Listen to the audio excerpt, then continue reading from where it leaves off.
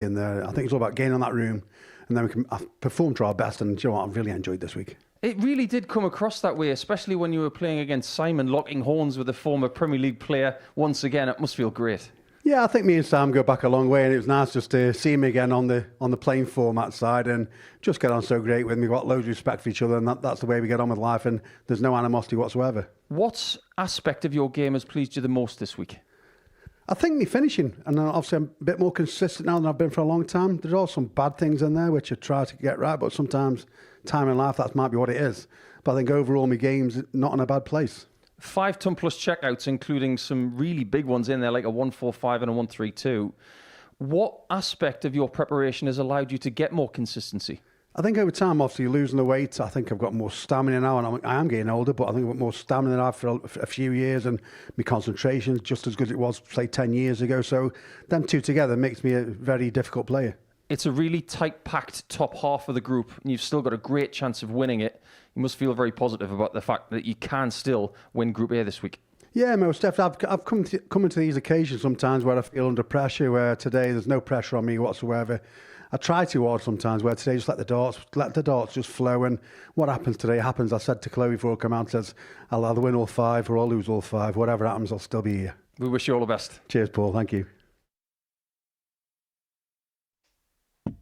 A man full of stamina, full of concentration, full of good darts over the last couple of days, and still full of chances. He gets his campaign for day 3 underway against Steve Robertson, who is at number 5 in the table out of 6 on 6 points. You fancy he's out of the reckoning when it comes to winning the group, but there's no reason why he can't have another improved day to try and get himself in the top 3 if people stumble. But the trend says that the 57-year-old from Stoke-on-Trent, nicknamed the Hammer, and a winner in the previous series, it says that he's going to have a better day today than yesterday because he was better yesterday than the day before. But this 51-year-old who's been around the North East Darts Circuit and the Scottish Darts Circuit for quite a few years now, he had a better day yesterday as well. So he's trending in the right direction. In order to figure out who wins this group, you're going to have to stay with us until around about 2:30 this afternoon local time. And we thank you for your company live on Pluto TV. And your referee today, Owen Binks. He needs no introduction. But we do. I'm the asset Paul Nicholson. This is Scotty Dog Mitchell. And we will be your commentary team for the next few hours to bring in the final 15 games of Group A. Yeah, more darting history to be made here in the live lounge in Portsmouth. 57. I think, from what we've seen for the last couple of days, we should revel in just how fresh this dartboard is. Because by 2 o'clock, it will be battered. To be fair, by about 11 o'clock, it'll be battered. Mr. Whitlock's on the second. Yeah, just to give you an indication of what you got to come in round 1, as everybody tries to catch Graham Hall. It's actually Hall that has Andreas Nikolo in game 3. So he will know what kind of gap he has, if any, to anybody when he plays his first match. Whitlock plays Morris in game 2, which 81. is very important for Tommy, because if he loses that, he's going to have a 4-point gap between himself and Simon Whitlock. So from the gun, no pun intended, everybody's going to have to be good. No, absolutely. 39. I think what you were saying, Scott, just now about the standard possibly going down today because of nerves and pressure, I think that's absolutely right. Because on Tuesday, 100. everybody's got that pep in their step. They've got a day in the bank. But now, you want to get those 2 days off ahead of Saturday in week 2. And that comes with its own internal pressures. Yeah, and I think that's why Tuesday is the move-in day. I think it's 121. kind of of the 3 days, it's probably the day where you throw the most freedom, I believe. You're trying to establish yourself in the group on the Monday. Tuesday really is a free rein, and you've been here for a day and know what's going on. And 140. then Wednesday becomes a a day where you're creaking your neck every time you walk back into the players' room to look at the tally and see where you are in the league table. 25. Steve, you require 80. Now, this is a slow start from Andy. He's constantly blowing on his hand, maybe just a little bit chilly, but going for 2 double tops. Now he just needs the 1. 60. We did say that from Hamilton yesterday. Getting 2 double tops with 3 darts in hand. Andy needs the equivalent of 5 here, which you can't get in one visit, obviously.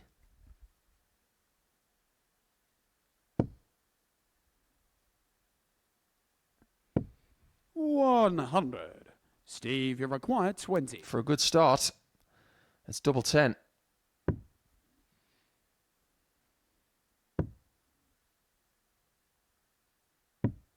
$10. Interesting. Now And Hamilton you require might even 100. need 2 double tops to take this first leg of the day.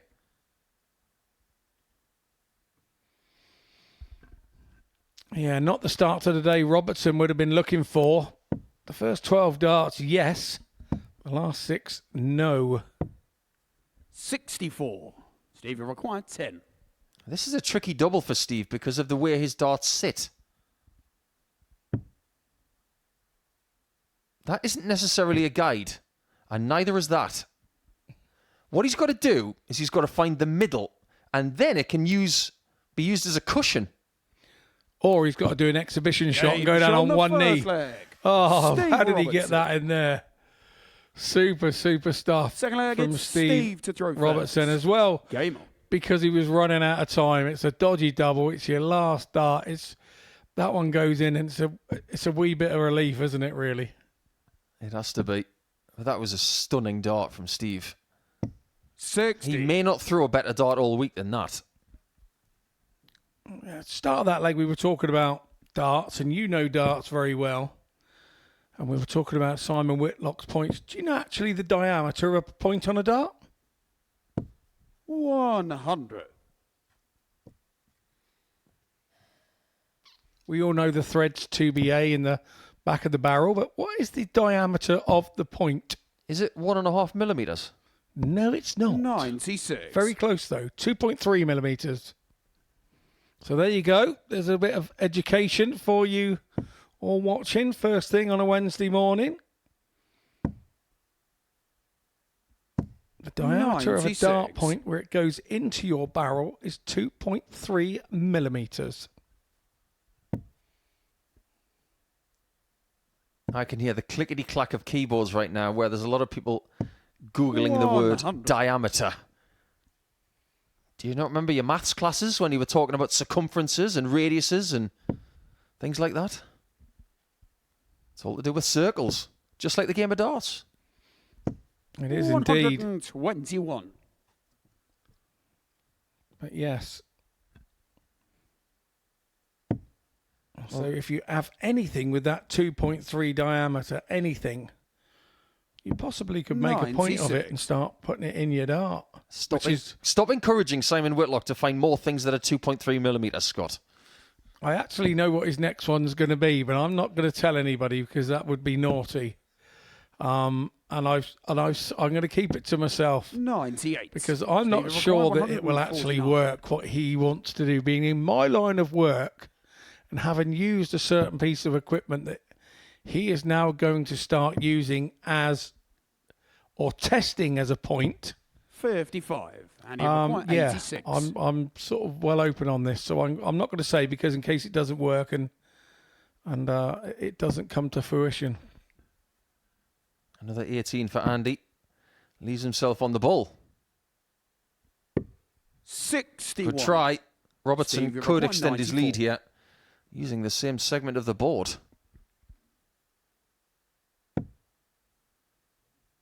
Now he's down for the 19s and doesn't get enough of them.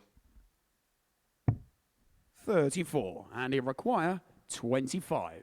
This game is only 1.5 legs old, and it's already proven Scott Mitchell right. We are seeing a slow start.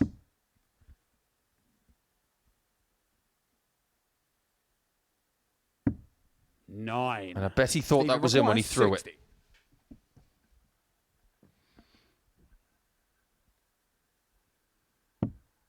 You've already had 10 darts at a double with only one hit.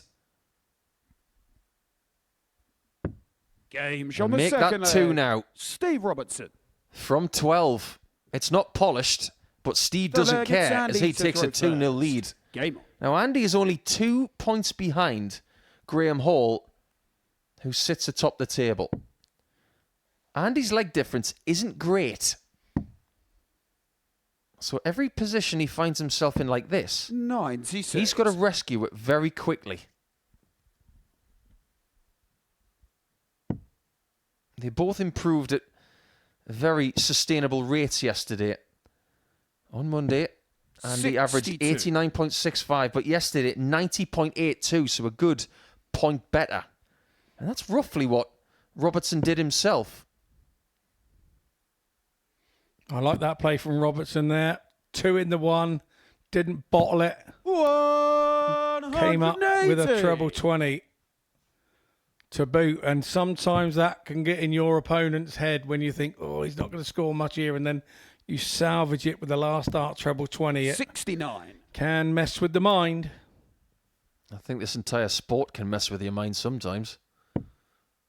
Including things like our upside down challenge that we played this morning with the players, where the treble 20 is at the bottom of the board. 121. So stay tuned to our social media feeds to get a little bit of that for your darting entertainment.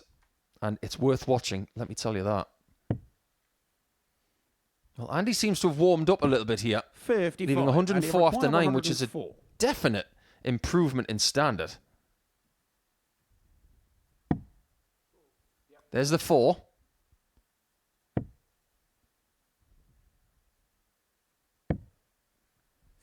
All is well when you're 245 points ahead.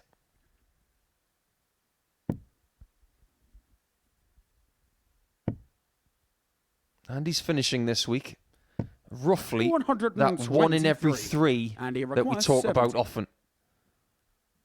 Just a shade over 34%.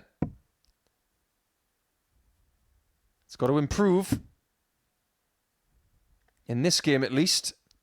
And it's starting to do just that. Andy Hamilton.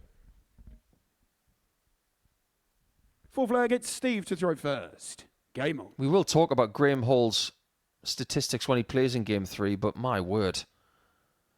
We gave him the big build-up on Monday, and he has lived up to it with the 2 biggest statistics that we talk about. Doubles 60. percentage and average. And it's no wonder everybody's trying to catch him. Yeah, as our dear friend Mace said, the numbers don't lie.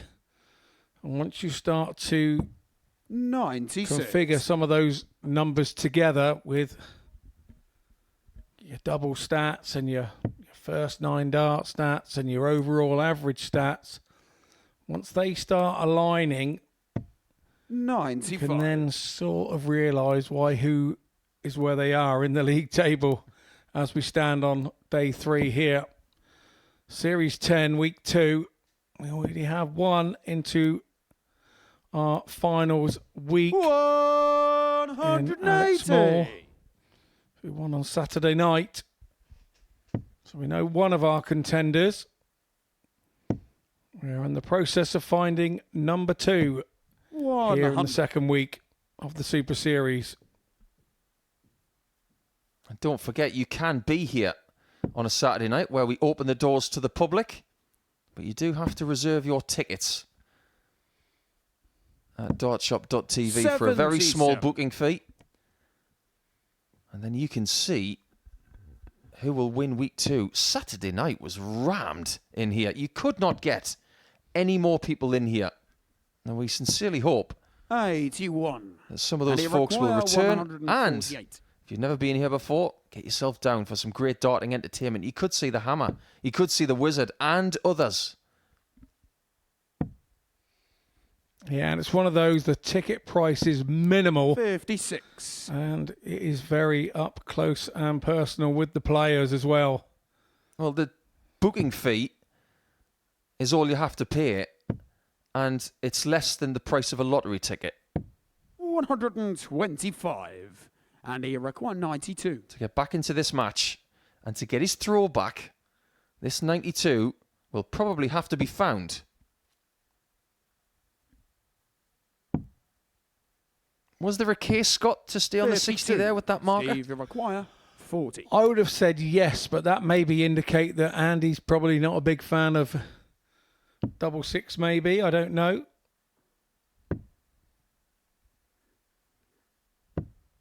And that is an invitation for Hamilton to get himself back on terms. Yeah, very much so. And Robertson here has done enough. Game shoulder four flag. Andy Hamilton. A couple of clear leg lead. Fifth leg, it's Andy to throw first. But he's sort of thrown everything at Andy Hamilton, and he's still sat there at 2-2, and that can be a little bit disconcerting at times for players. And more concerning because Andy has a habit of then punishing you when you give a leg up with his first 6 darts. He's just a habit that he has, something he's brought back to this side of the game from the Pro Tours, and you have to do it there. It's not, if you don't do it and somebody gives you a leg over there, and when I say gives you a leg, it's not kind of giving you a leg. They miss a couple of darts at a double and you get out throwing second. You then have to, it's like a must. You've got to go 140, 134, 96. and 140 again to really make the player feel like they made a big mistake in the leg before. At the start of this match, Andy was not playing well at all. 180. But he really has warmed up, and now Robertson has got to warm to the task, which will now be best of 3 legs from here to take the first 2 points of the day. We've just seen our third 180 of the game. 98. And Andy's just shown you what you do on 268 there. Very, very good. And he has been the king of the ton plus checkouts this week. 5 of them. 41. Including a 145 checkout in his first game of the week. 170. And it was to beat Robertson by 4 legs to 2. And ironically, Steve has left 145. 130. Yeah, super stuff there from the hammer. 145. Massive 134.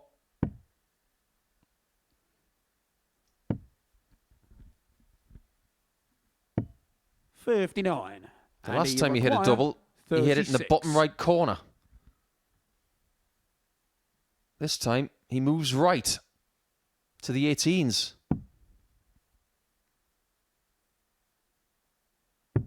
Not many people like double 9. 27. For that reason, it just feels like a really cagey double. You cannot really be aggressive with it. And the more we talk about it being a cagey double, and the more the players watch us talk about it being a cagey double, it becomes a cagey double. Everybody likes double 16. 54. And that one just said hello And on the you way to require missing and on the 9. left-hand side.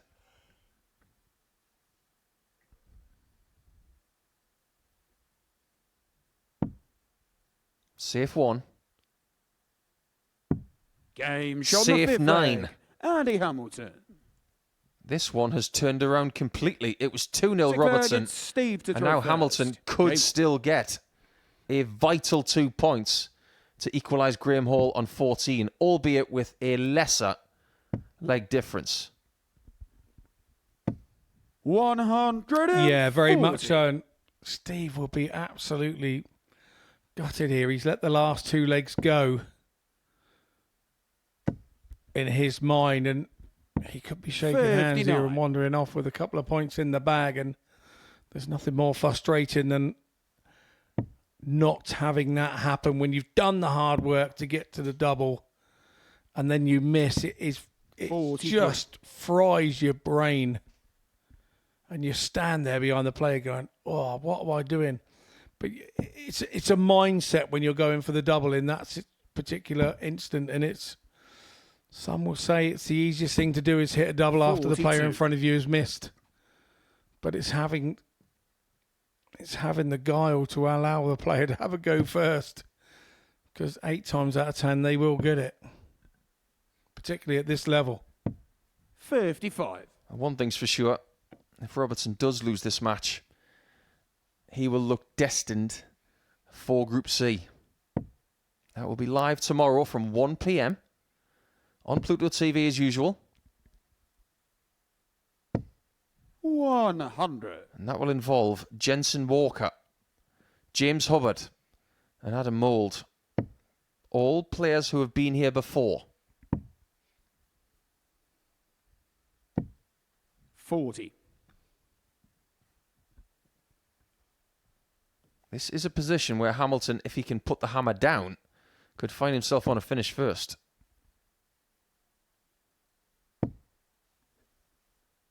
It isn't going to be the case. 60. And it feels like we're back to the same sort of standard we saw in the first two legs. Hamilton is constantly toying with his right hand, just making sure that it is warm enough and it has enough static on it so that he can throw with the same sort of comfort that he wants. He's just been given a freebie there. Robertson should have been on a finish.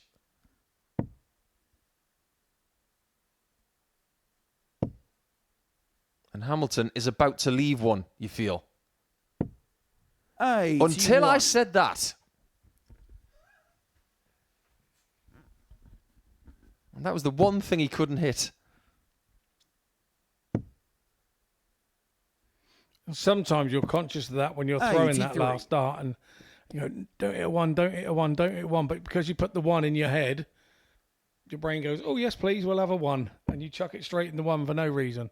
I don't know if you're a fan of the sitcom Frasier, but he's got the same problem when he's riding a bike. He keeps running into 95. letterboxes. Steve, you require 131. But this might have to be mailed through the letterbox. And now defeat could be imminent for Robertson. This 37. looks like a really And you simple require checkout. 64. 2 singles and a double, or a treble in the bottom left corner to get this finished.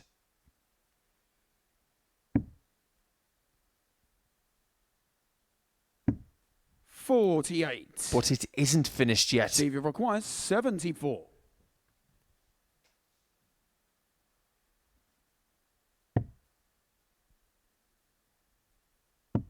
One dart at tops with a cushion.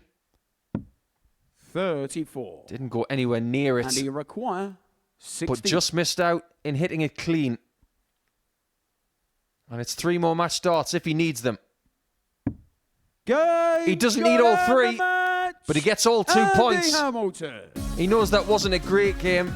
They were both trudging through the mud in the early stages, but Hamilton, he's got big feet and big boots, and he gets himself out of the mire to get himself on 14 points, to get his first win of the day, to equalise Graham Hall on 14 points, ahead of a game that I'm going to call the Donk, and I'll explain after the break.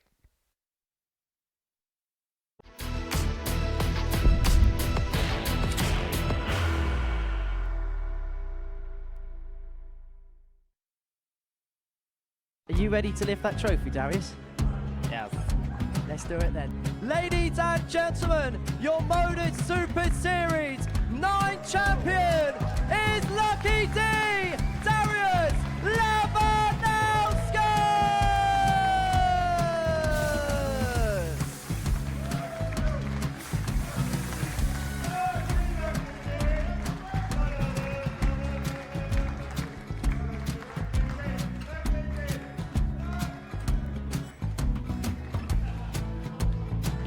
Well, what a wonderful night of darts we have seen, and we are ready. Our champion is ready, and it's trophy time. So receive the trophy. £25,000. The new MODUS Super Series champion, the Terminator, Marvin Van Velzen.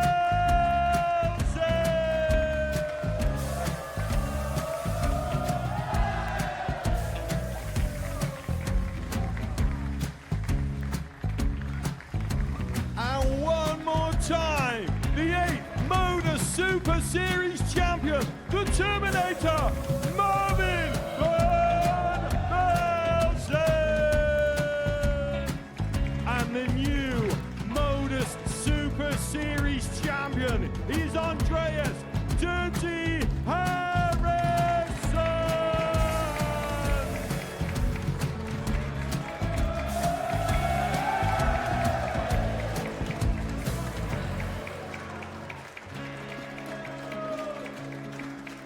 And one more time, the 7th MODUS Super Series champion. Give it up for Andreas Dirty Harrison! The moment we've all been waiting for. Would you please show your appreciation for your Series 6 MODUS Super Series champion, Scott Taylor!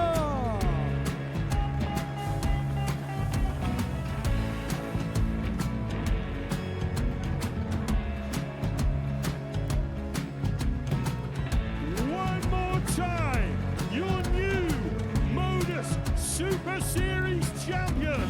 He is Chucky. He is Jim McEwen.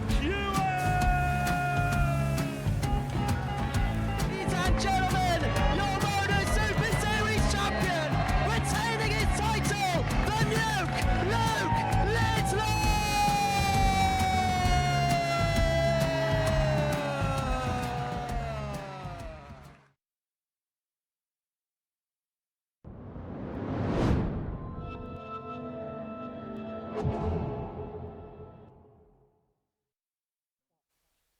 Thanks for joining us once again. It is the MODUS Super Series at the Live Lounge in Portsmouth. And this game is between Simon Whitlock and Tommy Morris. And as I mentioned just before the break, I classify this game as the Donk. And you might think I'm a little bit stir crazy on Wednesday morning. Well, if you're as much of a movie buff as some of us are here in Portsmouth, you will know that in the Crocodile Dundee movies, there is a character called a Donk. And it goes something like this. I don't need a gun. I've got a donk. That's a gun. So in this game, Whitlock is the donk.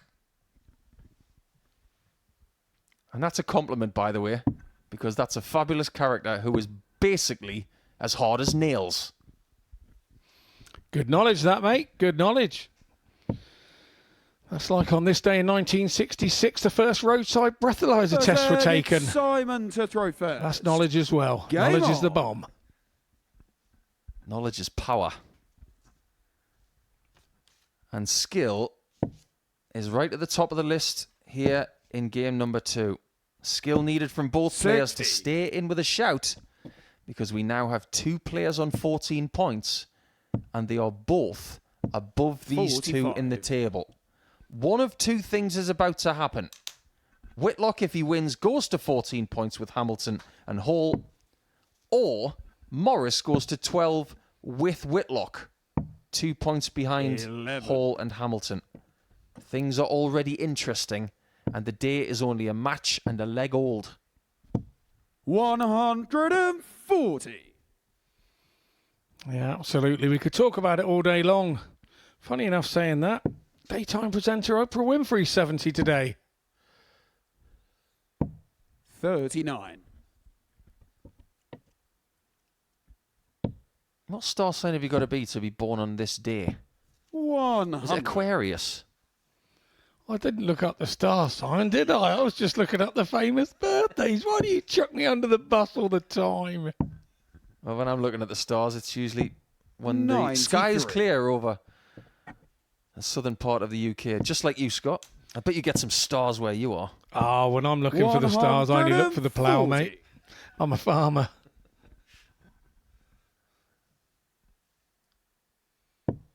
Your fellow resident of Dorset has had a pretty good start here, 58. leaving Tommy 76 Buckeye, after 12. 76. And he's on double 8. Game Not for shot long. the first That's a leg. 14 dart Tommy start, and you can Morris. never, ever accuse Tommy Morris of not being ready Second leg, to it's start Tommy early in the to throw morning. He first. loves playing early. Maybe more than anybody does when they come here. 140. He does. He's such a positive, such a positive mindset early doors in these big games. 60. If there's anything that you could criticise about him, which there isn't really, it's the fact that 60. sometimes when players come back into the games, he then starts to lose his mojo a little bit and forgets what he's already done. You know, he's been playing really well to get in front, And then sometimes he's sort of so hard on 38. himself. And he's his own biggest critic. He always has been. And I think most players are. But sometimes when a player starts coming back into the game, he forgets that maybe 100. they're doing a lot of things right rather than him doing things wrong. And all he can think about is him doing things wrong. And sometimes he isn't. But that will develop as he comes, he's still relatively new and fresh as a player. And here comes Whitlock, the 180 king. That's number 26 for the week. But I suppose the most important thing about that 180, aside from the 94. fact that it's got him in a decent position in this leg, albeit with Tommy ahead, that is now a 180 in every game he's played this week. That's 11 games in a row. 43. Tommy He's McGuire, only- 107. And that's pretty special as well. As a dart player, that's pretty impressive. 59. Simon Iroquois, 160. I need something in the 60 department twice again to have a shot at tops here. It's not going to happen. And Morris is looking very threatening. 81. Tommy Iroquois, 48. Double top. Game Found. on the second leg. Very sharp. Tommy Morris. He could be putting Whitlock to the sword. Third leg, it's Simon to And throw if we look at first. the patterns of the last couple of days, Whitlock has not won in round 1. So he's getting off to a slower start than some. It's not necessarily about his standard. 133. Because in his first game of the week, he averaged 88, which is very decent. Yesterday, he averaged 81. 93 and still lost in round 1. Yeah, I think most dart players wouldn't mind opening up first round games everywhere with those stats, would they? But there is an element of it, Simon Whitlock, and I've 100. been on TV an awful lot, and I'm kind of where you want to be type scenario at times with Simon. And he's going to find that an awful 100. lot more now that he's not on the tour, the pro tours. He's going to find a lot of players that he won't expect stepping up to the mark because it's their big chance. It's their big chance to play a big name on the telly.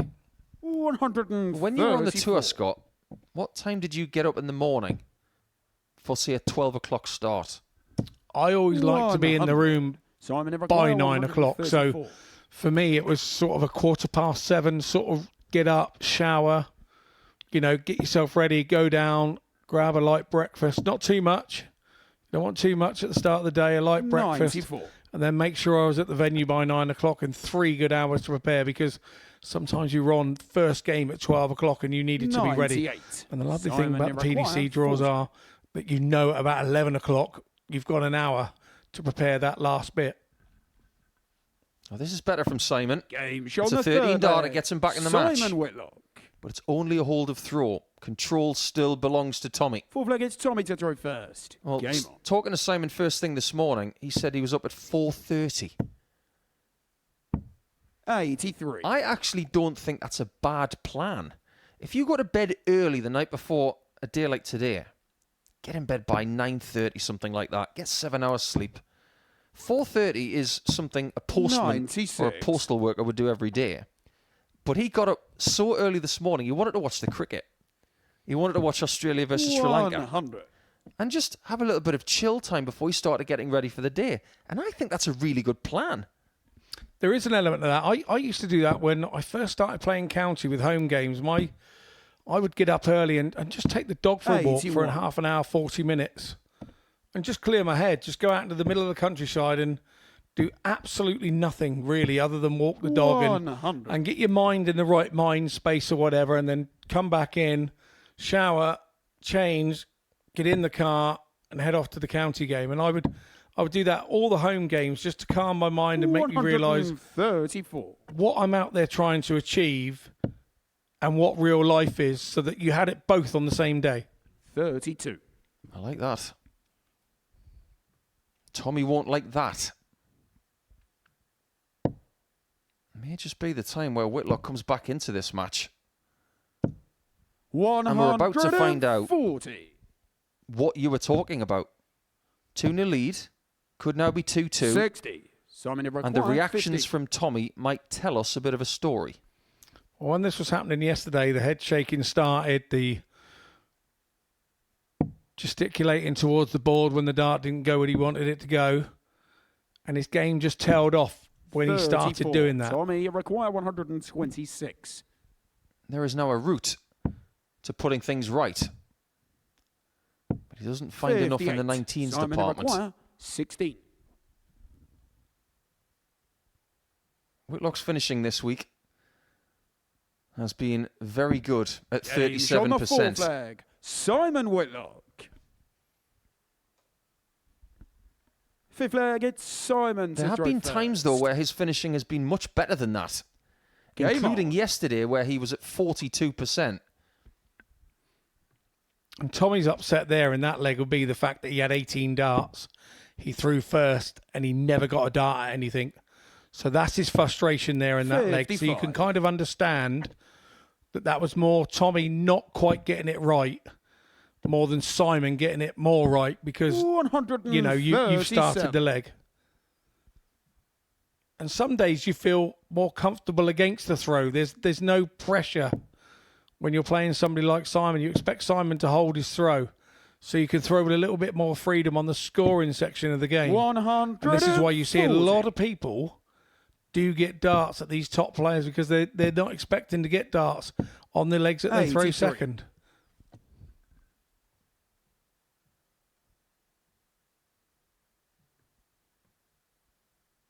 Notice how Simon doesn't necessarily approach the oche very quickly. He's always very methodical in that 86. department. And I have a theory about that. And it's twofold. 140. Brilliant from Morris. This is a better scoring leg from him. You would fancy that he's going to get a dart at a double. 121. But he may not. 141.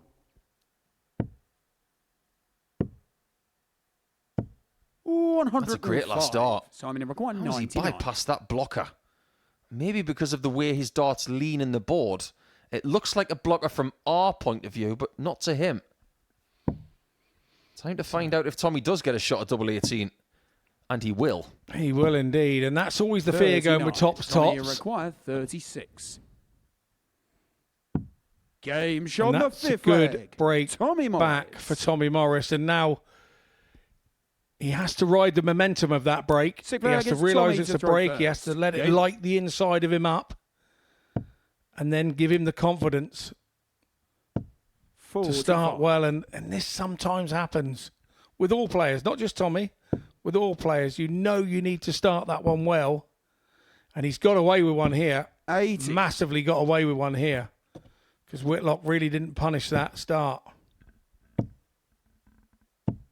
And what I was saying about the exclusion zone and Whitlock approaching the oche somewhat more methodically than some would, it's because Australian darts had exclusion zones before anybody else. 96. Is that where the idea came from? I think it's a great idea. For me, I use the exclusion zone as part of my routine 120. to make sure that I stay out of it, and that's part of my routine on my walk back. Absolutely. Back in the early 2000s, various events employed a yellow line. 93. And part of the announcement at the start of the tournament was you don't cross the yellow line until your opponent has taken the darts from the board. 81. And I get that. I get that, really do. And I love the way that here, because obviously everything's permanent here. This is a permanent and a setup made for you to play your best darts. It is built for dart players. There's no two ways about it. And that yellow strip around the outside of that carpet is actually a little thin wooden strip, so it's permanent. It can't be kicked, it can't be slid. Whereas a mat or something sometimes can lift. And I love that about this place. Now, 2 bulls to leave 112. He doesn't need the bull anymore. He needs tops for a tie score. 72. This is a big chance for Morris to get himself into the equation to put Simon Whitlock in 4th position in the table. 14. They might be the only match darts he gets. 40. It could well be, but those are mental differences there.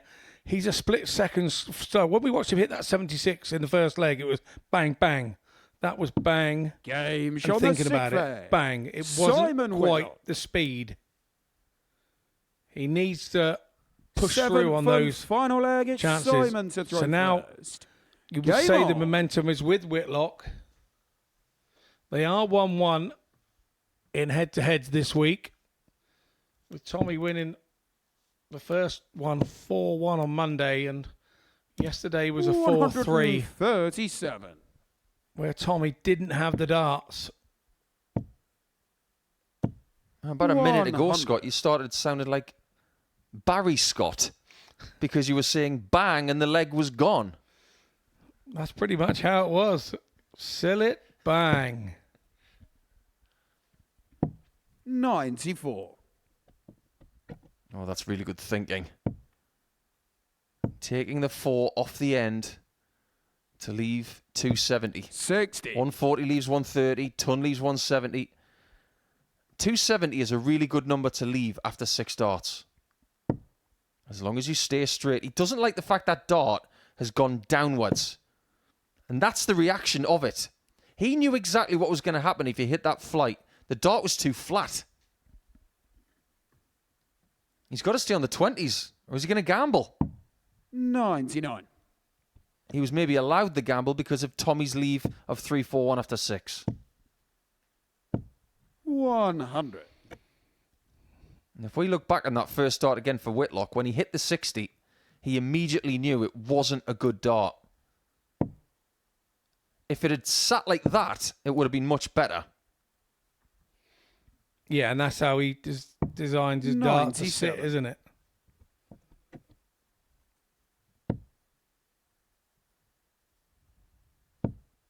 Tommy did get 2 match darts. 100. So And I leg only number require 6. 74. He could have been on 12 points already and in the practice room, but now Whitlock is 74 points away from being on 14, and us having 3 players 4 points ahead of Morris. Unless 34. there's a rabbit pulled out of the hat here. Or Tommy should we Robertson, say 141. a chicken pulled out of the hutch? Indeed, yeah. We should. Tommy's had 3 tons and a 60 in this leg, and he hasn't done a lot wrong. 65. But he's over only required burnt 32. himself and got again angry with himself and stopped him hitting that extra treble. He was just 1 treble behind in this leg. But he will be Game forever shot of the behind in that match. Simon Whitlock. Tommy did let that one slip by not taking his chance in leg number 6, and Whitlock, who had the darts in the last leg, takes full advantage by winning by 4 legs to 3 in a very tight contest. So now 3 are at the top on 14 points, including Graham Hall, who plays next.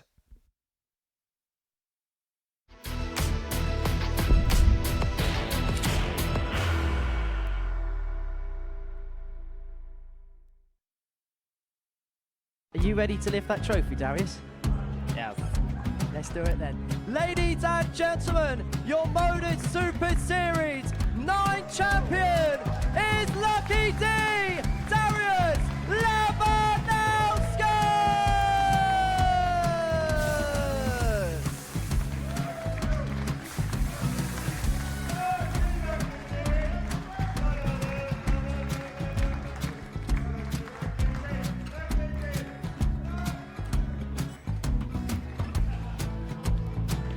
Well, what a wonderful night of darts we have seen, and we are ready. Our champion is ready, and it's trophy. So receive the trophy. £25,000. The new MODUS Super Series champion, the Terminator, Marvin Van Velzen.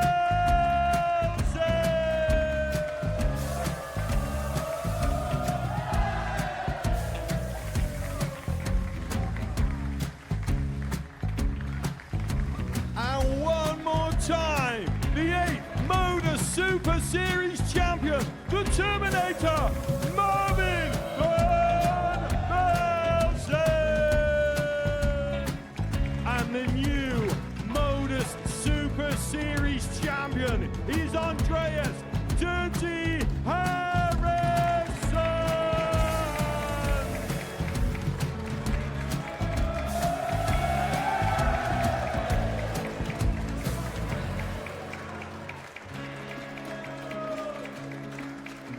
And one more time, the 7th MODUS Super Series champion.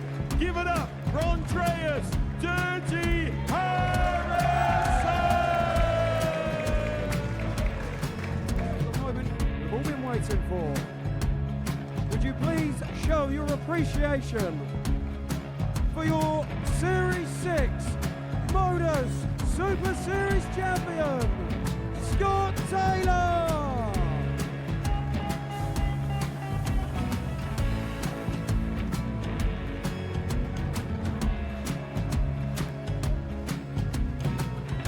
One more time, your new MODUS Super Series champion. He is Chucky. He is Jim McEwen. Ladies and gentlemen, your MODUS Super Series champion, retaining his title, the Luke Lidlow!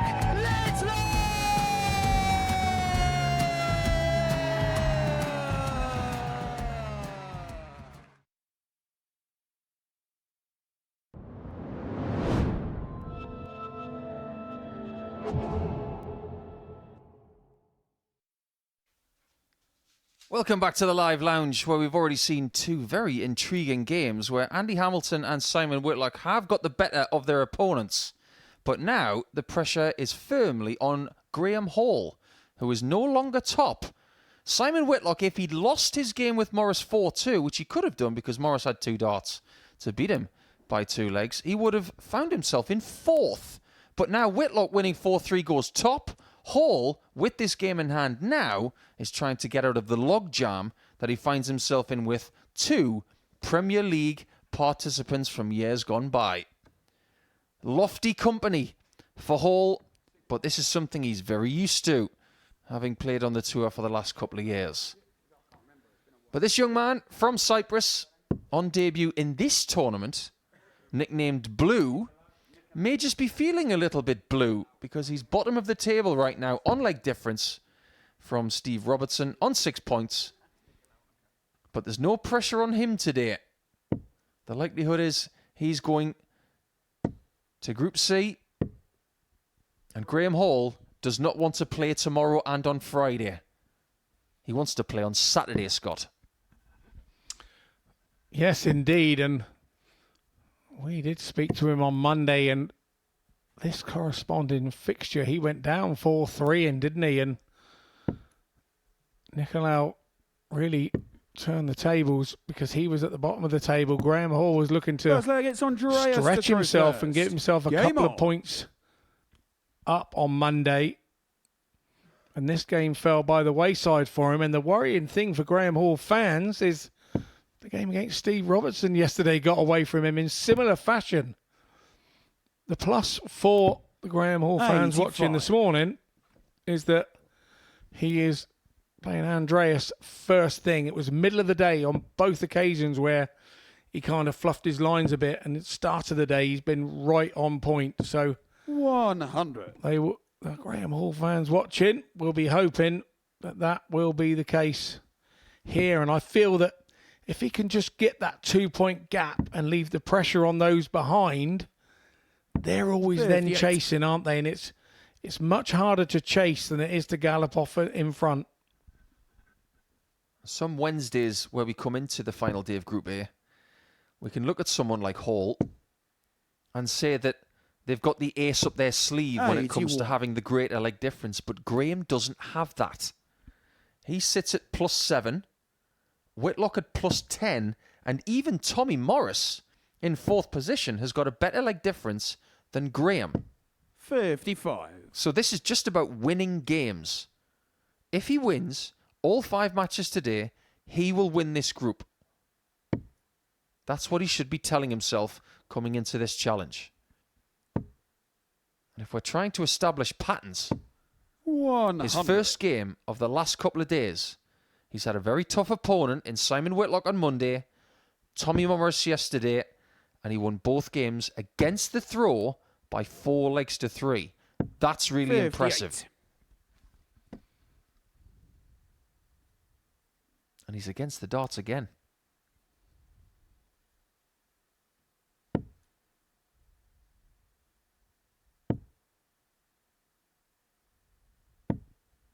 81.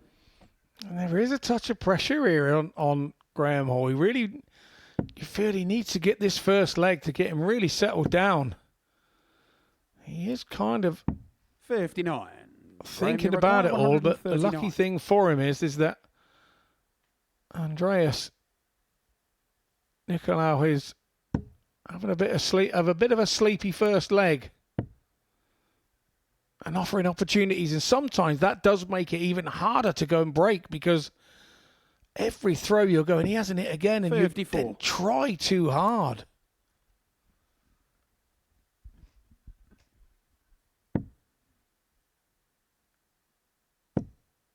What you're going to need on the whole against 58. Nikolo Graham, is require 85. a lot of good, tidy stuff, because he's averaged 78 for the week, and that has not really changed from Monday to Tuesday. If you can get rid of legs in 6 visits, 53. you're going to win the majority of your legs against Andreas, 128. unless he has one of his little purple patches, which we have seen a few times. He's averaged as much as 111 for 2 legs in spells as Andreas. So you've got to be wary of him. He hasn't taken out the 128. Graham, you require 32. And you get the feeling that he needed to, because Graham's finishing this week has been unreal.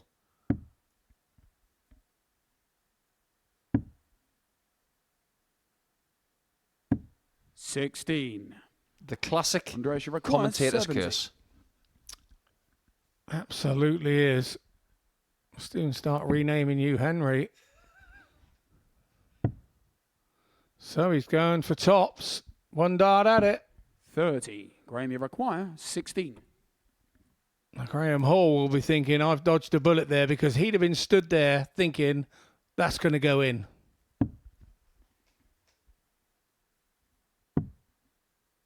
Is this? 14. He's knocked on a lot of Andreas, you require doors, 40. and nobody's home. It's a right smile from Graham Hall, but he really doesn't mean to smile. He really is angry inside. He does not want to be offering Gage on the opportunities first like leg. this Andreas to a Nikolo. player like Andreas, because Andreas then sort of gets a little bit of confidence Second and leg, it's momentum Graham to go with it. first. Game on. And the only way he can get this loss of the leg out of his head is to say it went with the darts. You have to say it went with the darts to eradicate the silly memories from your mind. 140. We did see yesterday a match where Graham played against Andreas and averaged 105.47, his second ton plus average of the day, and his 96. third overall this week. But that was off the back of a 4-0 drubbing from Steve Robertson. A shocking result for Graham. But what that proves is that he's able to bounce back from adversity. What he's got to do is not bounce back from game adversity here. It's leg adversity. So something happened in leg 1. 99. Now he's got to bounce back. And look at what he's doing. The scoring has showed up. I really like Graham Hall. I like him because he's a no-nonsense type of player. He doesn't let, usually, silly things in the practice room. 60. He doesn't get involved in anything he doesn't need to get involved in. And it's all about him. It's all about doing what he needs to do. And we all say we do that, but there's a lot of players that are unable to sort of stay out of what goes on off the 81. board sometimes. And I don't think you'll ever see him involved in anything like that. Yeah, if 2 players are having a conversation about something, there are some out there who would say, what are you talking about? I've got an opinion. Graham is not like that. 92. Graham just does his own thing. Super friendly, super receptive, but when it comes to business, he's switched on. Yeah, it's not his business. He just walked by. He'll just walk by. He's just really nice guy with it as well. Really nice guy with it. Require 32. He's got a score to settle with double 16. And double 8. 16. Andreas, you require I 120. feel like I've just had deja vu. I think he does as well. That's the problem. It's not what we're feeling. It's what Graham's feeling. Oh, he's having deja vu now. Oh, he's having deja vu now. Andreas, Double top to go 2-0. Oh, if his points were 2.5 millimetres wide, that would have been in. Incredibly close.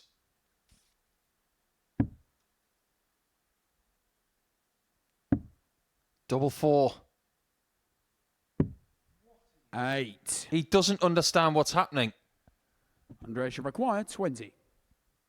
That's the most animation we've seen from Graham all week. And look at where Andreas is standing for double 10. Game It shot works. the second leg. He Andreas does it an Nikolo. awful lot. He really does. Now, this is So that something is I Andreas think to throw that first. most players don't do Game on. correctly. If you stand on the hockey as a dart player, you might stay where you are for every double. Well, the trick is, all these doubles are in different positions. It's very different going for double top than going for double 16. 100. I can say from my own standpoint, no pun intended, that when I went for the left-hand side of the board, I would do a little micro step to the left because that suited my eye line better. Now, James Richardson is a really good 135. example of this because when he was going for tops, he'd stay central. But when he'd go for double 10, he would step left because he found a spot that he was comfortable with going for the bottom right corner. 22. Now, I have a theory on this. I think it's how you grip the dart. I think it's how you grip the dart to change direction. So if you stand in the middle and you grip the dart to throw it dead straight at the treble 20, 43. and then you start going across your body and leaving all your feeting and your standing position in the same place, you're throwing across your body by that 6 to 8 inches difference. And I think then the dart sits 93. different in your hand. So I understand why players do it. Some players you see will just counteract it by moving their heel 2 inches to the right or 2 inches to the left. 60. To just realign their body, and so that when they actually throw at the target they're throwing at, the dart sits in the hand exactly the same way as it does when they're throwing straight up and straight down at the treble 20. I think you've got a really good point 100. here because this is one of the reasons why Luke Littler doesn't like going for double 16 because he's throwing across his eye line to what he feels is an unnatural target. He loves double 10 because it's natural for him. 99. And the Andreas irony Require is, 146. he won the World Championship on double 16. Yes, but you're absolutely right. And because Luke goes 90 degree with his foot sideways up to the hockey, there's no room for him to change 60. anything about that to Graham, be you able to require accommodate the double 16 issue that he 164. has. Absolutely. Well, it's not the time to press the panic button yet for Graham. But if Andreas takes out 86, his hand will be hovering 96. over it. Andreas, you require 86. And there's no panic for Luke Littler yet. He's probably still hitting double 16 60%, which is still only another 30% on what I do it, and I find it comfortable. Bullseye. 61. There is a little shadow over that bullseye 68. because of that dart. So close. Now, Graham has struggled to find doubles in this match. He's 0 from 12, so he's changing the target. Now, this makes sense. He's going out first dart. Game shot on the third leg. You just know Graham it. Hall. You just know it. There's a matter of time with the class of the player that he is. There's only so Full long flag, he's it's going to Graham to allow throw his mind to first. keep stopping Okay. him hitting doubles. I really admire what he's just done. It's not hitting the double. It's changing the plan. On 68, he went treble 12. If he gets the treble 42. 12, he's going for double 16. But as soon as he hits that single, something in his head said, don't leave double 16 this time. Give yourself a new target to go for. 96. Far too often do we see dart players not do that. But Graham has just shown how intelligent he can be. There's another thing to that as well. That was the 42. first time that Andreas had got a dart first at something to win, and Graham was throwing second, and he knew it had to go. So maybe there's a little mentality switch in that department as well. 97. Yeah, there's definitely something in that because earlier in the week, Scott, you were talking about Andy Hamilton not having to take a double because his opponent was in the wilderness. But when they were on a finish, he then hit it. 140. Darts is a mental game in more ways than one. And 60. yesterday was a really tough day for Andreas because he did lose the majority of his matches, and some of them by 4-0. In fact, his next two 59. opponents in Tommy Morris and Simon Whitlock in rounds 2 and 3, he hasn't got a leg against them this week yet. And when he plays Whitlock, 100. I've got a theory about that, but that's for another time.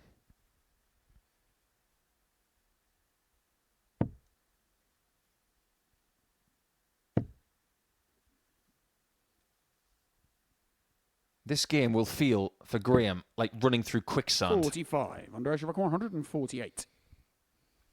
The more he struggles, the more he writhes, the worse it will get.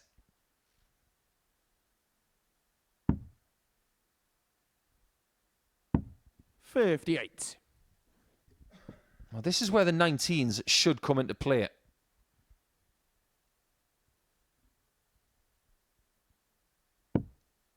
Or you can just stay traditional and hit a 1-3-3 with a big 13 at the end. 133. Andreas, you require 90. Big time shot this. Keeping it straight. And a shot at the bull again. 60. He could be, realistically, out of this game Graham, now. you require 40. Yep, those two bullseye gone, this leg and last leg, he would be 4-0 shaking hands. But Andreas can't allow himself to think like that. And once again, Graham Hall is a 30. country mile away Andreas, you from require doubles. 30. I am really regretting saying that his doubles were so good at the start of the match. I feel like I've cursed him. I don't think he'll come up here and punch you that hard. 18. It's all right, they're both at it. You're fine. He's going to get another go. Graham, you require 10. This is no longer a game between Graham Hall and Andreas Nikolo. This is a game of Graham Hall versus Graham Hall. He's playing himself right now.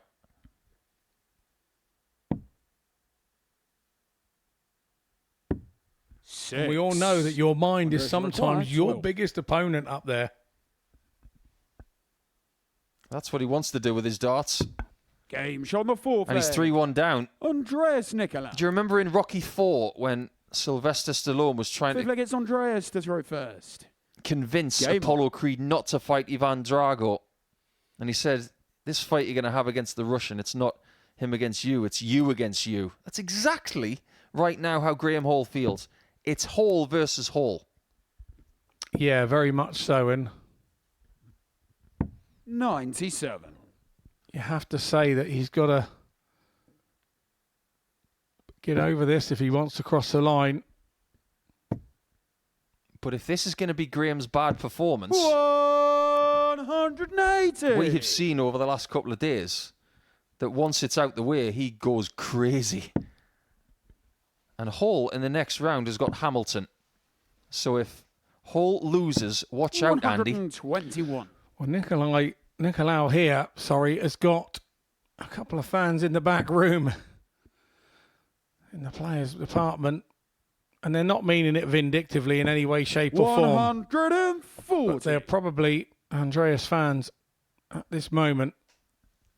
Well, let's face it, Whitlock, Hamilton and Morris would have had a little 96. devil on their shoulder saying, we want the guy from Cyprus to win. But the angel on the other shoulder is probably saying, it's not that likely. 100. However, Andreas has beaten Hall this week, and he's now 3-1 up, and the little devil is laughing, saying, it can happen. We could have 3 players on 14 points, and 57. Tommy Morris still in the Graham, you require equation. 81. Sensible last start there from Andreas. And the thing for him is he's still in the mix here. And Hall has gone 180, 140. Game shot the fifth. 100 and out in Graham 11. Hall. Pulled those out very angrily Then indeed. It's Graham to throw first. Game on. Is Graham's head out of the shed? This would suggest yes. 140. I think what we're seeing right now is that G-Man can play when he's a bit hacked off. Where did that 11 darter come from? Deep, deep, deep from his 58. pockets. And just to give you an indication, he's been running a 94 average for his last 10 games. And even with that 11 darter, he 57. finds himself sat on a 79 at the moment. So that just shows the drop-off and the situation that Hall is in. 58. This is where experience can really tell. If Graham can walk away with a victory in this one, it won't feel like 2 82. points, it'll feel like 4. It will. It really will. And what it does for Graham is just gives him a little leeway for mistakes later in the day if he should get turned over by the top 100. two that are there with him. This is the one that he wants in the bank. This is the one this is a bank of 2 points in his head. But you've still got to go and get it, and he's 81. still struggling a little bit to deal with it. A bit like Leicester City going to Tottenham at the weekend. People thinking Tottenham should win this game, and then all of a sudden, Ruud van Nistelrooy's team walk away with a 2-1 victory, 140. and everybody's wondering how that happened. 141. Graham is expected to win this game. He can still win this match.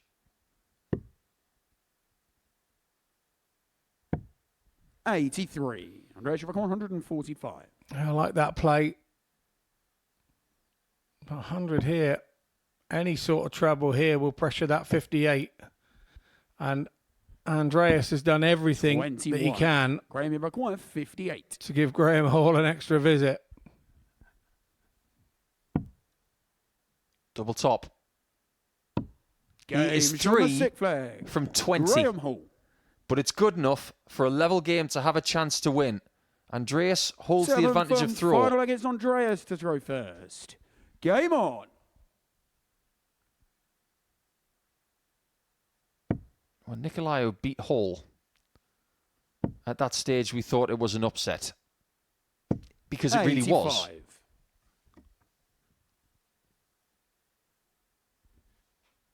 But beating him on day 3, for me, would be a bigger shock. 96. Both looking to open their account here. And if we're talking about opening, on this day in 1930, Barton Airport opened. And we think, Barton Airport, now known as Manchester 100. International. And we've all been there. What a strange thing. Yeah, it was probably better when it was Barton Airport. What a dreadful airport that is, Manchester. For such a big city. Yeah, I do try to avoid it. I've only been there twice and lost my cases both times. 140. Absolute shambles. If only every airport in the world was like Singapore. That place is like an oasis. 96. Great darts there from Andreas. We've only had the one maximum in this match. Andreas would love to get his sole one next, 79. because Graham has not left a finish.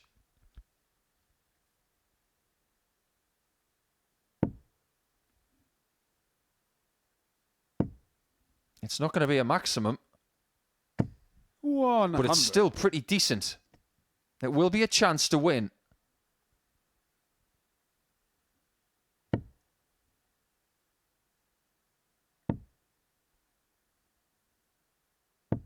It's 45. only Andreas, you 45. require 120. So Andreas Nikolo here may even have 6 darts to get this done.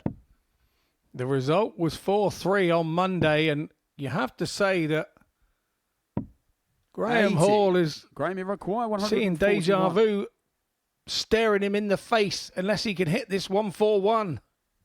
He's taking 81 and 2. He doesn't get anywhere near the treble 19.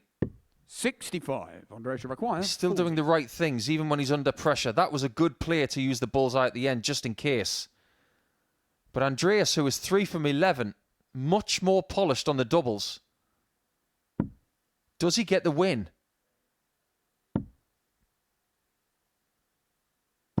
He does. Game shot and the match. Wow, what an Andreas upset that is. Nikolo. And Hall starts with a defeat, meaning that we have 3 players at the top of the table on 14 points. It's not just good news for Whitlock and Hamilton, it's good news for Tommy Morris, because when he comes back in Game 6 against Andreas, he may even still have a chance of winning this group. Round 1 is over, and there's plenty to talk about when we come back.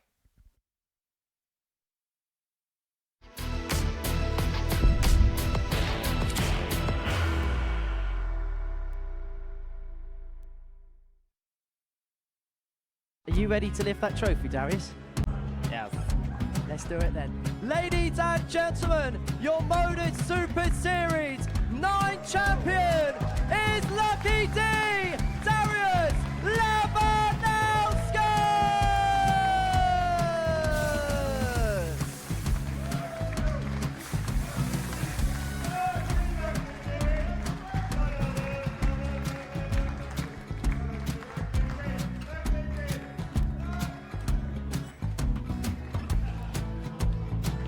Well, what a wonderful night of darts we have seen, and we are ready. Our champion is ready, and it's trophy time. So receive the trophy. £25,000. The new MODUS Super Series champion, the Terminator, Marvin Van Velzen.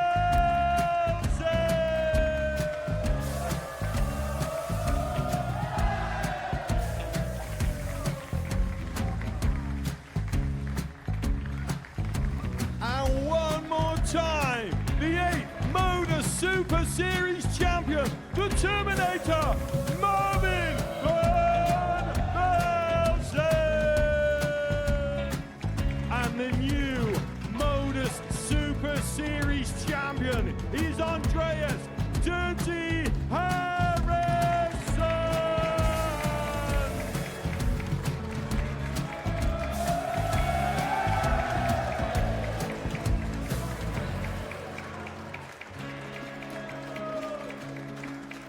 And one more time, the 7th MODUS Super Series champion.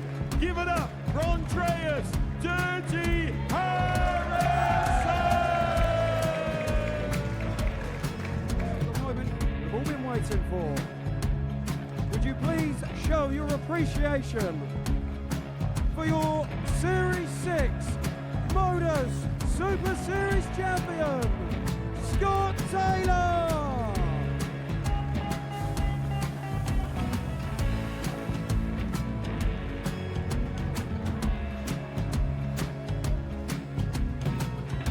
One more time, your new MODUS Super Series champion. He is Chucky. He is Jim McEwen.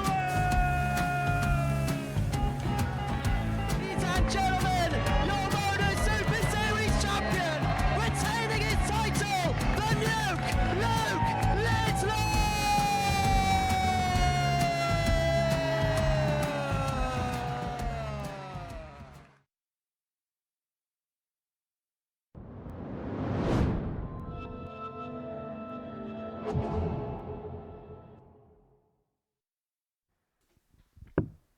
We have a logjam in our table, President that's for Steve sure. to throw first. And as we start our Game 4th on. game of the day between the 2 tallest players in the group, Steve Robertson is now bottom of the table once again because of that shock win for Andreas Nikolo.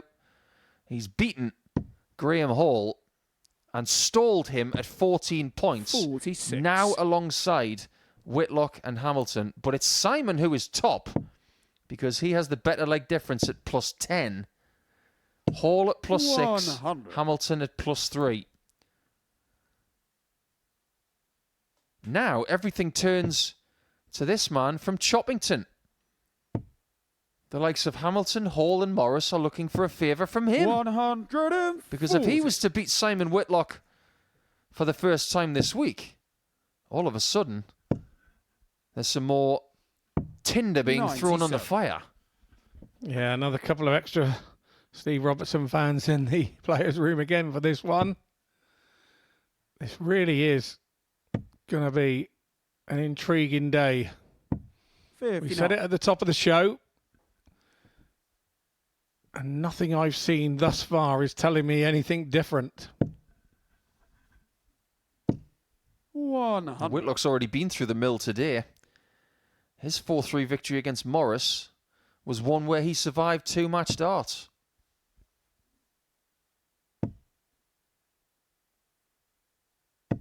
$100.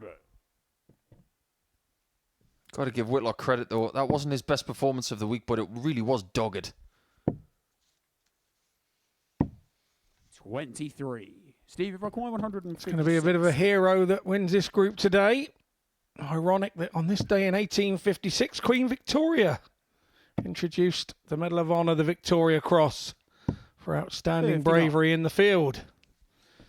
And those first medals were made out of a cannon, which they managed to obtain from the Russian army. 43. So Steve, from if I require 1856 to 1942, all the Victoria Cross medals were made from the metal of this cannon. Another useless fact 57. So I'm going to require I have in my head. See, that I don't think that's useless. I think that is history. And history's been made on a 138 before, remember? Yeah. Indeed. A couple of years ago when Luke Humphries won the World Grand Prix. Steve, if I require 40. Indeed. Yeah, nobody remembers the other time. Anyway. Oh, that's a good marker for double 10. 20. But he didn't find Simon, if I the require left-hand 20. side. Whitlock will go for the top portion of this bed. See? Game And he shot on the gets the first top of the leg. board with Simon double 5 and a Whitlock. 1-0 lead. Yeah, indeed.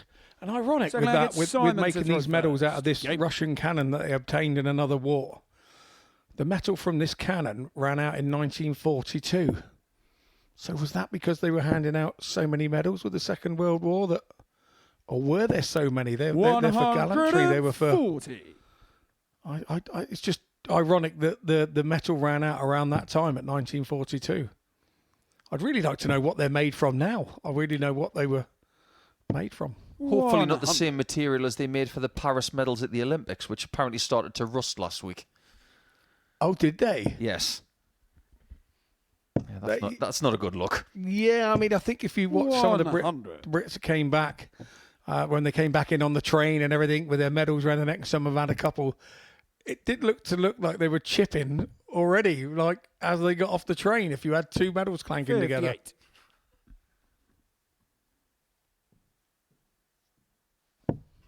Yeah, I'm not really sure what they make those esteemed honours 91. from these days.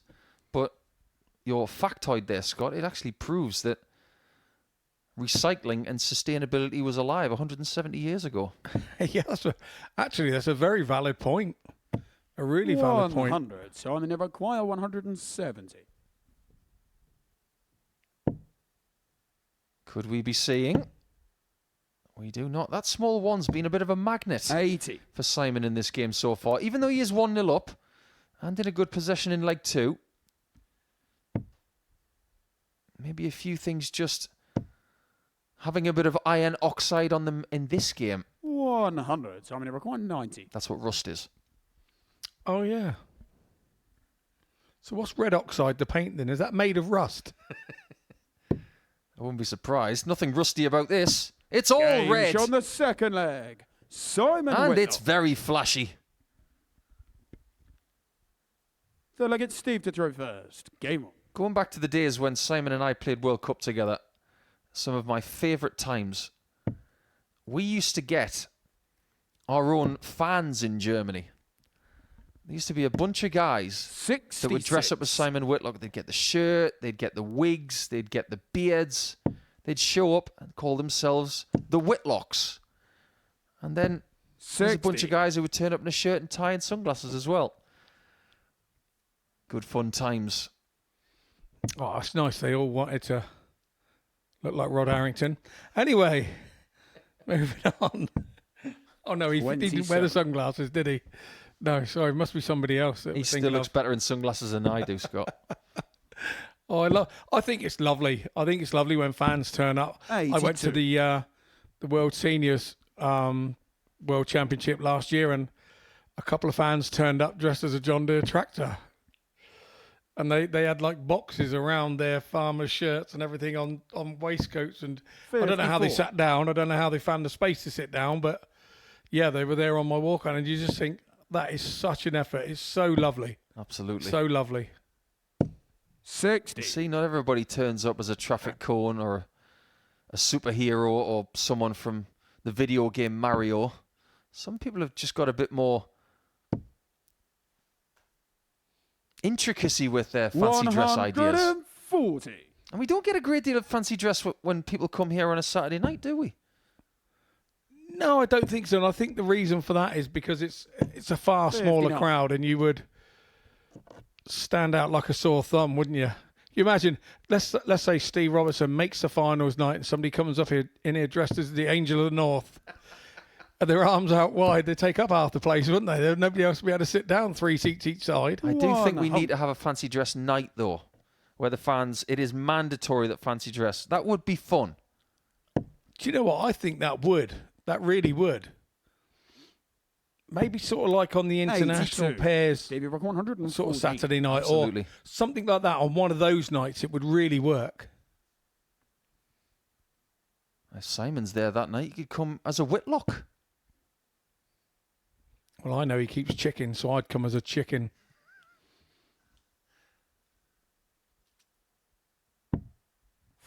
Simon and require 100. He's got a couple of options on this one. Don't always assume he's going to go for treble 20.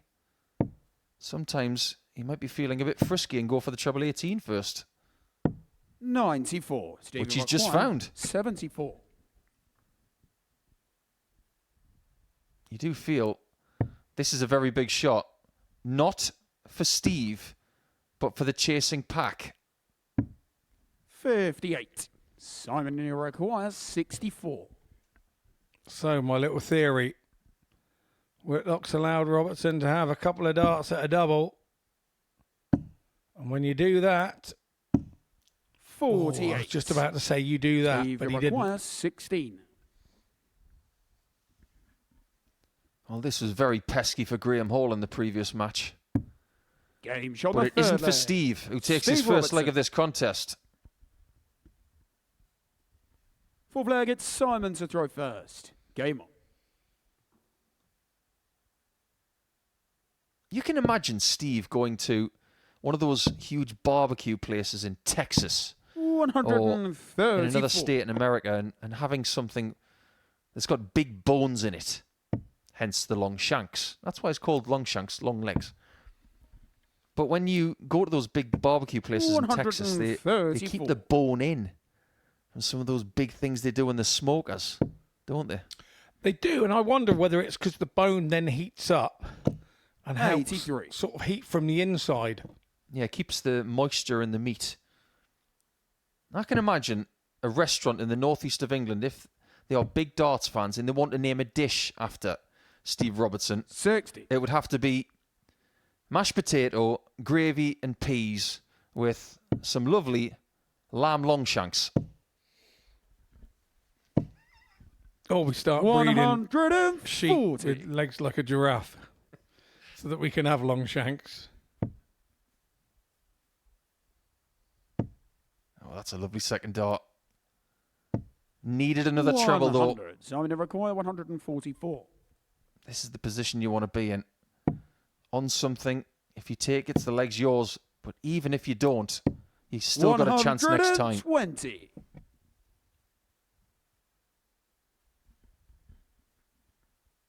Game after this is something you just can't miss. It's between two people on 14 points.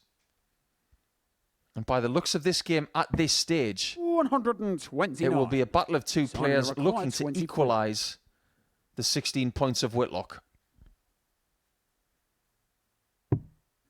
Great marker for double 12. Now it's even better. 12. Steve, you require 70. He had to move across to change the angle of it, though, didn't he? Robertson now has 78 incoming.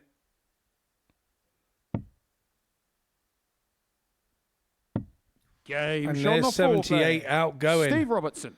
It's a break of throw straight back on Simon Whitlock's break, and Fifth now leg, it's Steve to throw first. it's Whitlock doing a little wee Game. bit of head shaking.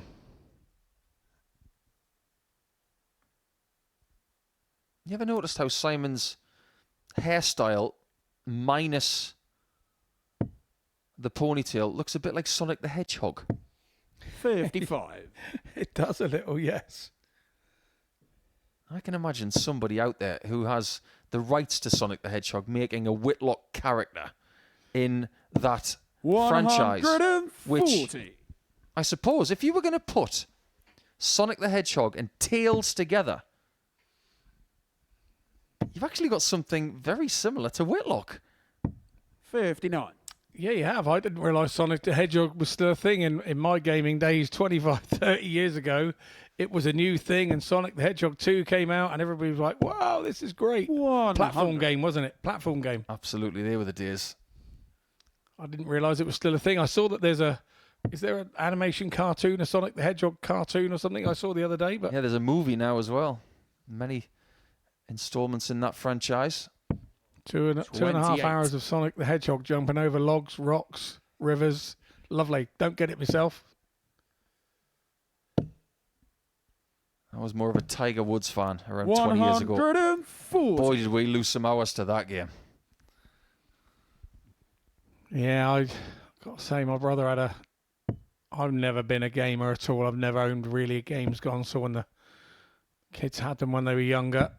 97. So You are number more likely 121. to find Simon Whitlock next to a lathe than a gaming console. But you are more likely to see him on a dartboard than next to a lathe. 76. Yeah, lots of gaming consoles out there. There was a Wii Fit, but when I bought it, it was a Wii Not.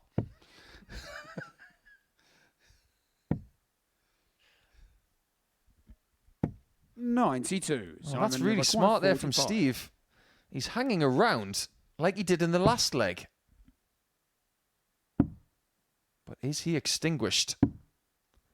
37. Now, just imagine if Steve this require goes. 170. Nobody wants to be bottom of the table.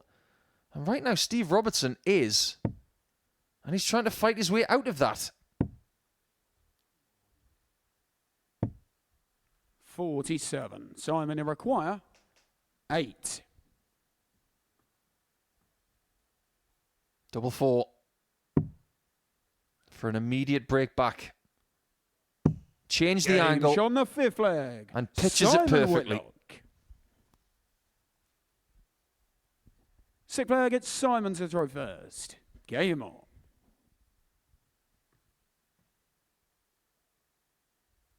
There you can see Simon top of the table provisionally. That's because he's ahead in this game. If he wins this leg, it will be 97. 16 points and a leg difference of plus 12. With Hall and Hamilton to come. Now, Whitlock really isn't bothered who wins the next match. He just wants to keep winning. 85. And if he keeps that leg difference buffer, he will win this group. Yeah, we keep saying it's worth a point, the legs difference, if it's in your favour. And that would certainly be the case today 97. for Whitlock.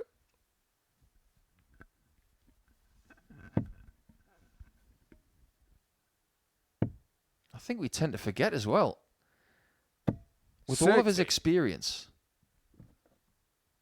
this is a battle of two players on debut. We've almost forgotten about the fact that this is Whitlock's first week here. 39. He's handled it very, very well. As much as he loves to play it, the objective 85. of Group A is to not play tomorrow and Friday. And if he's playing on Saturday night, tickets might be pretty hard to come by. 41. Yeah, you're not wrong.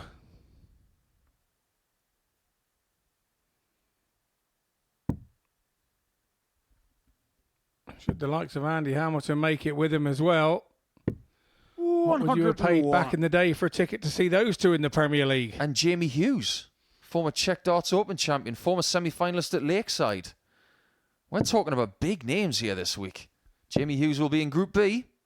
Don't miss that from tomorrow night at 10 o'clock. 140. Jamie was a Steve finalist McCoy, at Lakeside, 107. lost out to Duzzer, if I remember rightly. Now, he couldn't take 170 in the previous leg. He's had chances, 105. but even though Simon Nero, Whitlock has not played his 87. vintage best here today, he may just be about to get 2 wins from 2.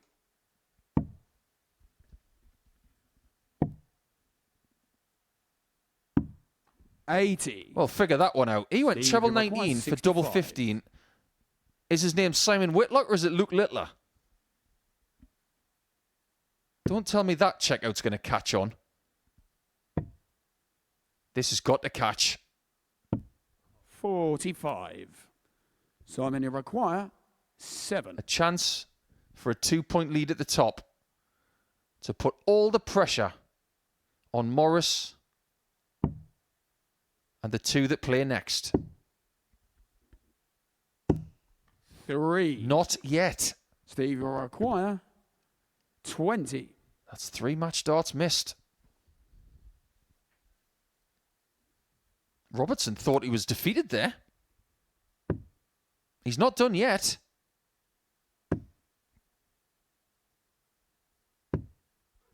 12. But he might be now. He's got the wrong double. Simon, you require 4. It was teetering on that happening, wasn't it, with how high he was on the double 10?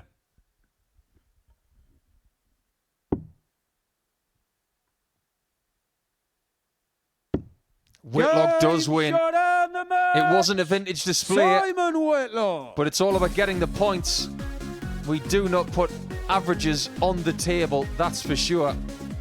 It's a 2-point lead at the top for the former Australian captain, and he just wants that game put in the books, as we will now do, because now we look forward to a battle of Hall and Hamilton, and the next person to win will also have 16 points.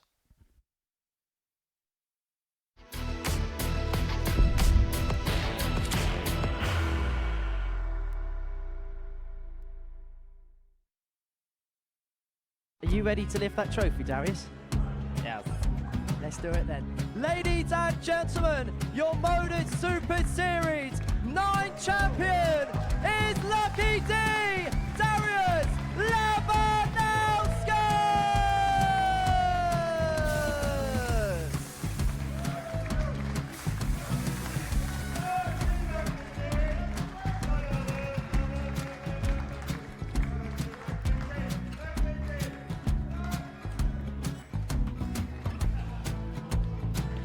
Well, what a wonderful night of darts we have seen, and we are ready.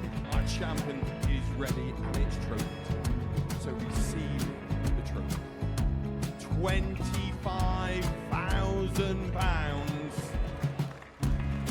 The new MODUS Super Series champion, the Terminator, Marvin Van Velzen.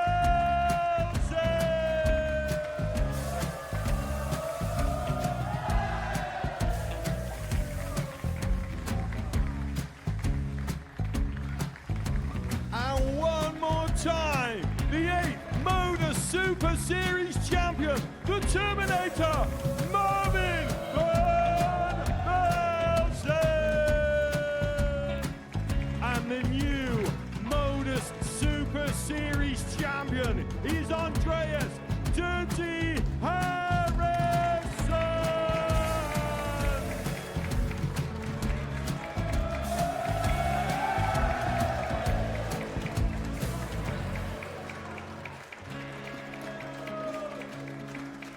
And one more time, the 7th MODUS Super Series champion. Give it up for Andreas Dirty Harrison! The moment we've all been waiting for. Would you please show your appreciation for your Series 6 MODUS Super Series champion, Scott Taylor!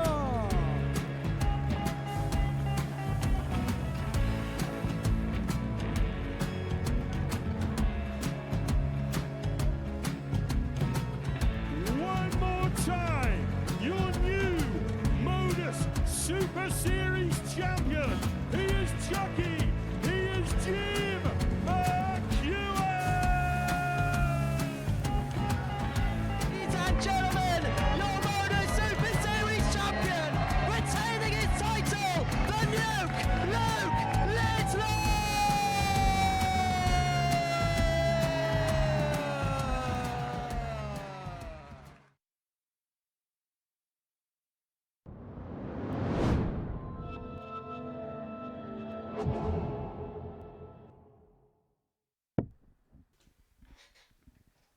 Things are getting serious in Portsmouth. And for the man who used to live in Southampton, the Hammer, he is now looking to join Simon Whitlock on 16 points at the expense of Graham Hall, who lost his first game against Cypriot player Andreas Nikolo in round number 1. But what we've seen from G-Man this week is an ability to bounce back. If he does not bounce back against a very impressive Hammer, First leg, he's in trouble. Graham to throw first. Game on.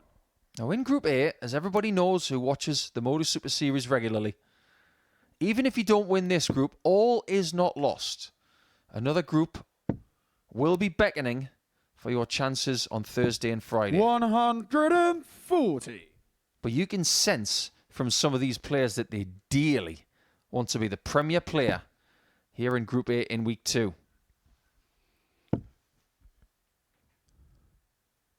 There's a bit of kudos about being the winner of Group A, isn't there? Without doubt. Get a couple of days off. Well, effectively, it's 2.5 days off, really, isn't it? Because you won't start preparing for the evening matches till, middle of the afternoon. So, 83. yeah, a good thing. If you can get yourself a couple of days off. And whoever wins the group yields the most cash. 39.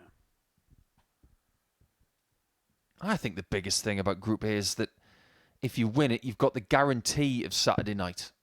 It can still be your week. If you don't win the group, you still have that niggly little thing in your head as if to say, I'm not there yet. Week 2 might not be my week. And we've got some excellent players coming in, not just later this week, but next week. We've got some very interesting talents approaching this place, not just for the first time, but some of them are for the first time, and you will want to watch. I promise you that. You'll find out about that tomorrow. 100. And Hall is starting very well in the scoring stakes here, but that wasn't his problem in his previous match. 3 from 20 on the doubles. Tells you everything you need to know about what went wrong 59. in match 3. 96.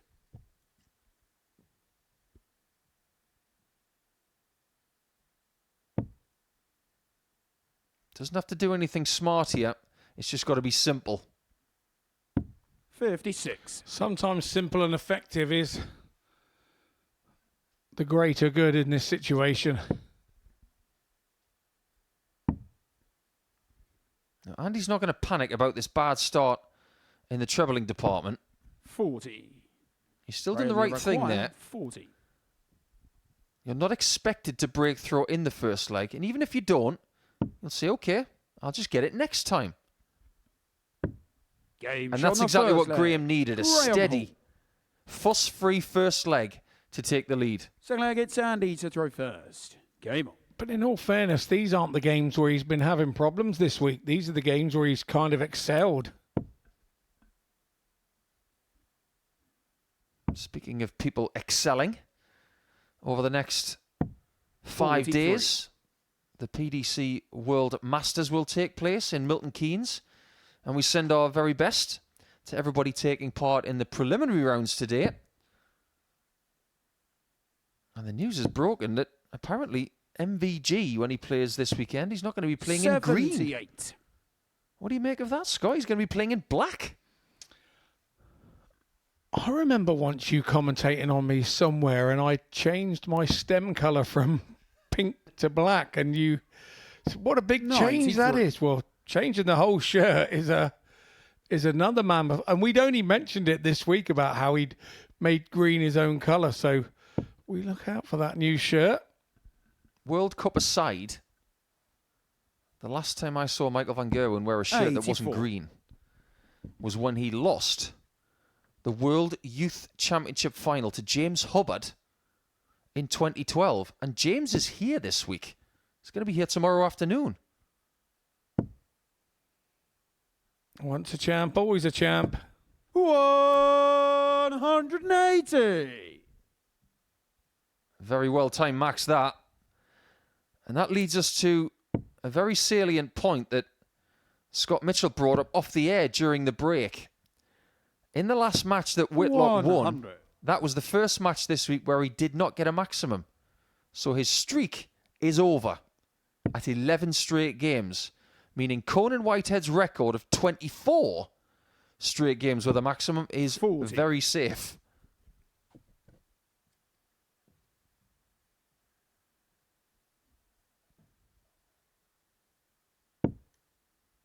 That 145 number keeps coming up this week.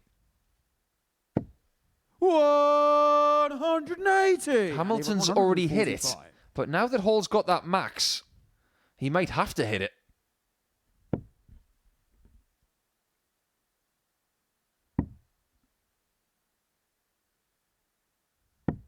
$81. Graham, you require 59.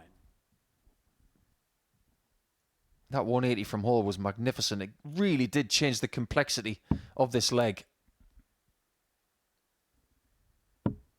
Is it a leg where he breaks? 39. More pain on the Andy outer ring, requires giving Andy 64. a chance to equalise.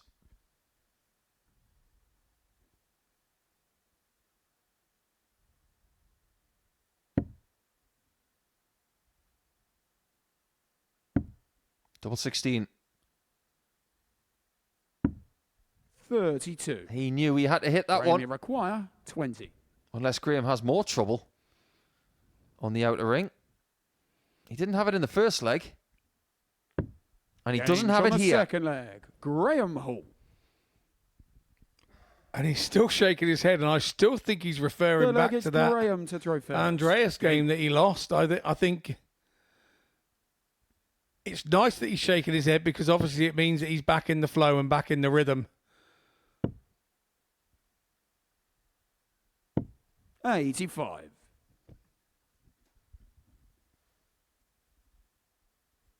What's your stance on the state of nicknames in darts right now, Scott? Because you look at someone like Andy Hamilton, he's been known as the Hammer since pretty much the very start. 100. G-Man, I like that. It's snappy. But there's an awful lot of nicknames out there that are, for the want of a better phrase, rubbish.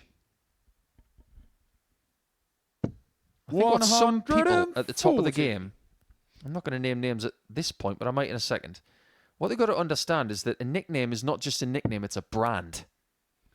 So if you just stick an O or a Y at the end of a name, that's not a brand.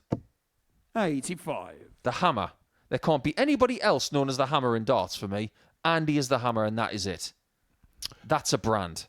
Yeah, agreed. We did a little feature, which I'm not sure whether it still comes up on the socials, back a few months ago, about how important it is to have a brand 140. and to have a thing, whether it's a colour that you regularly wear, what we were talking about with MBG just moments ago, or whether it is, like I say, a nickname of sorts that relates you either to a job that you used to have, an interest that you currently have, or whatever. And you do turn it into a brand. Then that brand turns into a bit of a logo, and then the logo becomes part of your brand as well. So then all of a sudden you've got a colour, a logo, a name, and it all starts to develop. And then when you add like a track to that for a walk-on, the four things develop as a brand. That is you. And the word in the middle of that spider chart is recognizability. 130. Or you can use the word synonymous if you want. 44.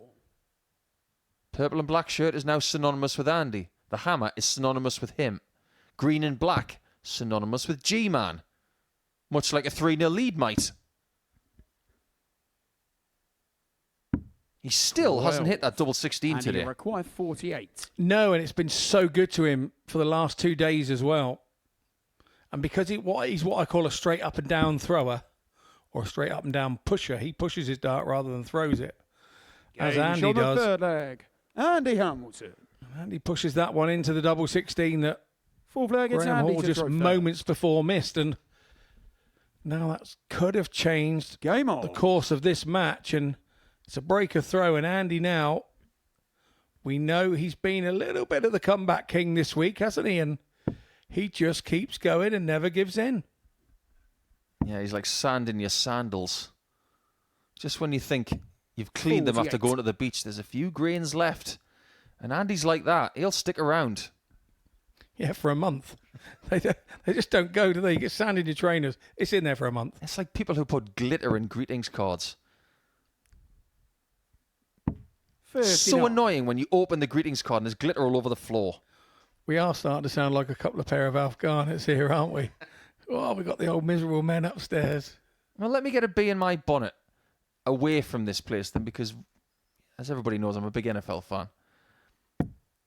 51. One of the most important players in any NFL team is a quarterback sneak, where the quarterback keeps the ball and is assisted in going across the line of scrimmage. Now, for some reason, the vernacular of quarterback sneak has been lost, and now it's called a tush push. 60. No, I don't like that. Like the quarterback sneak better. Absolutely.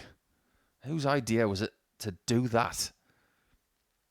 Some things are better in an original sense.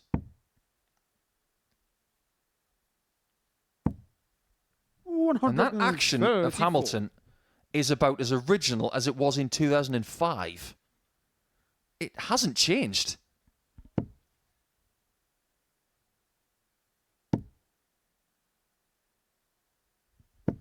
Glorious. 180. From a deficit, he's now a dart ahead. That's the power of the maximum. And it's the power of being able to hit maximums in big moments. 92.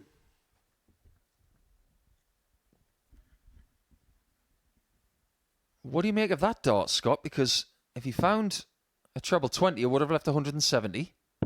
Did he almost resign to the fact that he wasn't going to find it because of the blocker 47. and decided to stay on the 18s?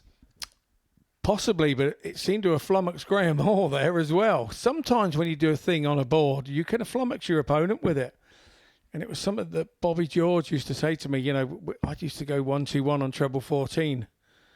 And opponents would stand behind you go, what was that all about? And you just take their mind off the game. And when they go for whatever they're going, 9 times out of 10, you do get back.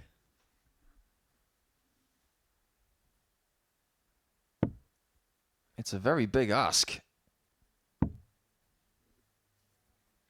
Too much on this occasion. 76 left, and he's got a lovely marker in the 60 to use. 139. And boy, did he use that well. 114. He must have been able to hear you in his earpiece there, although Graham Hall isn't wearing an earpiece. It was telegraphic. Oh, that's a beautiful dart. Double top for 2-2.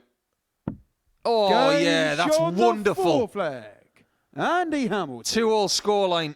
Great battle, this one. Filled with smiles and respect.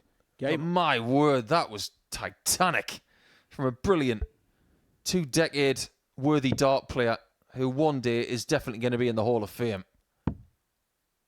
Oh, funny you should mention the Titanic. 96. On this day in history, it's Tony Blackburn's birthday today, and he started his radio career on a ship. Radio Caroline, it was called, and then obviously he went on to Radio 1 to be the first presenter and played the first 180. track, record, whatever they call them, on Radio 1 when it started. And do you know what that track was? Can you remember? I don't remember. It was Flowers in the Rain by The Move. 140. And that I didn't look up. I knew that. So there we go. Very good. See, not just seeing wonderful darts, you're getting history lessons today. And you almost had a chance of a 9 there. 140. Hamilton has found a purple patch just like his shirt. Ironically, the shot that we just had of both players on the stage, I was looking at the purple of the Hamilton shirt and the green of the whole shirt. And the first thing that came to mind was the Teletubbies.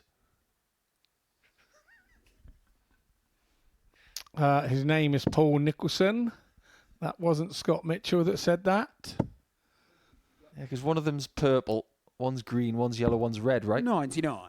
Graham, you require 130. Absolutely. I don't know their names. I didn't used to watch that program. I had a life.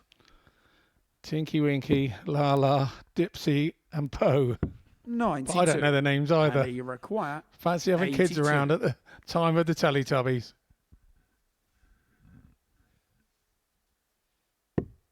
That is right in. And look at Hall. He's James watching Hamilton John go the fifth berserk. leg. Andy Because his Hamilton. last 24 darts Six leg, it's have Andy been to throw first. sublime. Game on. And you mentioned the nickname, the Hammer. Well, that 82 was hammered right home in 2 darts. Now he has the advantage of throw. And Graham Hall is 48. starting to think, why are they doing it to me? I'll tell you why. It's because you were top of the table. He's got a target on his back, that's for sure. Has had pretty much the whole week. 96. It's like seeing the draw of a tournament which has seedings. And you figure out who you're playing, but then you have a sneaky look at who the number 1 seed is playing and where they could possibly be for you later in the tournament. 57. People have targets on their backs, if not literally, figuratively. Yeah, indeed. And ironically, the guys on head-to-head this week are 1-1, and the winner of yesterday's 96. match was indeed the Hammer. It went to a very tight 4-3.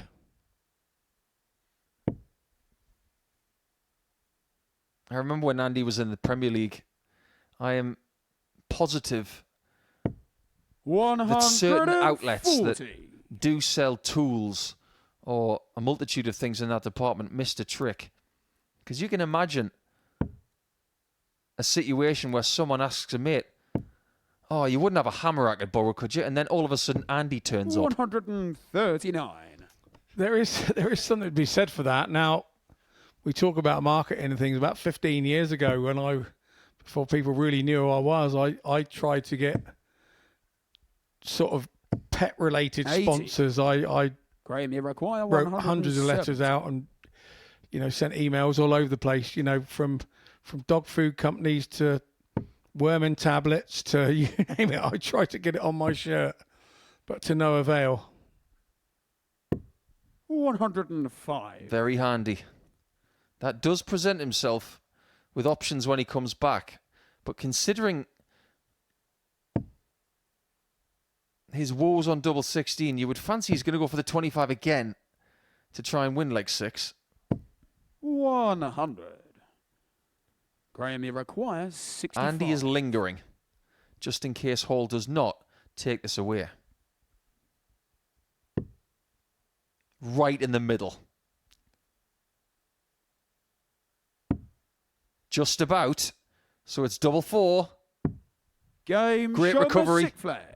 A lesser Graham player Hall. would have folded after that bullseye. 7th and final leg. I think it's a lesser Graham to player throw would have first. folded after only Game just on. hitting the double 7, but the single 7. But he knows the situation he's in, and it should be momentum with him now. And he knows he's talking to himself now 100. to try and make those darts go where he wants them to go as the G-man. And for all the things that went wrong in the last match against Andreas Nikolo, should he come through this test, 58. it would very much reassert himself back at the top of the table alongside Whitlock. This is the kind of performance, as you can see, that we've likened to Graham's form most of the time. It's back to normal, but the job is not done yet. Even if Hamilton 60. or Hall go on to lose this match, they're still only going to be 2 points behind the top spot. But because Hamilton has the worst leg difference of the top 3, maybe he needs the points more. 81. Yeah, possibly.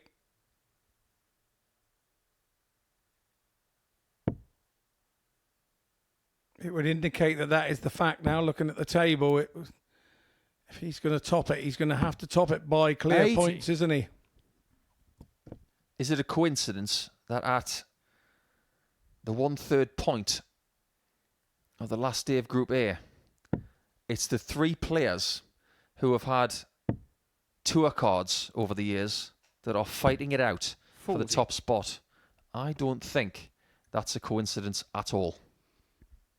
No. I think you're right. When push comes to shove, the special players do special things in special moments. 123. And the special thing there was to stay straight. I think he's had a little knock off of his previous stem and gone next door.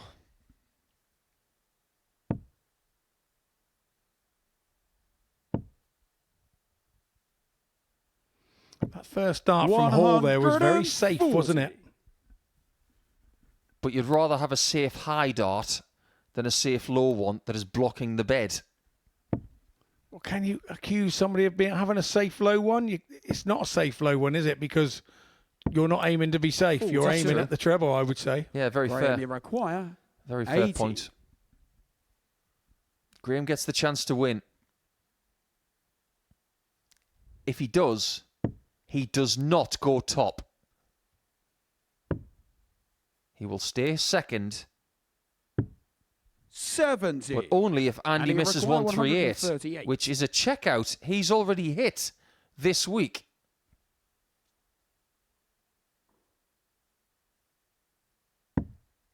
He goes to the other door on the other side this time. 60. And in his last 6 Graham, you darts, require he 10. will not be happy. He's only scored 102 points. So he's actually had 6 darts from 180 to win this match. Graham has got 1 more dart to win it. Which he does. Game shot and the match. That was hard Graham work. Hall. And it went all the way to the end of leg 7. Andy was waiting just in case G-Man did not find the madhouse. He's not mad anymore, but he isn't top either. He's on 16 points with Whitlock after that 4-3 victory, and he will be looking forward to round number 3 already. But round 2 isn't over because Tommy Morris has still got a game to go against Nikolo.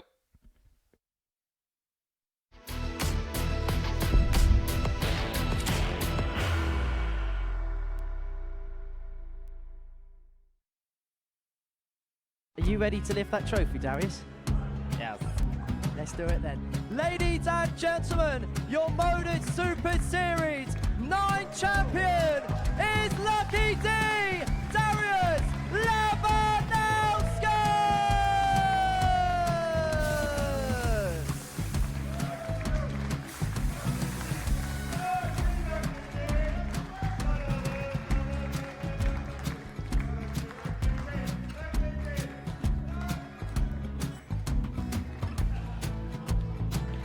Well, what a wonderful night of darts we have seen, and we are ready. Our champion is ready, and it's trophy time. So receive the trophy. £25,000. The new MODUS Super Series champion, the Terminator, Marvin Van Velzen.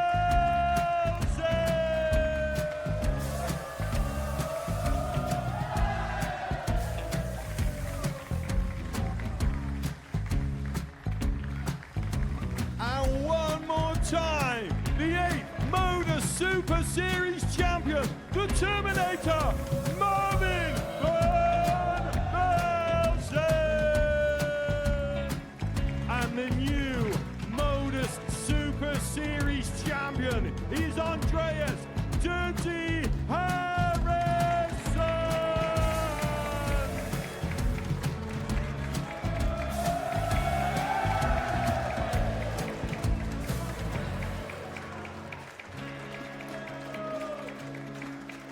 And one more time, the 7th MODUS Super Series champion. Give it up for Andreas Dirty Harrison. The moment we've all been waiting for. Would you please show your appreciation for your Series 6 MODUS Super Series champion, Scott Taylor.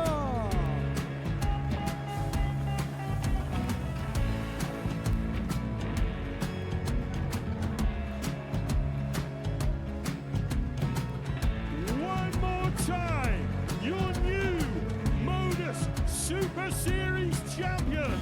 He is Chucky. He is Jim McEwen. Ladies and gentlemen, your MODUS Super Series champion, retaining his title, the Nuke, Luke Lidlow!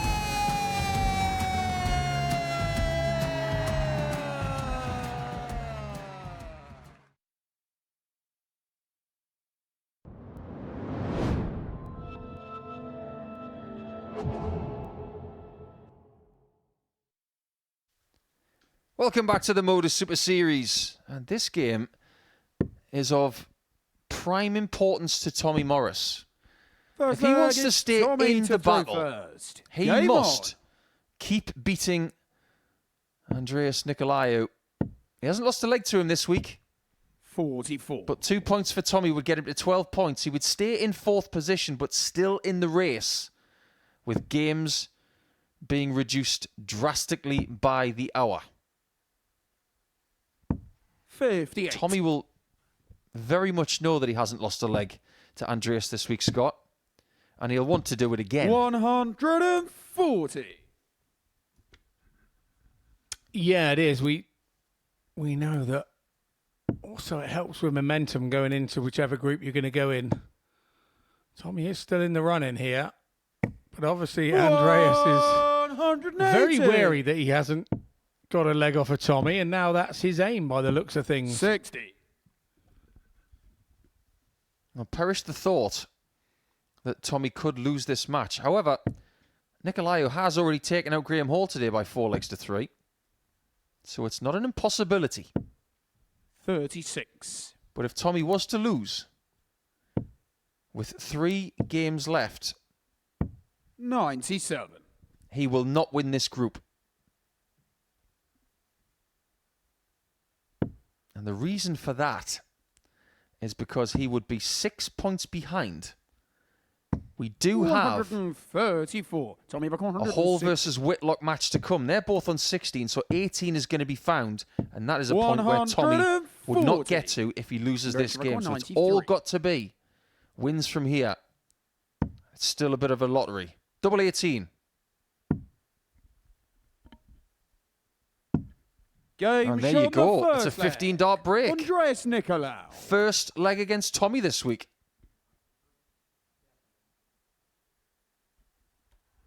Second leg, it's Andreas to throw first. Game on. And one thing we do have with our previous series champions is that most of them can still add to their tally this year. If you go through them chronologically, Scott, Conan Whitehead, I'm sure we'll see him this series and this year. 135. He could add to his tally this year. Raymond Smith, we saw him at the end of last year. And I'm sure he's earmarking a return to the Super Series for the first time in a couple of years. So there's 2. We're not going to see Littler. He's got other things to do on the PDC circuit. Jim McEwen. 40. Scott Taylor, we saw last week. Andreas Harrison.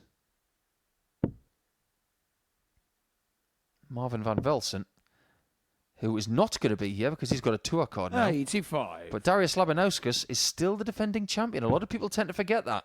And he, I am positive, 100. will be back very soon.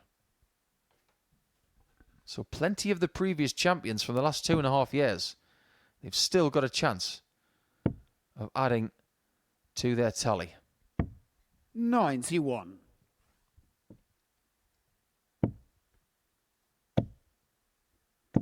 Better from Morris. 140. Leaves himself on 86 after 12. This is where you need to find that big score, just to give yourself a chance, just in case your opponent doesn't take it out. 100. Tommy requires Is a remarkable dart there from the Cypriot. Game There's shot 2 the second remarkable leg. darts. Tommy Morris. He's so fast. Third leg, it's Tommy to throw first. He's a bit like Top Game Gun. There's Tommy. You think, you miss. That is exactly right. And I think we've 140. seen him slow down a couple of times. That split second that allows him to think. You know how a lot of people say that Ricky Evans is the fastest player in the world? Tommy's not far behind him. No, not when he's right in his pomp, he isn't. 81. Absolutely not. He's one of those players, when you, I mean, here we're playing with a referee, but when you play, say, a game where the marker is on the opposite side to where the referee is, say, in a 96. club tournament, whatever, and you go off to the right and step away from the board, his 3 darts are in the board before you're back level with him at the hockey. 60. And before you know it, you're running around in circles. You can be forced to do that with the pace that Tommy is, and I'm sure that that's the same everywhere with a player of Tommy's speed up and down the country. That happens all the time. 140. Yeah, I can't think of many faster players 40. than the likes of Alexander Mertz, Tommy Morris, Jelle Klaassen, Ricky Evans. We may even see a little bit of Vincent van der Voort here this year. 100. Yeah, that would be nice to see. Well, that stem 26. in dart 2 was very loose. It's got to make sure that that is fully fixed. Otherwise, it could even fall out in flight. These are the little things you got to do in between throws. 53. Make sure that Tommy everything's require prime. 154. Yeah, when I used to use the conventional push-in flight, that was part of my routine to make sure that they were dead square, 94. when you're stood Reg behind. require 52. allowing somebody else to throw. A bit like filling with your strings if you've got a tennis racket. I'll take your word for that. The only time I've ever had a tennis racket is to smack a tennis ball for me dog to go and fetch. 20. Tommy requires 60. Double top. Game And shot just on the like third that, it's leg. 2-1. Tommy Morris. Funny how things can change in such a short Well, space it's of time. Andreas to throw first. Game on.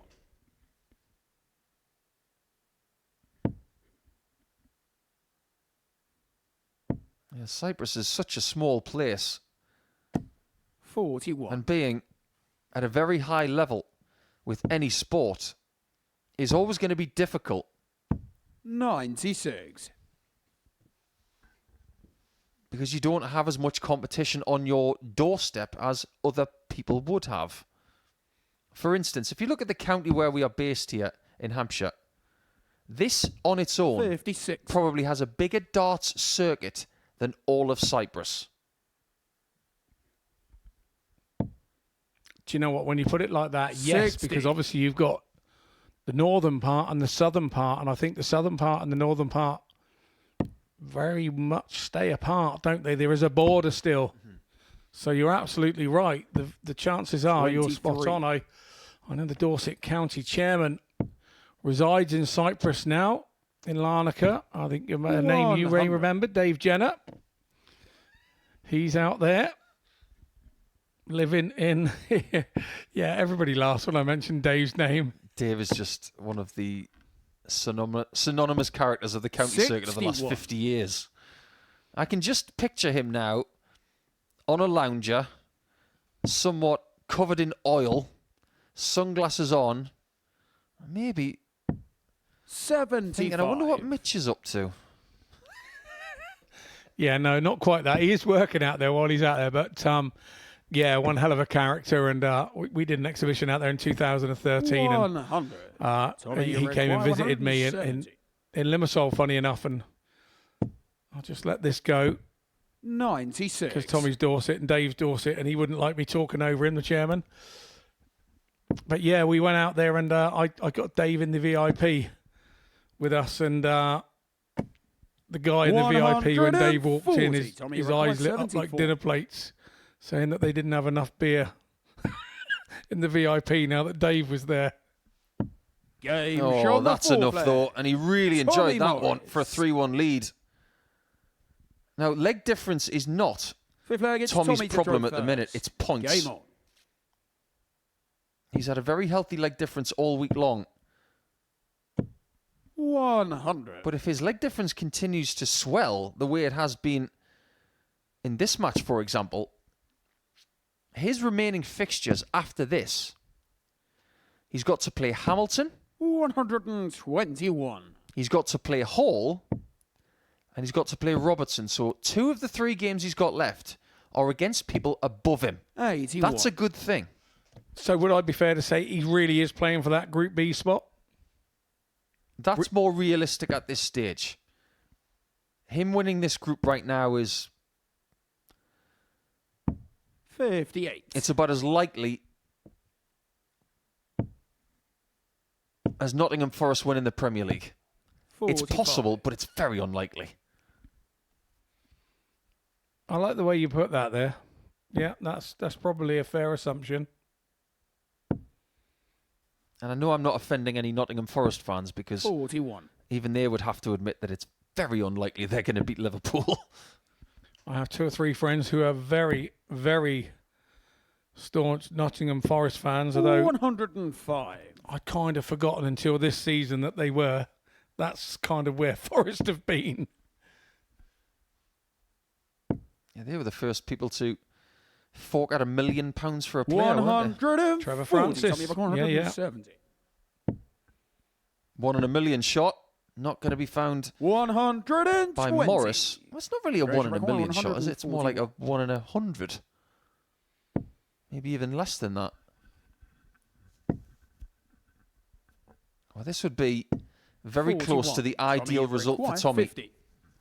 This is to be 12-1 up for the week. 34. And he went Treasure bull require first. 100. Thoughts on that, Scott? Yeah, daft as a brush. Literally, but no. Oh no, he's got Andreas at it now. 40. I love it. Tommy requires 16. 8.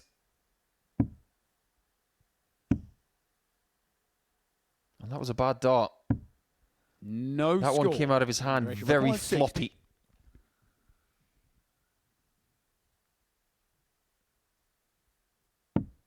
Double top, just the one. Game And show this my game fifth is player. very much alive. Andreas Nikolo. Sixth player gets Andreas to throw first. Is it very easy for us to Game. sit here and say he shouldn't have gone for the bullseye? But if he'd hit it, he would have looked like a genius. But he still had darts at a double, so I would say no. If he then made a mess of it and hit a 14 after going with the ball, and I would say, yeah, you silly boy. But 45. he still had enough darts at it, didn't he?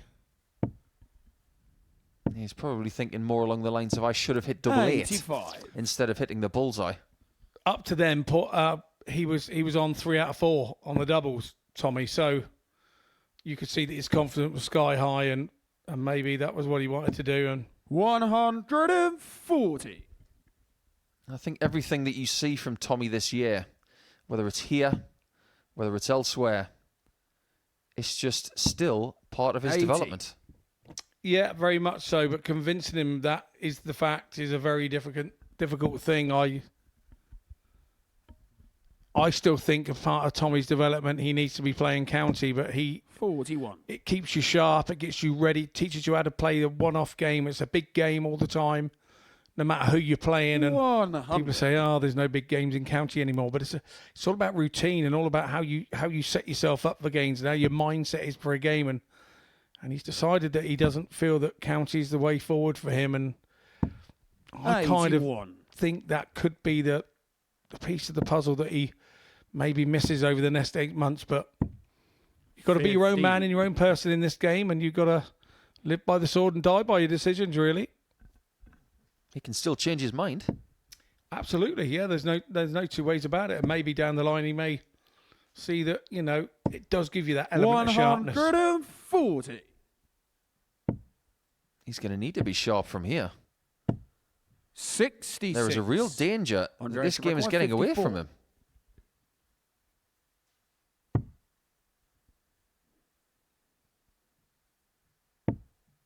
There's the 14, eventually. 14. And Tommy Tommy's require next chance to win the match 155. is big. And too big, apparently. 100. Andrea should require 14.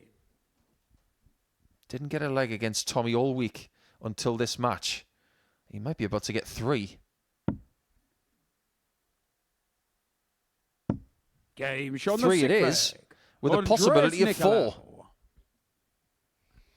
Yeah, the problem for Tommy in that leg, he had Seventh that and final 15 against halfway Tommy to down, throw didn't he? first. Just scored 15, Game a on. single 1 and 2 single 7s, and that left him a throw behind. 100. But he's got to look at it now and be confident that he can hold his own throw here.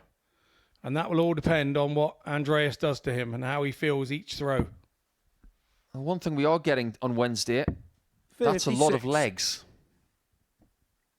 We've played every possible leg bar 2 games. 180. This is the 4th time from 6 games we've gone the distance. And the last time Andreas played a 7th leg, he took the last leg against Hall. 58. It's unlikely he's going to take this one because Morris has come out like a cannon. 66.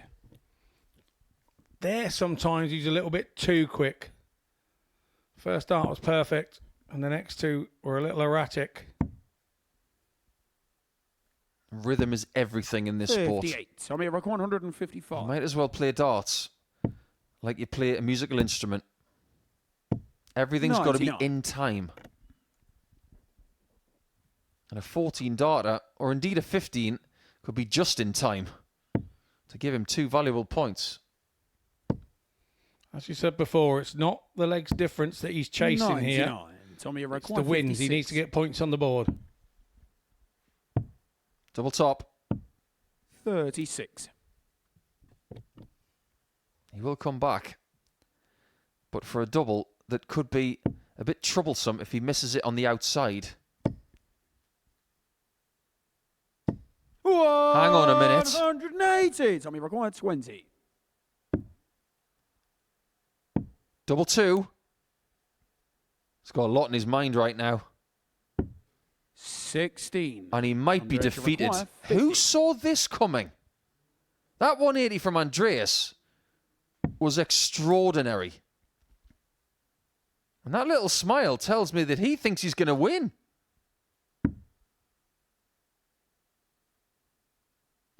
And win he does. Shot and the match. Unbelievable. Andreas Tommy Morris Nikolo. is not going to win this group now. And his battle when he comes back in round number 3 is all about trying to get into Group B. And after 2 rounds of play, here today we've got 2 players that haven't lost. One is Simon Whitlock, and the other one is Andreas Nikolo.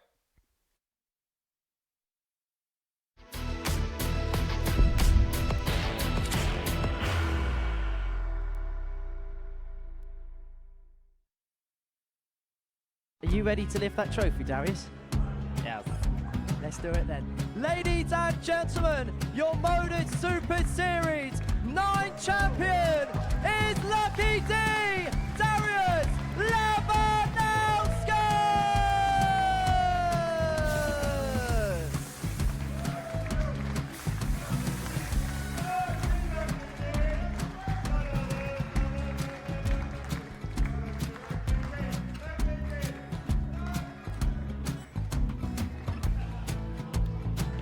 Well, what a wonderful night of darts we have seen, and we are ready.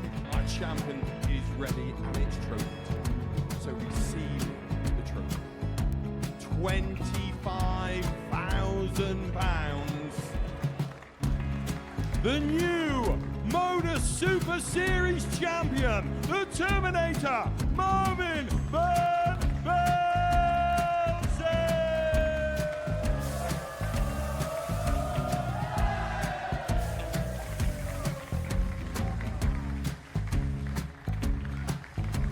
And one more time, the 8th MODUS Super Series champion, the Terminator, Marvin Van Velzen. And the new MODUS Super Series champion is Andreas Dirty Harrison.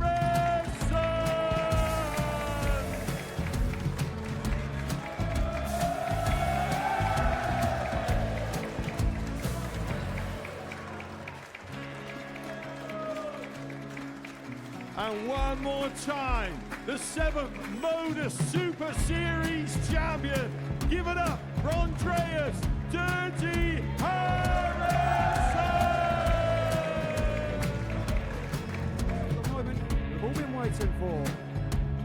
Would you please show your appreciation for your Series 6 MODUS Super Series champion, Scott Taylor?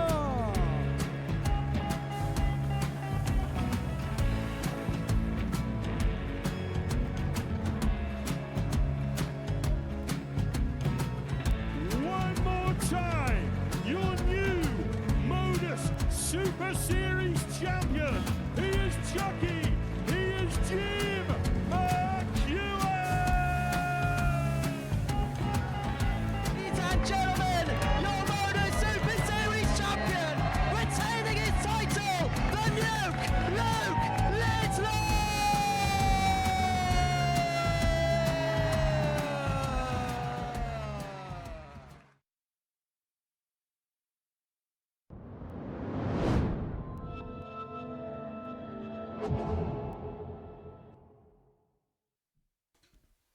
Welcome back. It's time to see the next installment of Wednesday, and what we've already seen today has been nothing shy of shocking, because the person who was bottom of the table is undefeated today. The Cypriot Andreas Nikolo has beaten Graham Hall and Tommy Morris, 2 of the top 4. He's caused them a headache, but Graham found the paracetamol in round number 2 to ease the pain.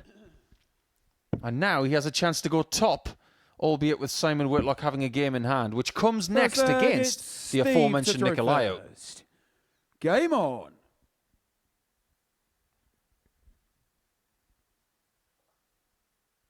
If you're confident of who's going to win this Group A situation, then you're more confident than I am.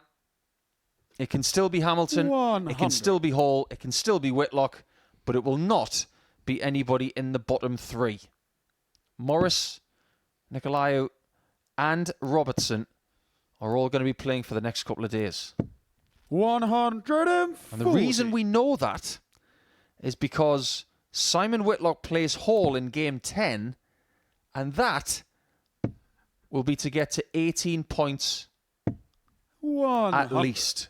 And the bottom 3 can't catch that total.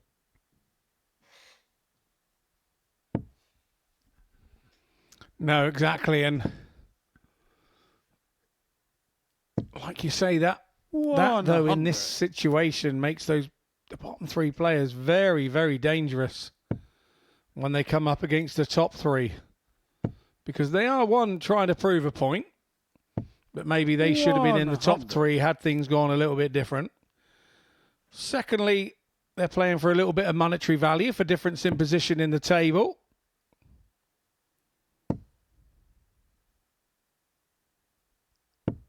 It does look at this stage as if Morris, Nikolo and Robertson will be in Group C.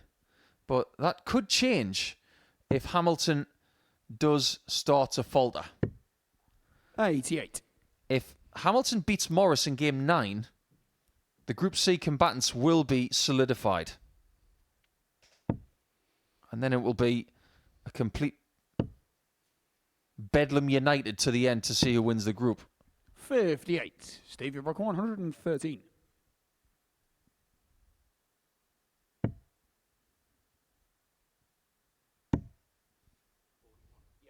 .41 scored. Leaves him on 72. 57. You can never accuse a dart player of not being good at subtraction. It's pretty much a dart player's specialised subject. That very nearly hit a second treble 20. 100. Steve, you rock 56.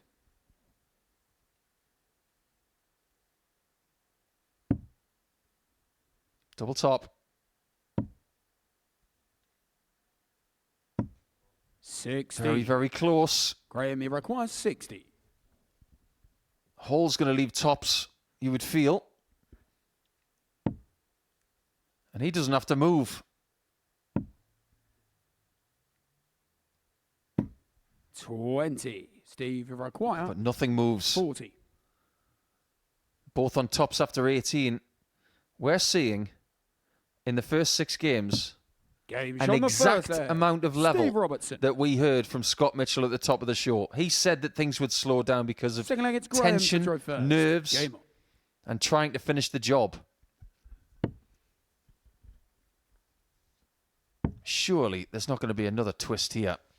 Because yesterday, 96. When Robertson played Hall, at that stage, Graham was flying. He'd had 2 consecutive ton plus averages. He was top of the table. And then he lost to Robertson 4-0. And it came out of nowhere. 100. Yeah, absolutely. And the reason I know some of this stuff to do with the group, because I've actually been sat in Group C and won 5 out of 5 on one day, lost 5 out of 5 the next day. 96. With 4 of them being 3-2. I think that was on the double. I never made it through. So it can easily happen. You do get targeted when you get to the top of that group. And it's not such a free roll. And I think a lot of it is the pressure you put on yourself.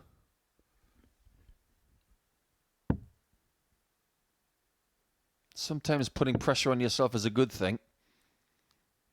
Because it's motivational. It makes you work hard. 59. But there are times where putting additional pressure on yourself is a very bad thing. It means that you're stepping over hurdles that aren't there. And you're just throwing them out in front of you and having to jump them. Well, let's use that as a way of illustrating it.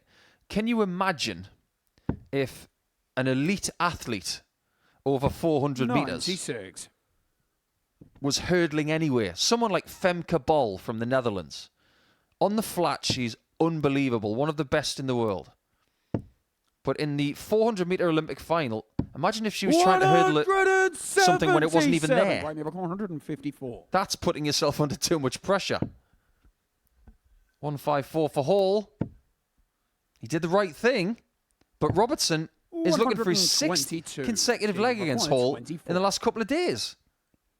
And the 177 to leave the 24 was absolutely sublime. Game shot the second leg. Now Graham Hall is getting that feeling again. Why are they doing it to me? Steve to throw first. And it's a natural thing that you think. It's a natural thing that you go through your head. And then he's going to throw 1 or 2 more hurdles in the way. But mentioning hurdles, today is also Claire Boulding's birthday. She's 54 today. Obviously, amateur 84. jockey, linking it with the hurdles there, but more known as a TV presenter these days. Something else you said in the last 15 seconds, Scott. You said, "Why me?" Do you know that was a hit 57. song for PJ and Duncan? No, I only know Get Ready to Rumble, really, because I wasn't from Newcastle. I paid no attention to those two little scamps. Well, the walk-on song of Chris Dobie. 180. It will be heard at the PDC World Masters this week. And it is 2 years to the day since he won the Masters to get himself into the Premier League as well. And considering where Robertson is from, 99. you said, "Why me?" In the case of Hall, the next line in that song is, "It's a crying shame." Ah, I see where you're going with that. And also, just 15 seconds ago, I 125. mentioned that winning certain tournaments gets you into the Premier League. Well, that seems to be not the case this year. Not at all. So that's changed a little bit with time as well. I was actually listening to 100, Steve. Nathan Require Aspinall 112. on the radio yesterday. He was talking about having a case of bursitis when he was in Bahrain recently. But Graham Hall's got a headache, and his name is 72. Steve Robertson. And it's a big headache as well, isn't it?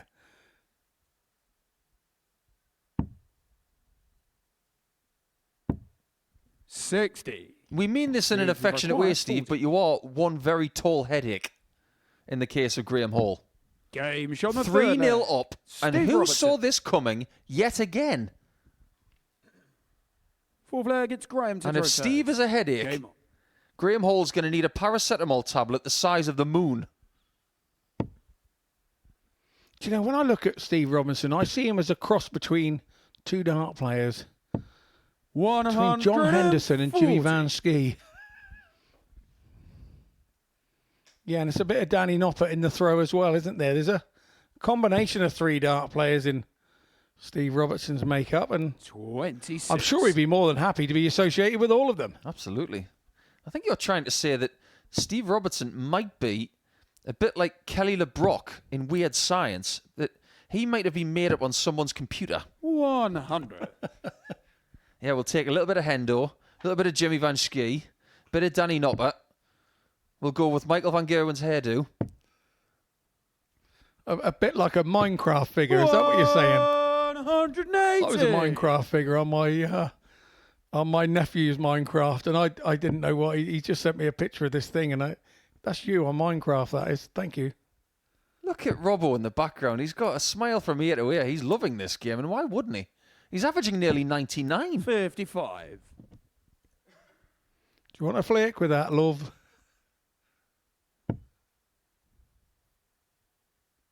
Yeah, they don't put flakes on ice creams in Northumberland. You get monkey's blood. 45. No, all I can see is Melanie Sykes. Here, Tarquin.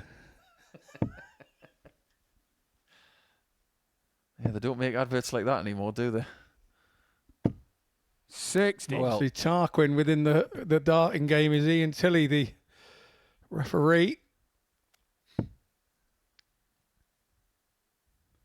look at this. 100. Doesn't add to his tally of two Graham, maximums, 146. but that may just be a match-winning opportunity.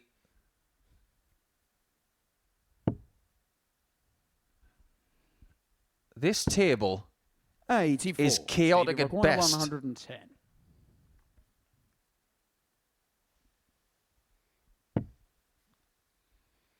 Single 10 for tops. And that was a 90. dart to beat Hall Graham, 4-0 62. for the second consecutive day.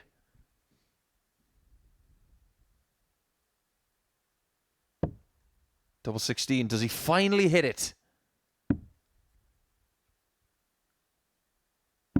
He doesn't. 46. And the writing is on the Stevie wall. Require 20.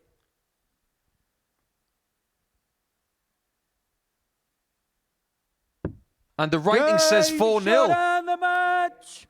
Steve Simon Whitlock is Robertson. going to adore that result because that has really butchered the leg difference of Hall, and Whitlock's got a game in hand which will come next against the person in 5th position, Andreas Nikolo. That's the best performance of the week from Robbo. That's something he can cling to for the next couple of days because he can play and he's just proved it.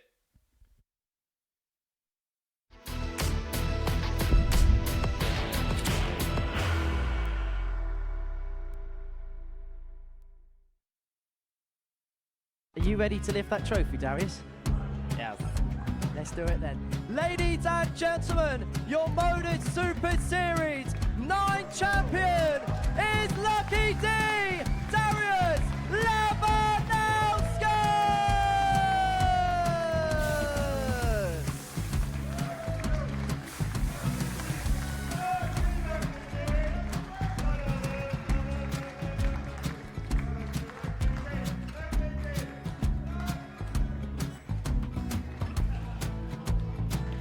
Well, what a wonderful night of darts we have seen, and we are ready.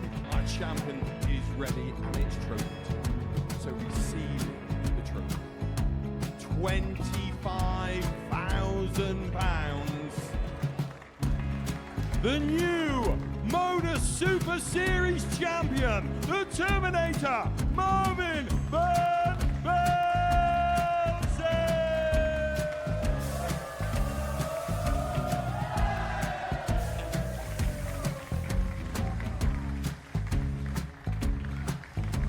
And one more time, the 8th MODUS Super Series champion, the Terminator, Marvin Van Velzen.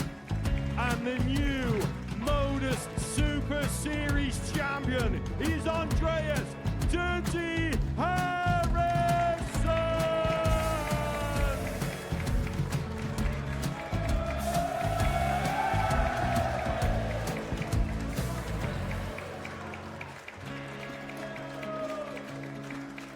And one more time, the 7th MODUS Super Series champion. Give it up for Andreas Dirty Harrison. The moment we've all been waiting for. Would you please show your appreciation for your Series 6 MODUS Super Series champion, Scott Taylor?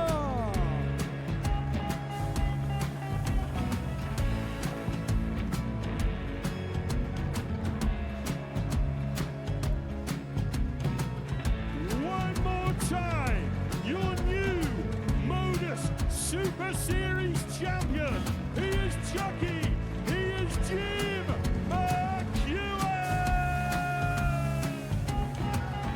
Ladies and gentlemen, your MODUS Super Series champion, retaining his title, the Nuke, Luke Littler!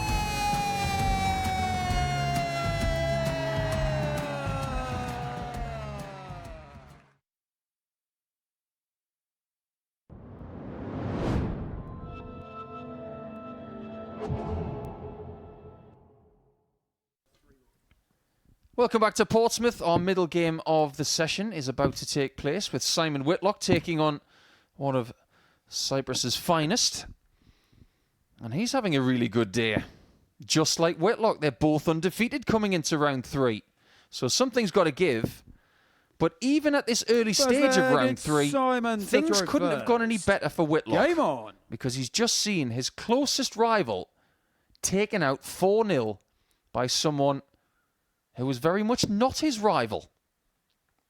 Steve Robertson take a bow. 8-0 against Graham Hall the last couple of days. And speaking of 8-0, that's the scoreline for the week for Whitlock against Nikolo. Oh, things about to change again. 59. Like they did in Game 6, when Andreas took a 4-3 victory against Morris, having been 8-0 from the first couple of days. 81. Is it a good thing that Whitlock's had 3 games off, Scott? Because that was the first game we've seen from him this week without a maximum. He did still win, 98. but he hasn't been playing as well today as yesterday. No, that's a very valid point, but the fact that he's won his 36. opening 2 matches, and I think he's been able to sit back there a little bit and relax and watch the group kind of unfold in front of him in that space of time. Had he been chasing results and maybe 2 points off the top, then I would say, yeah, not a good time to be having a gap. You want to be involved. You want to be sort of starting to clamp your authority on the group at that stage. But we said it at the top of the show that people could be tripping over one another and one kind of sneak off into the distance. And I think that's kind of what's happening here. 58. I think that Andreas is probably the right player and the player that Simon will be wanting to play in this particular moment and stage of the group. 180. 3 words for you. Back to normal. Yeah, totally. He dominates games with those 180s, and they 100. really hurt Simon, because they you come from require nowhere 32. sometimes. Double 16. And Game takes the shot first leg Simon Whitlock. in 16 darts. Very, very solid. Second leg, it's Andreas to throw first. Now, I have a Game on. theory about Andreas when it comes to Simon this week. Because if you go back a few years, when Andreas was just starting to play darts, he was probably watching Simon play 60. at the World Championship, the Match Play, the Premier League, World Cups, and thinking, how great would it be to play him one day? 95. And Andreas has gone nowhere near qualifying through a Q school or anything like that, or even a European Tour event. So where would he play Simon Whitlock? Because Whitlock doesn't go to Cyprus on tour. This is a big deal. And I think over the first couple of days, what we've seen is Andreas not playing well against Whitlock because he understands he's playing a superstar. 140. And if you think it's about the fact that he hasn't won a leg, it's not just that. He hasn't played well against him. No, he hasn't. And that 97. could be from, like you say, watching all those Premier League appearances that Simon had, and could be for any of those reasons. But who doesn't 99. enjoy playing Simon? I still enjoy playing Simon at my ripe old age. You know, it's a big thing for me still to play the likes of Simon. So, yeah, why shouldn't it be for a new player? I think it's always an honour to play 150. players So like number himself and 167. you know, the Mervs of the world and Darryl, Tony, just endless amounts of players who are still out there playing, who there's guys of a 95. certain age Record still very much look 129. up to. Absolutely. And rightly so, because they're part of the reason the game's in the position it's in. 93. Every Simon great requires 72. skyscraper needs foundations. Double 6. 60. Couldn't have got any closer. Andreas, you require 36. This could well be the first leg that Andreas hits successfully against the Aussie. He's doing things today that he hasn't done all week. Game shot on the second leg. And he has got his first leg. Andreas Nikolo. Ironically, one of Simon's favourites. Third leg, Look at it's the Simon to smile. throw first. Game on. He probably enjoyed that leg more than some of the wins he's had this week. And so have some of his fellow Cypriot opponents, I'm 60. sure, who have been keeping their eye on this. Well, from Limassol has taken his first leg off of Simon Whitlock and 23. maybe over-smiled about it too much because got a little bit too excited. Opens up with 23. Let's see if he finds that. No, he's not finding that quite so amusing. 60. But yeah, I think it's massive and I think it's great. And I, like you say, we talk about players from eras and going, well, you know, Bristow would have never survived in this day and age and blah, blah, blah. But on the boards that Eric was playing on the technology that they had in, 140. you know, darts were not 90% or even 95% tungsten then. They were 80%, so they were fatter. The treble 20 was smaller, where it was a round wire taking up more of the. You had more bounce outs back in the day, and So the averages are bound to be lower, and it kind of frustrates me that you try to pit the best of their eras against one another. 58. And we do it with other sports, boxing, F1, whatever. Who's better than who and who's faster than who or whatever. And I just don't like to see that. I think if you're the best of your era and you're best of your time, do you have to be any more than that 20 years after? You can't be any more than that. Correct. You can't turn back time. You can't put Tiger Woods against Jack Nicklaus from the early 70s. 41. Simon Iroquois, 140. I'd like to see Tiger Woods use Jack Nicklaus's clubs now and see if he could still do what he's doing now. He'd probably smash them all to bits, them old wooden head drivers and that. 56. Golf was hard back then. Yeah, but the balls were even smaller then. They've even made the ball bigger. Yeah, the Bellata balls were soft, and it was like hitting a rock. 140. Simon Iroquois, 88. There was just no control on those wooden drivers. But anyway, talking of control, Whitlock here has a chance Game shot on the third to leg. start to take control of this Simon match. Whitlock. Fourth I leg, think it's that's a Andreas really to throw first. Interesting avenue we could go down. The technology in sport. It doesn't matter what sport you look at. There's technology involved, as there should be. There is Whitlock at the top of the table. Currently 2-1 up in this match. Gives him the 2 points provisionally, which give him the lead. Remember, Hamilton has still got a game to go in this round against Tommy Morris.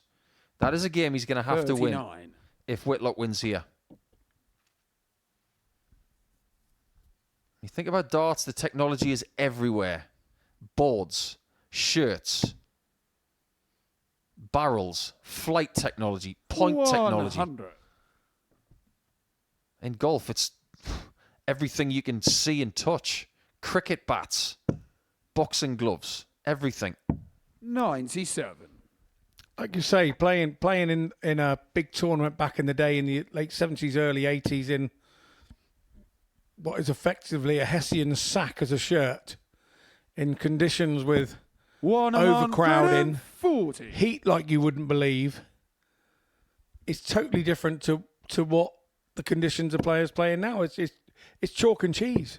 Absolutely. 65. I remember Mervyn King wearing dart shirts that were so shiny and thick that they looked like they were made from the remnants of Liberace's cloak. I was going to say, I thought you were going to say Liberace's dressing gown then.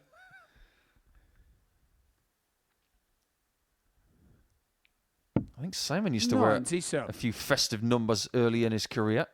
But being from Australia, the need for breathable fabric was a little bit sooner than those 80. of the people in Europe. Absolutely. 64. Who were wearing like Hugh Hefner's smoking jacket. That's a nice dart. Double top. Game shot on the fourth. That's a very nice checkout. Andreas This Nikolo. guy is causing chaos today. Fifth leg, it's Simon to throw first. Today he's allowing himself to throw with a bit of freedom, and he's being dragged along, isn't he? He's being... We talk about when players... We spoke about it on Monday about players going from Q school and getting their card and then dropping onto the tour, and the better the player you play, that your averages go up with it and you start to play better. And we're seeing this here with Andreas today. 96. He's now sort of stopped thinking about the group situation, blah, blah, blah. He's now just enjoying and throwing with a bit of freedom today. And look what we're getting. When he can get himself in this zone, you're taking legs off of some of the best players that have walked the planet in darts, in obviously World Cup winners in the form of Simon Whitlock. 100. I think one thing we have to talk about at this point is that if Andreas beats Whitlock, he doesn't just stop Simon from getting to 18 points. He will take himself to fourth. 97. All of a sudden, he's climbing the table. And he would be only 2 points behind Andy Hamilton. That's how congested this table is.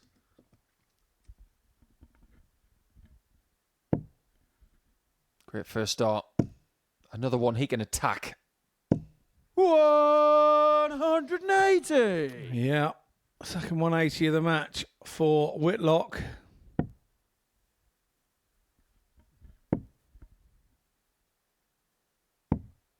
$38. Simon, it required 24. Double 12. And Games double on six the is found fifth this there. time for the lead. Simon Whitlock. Nothing is coming easy for Simon today, but he's still winning. Flair gets Andreas to throw first. Game on. He's making this 92 average look pretty mundane. And that's an impressive thing to do.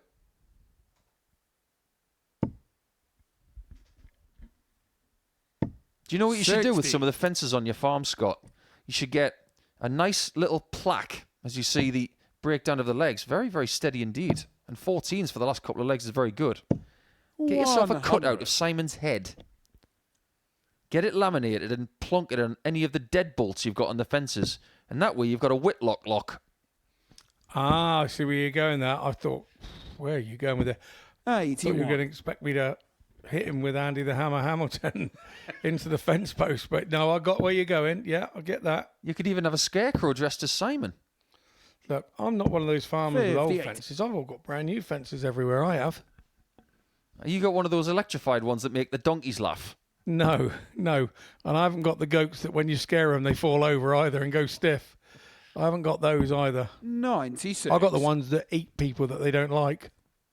So they start eating their coats and everything when they visit. Ah, I see. And you will get a little bit of an insight into that on Pluto TV because we do have a segment coming your way where our 40. social media team pay a visit to Scott's farm.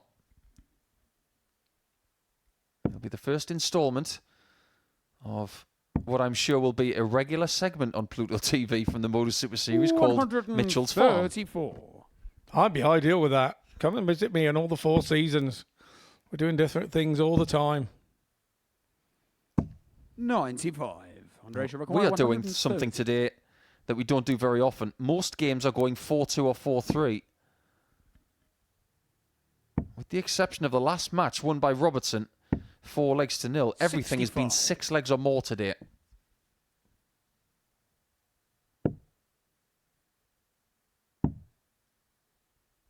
Wants to stay on the 19s but doesn't like the lie. 99. Good plan B. Andreas, you require 65. Here we go again on the old 65 bull start. Double 4. Found by Hall earlier. 61. Not by Andreas. Simon, you require 109. For 2 crucial points. He needs a single. And double 16. And he's got himself out of jail before anything gets more tricky. He's top of the table on 18 points. And he's not going to be caught at the end of round 3 on Wednesday. So he will have the lead going into the final 2 rounds, courtesy of that 4-2 win against Cyprus's best player.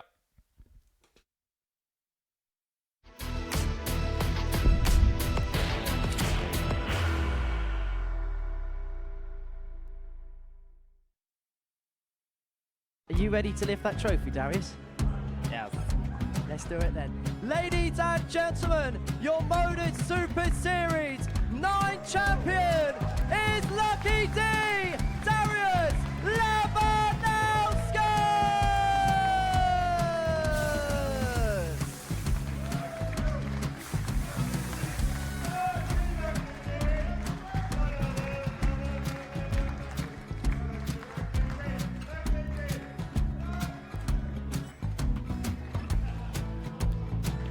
Well, what a wonderful night of darts we have seen, and we are ready. Our champion is ready, and it's trophy time. So receive the trophy. £25,000. The new MODUS Super Series champion, the Terminator, Marvin Van Velzen.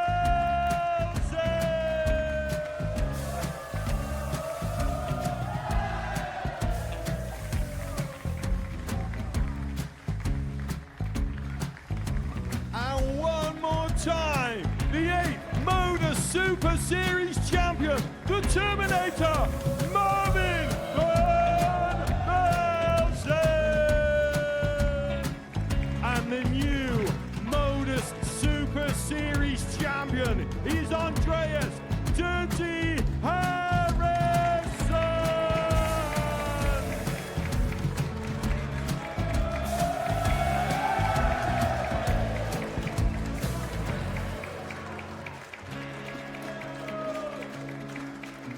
And one more time, the 7th MODUS Super Series champion.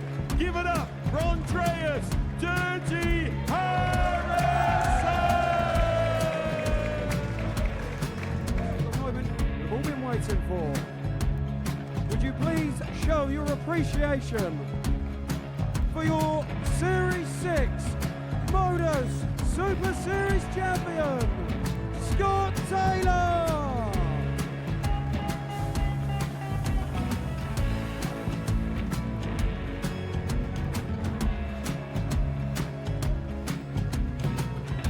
One more time, your new MODUS Super Series champion. He is Chucky. He is Jim McEwen. Ladies and gentlemen, your MODUS Super Series champion, retaining his title, the Nuke, Luke Whitlock!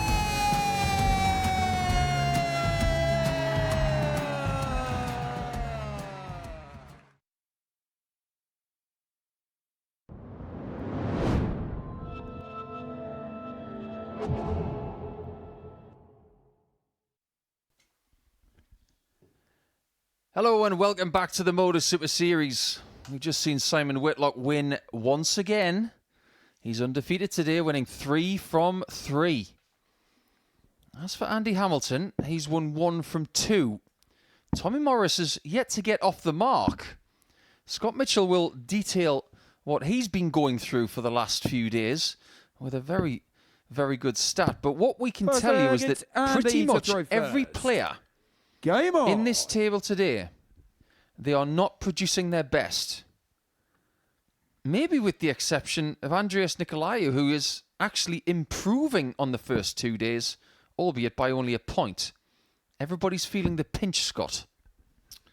They are indeed, and you look at Tommy Morris's position in the table, and he's been one of the unlucky guys. In his 12 previous matches, he has had 7 go 4-3, and 6 of those 4-3s went against him. And that's how tight. If he'd had another, if he'd had 3 of those 6, you look where he would be in the table. He would be right there, 180, pushing for the top. Do you know what? It's as if you've just 100. bolted into the commentary box like a plumber would when there's a leak under the sink and you've just said, there's your problem. Because that has been Tommy's problem. I don't think when I look back at those, there's not too many of those he's given away. 134. There was a couple of games that he's maybe lost 4-1, 4-2 that he you could possibly say, yeah, actually, you gave those away. 100. But the 4-3s, And he required 50. you're looking at one score halfway down, or you're looking at one dart at the bull, or you're looking at, you know, they're just minuscule mistakes, if you can call them a mistake. Game shot. That is anything but a mistake. That's a 12-dart start. Second leg, it's Tommy to throw Hamilton first. has Game on. a bit of an issue here when it comes to winning Group A. It's still very possible. 94. First things first, he's got to beat Tommy Morris here to get within 2 points of Whitlock at the top and to equalise Graham Hall's 16 points total. What he can't do anything 46. about is what happens after this. Because Hall takes on Whitlock for the 3rd time this week. 125. If Whitlock wins that, Hamilton is in serious trouble of not winning the group. Because he would only have 2 games left. And a 4-point deficit between himself and the Wizard. 42. It's almost better if Hamilton wins this and Hall wins next.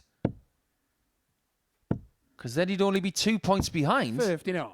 when he plays Andreas Nikolo in Game 12. We could actually have a 3-person logjam at the top going into the last round. We could indeed, and that's why you got to stick with us, folks. 27. This is Live Darts here on Pluto TV, and this is what we're trying to bring you every day. 87. On this particular day, it is very interesting. And if you are marking your card for the next couple of days, we do have Group C action coming tomorrow afternoon from 1 o'clock. We're going to have the 42. bottom Tommy three from this Require, table 136. with Jensen Walker, James Hubbard and Adam Mould. It might be Tommy Morris as well. 96. And it's looking very likely that that could be the case.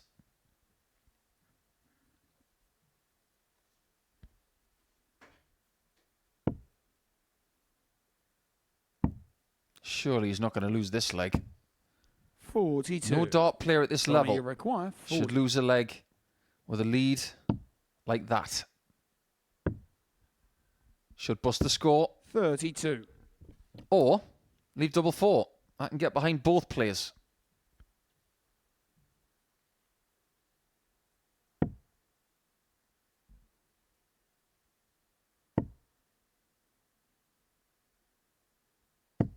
Well, Hamilton is left to finish. 138. Tommy Require, 8. Game shot on the second leg. Tommy Morris. Well, Tommy Morris has just done something that every dart player wants to do. Third leg, He wants it's to do Andy exactly what throw Whitney first. Houston was talking Game about on. in one of those songs from The Bodyguard. I have nothing.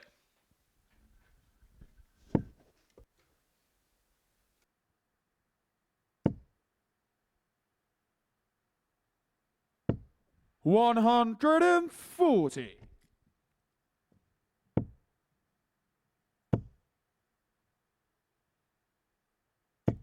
$100.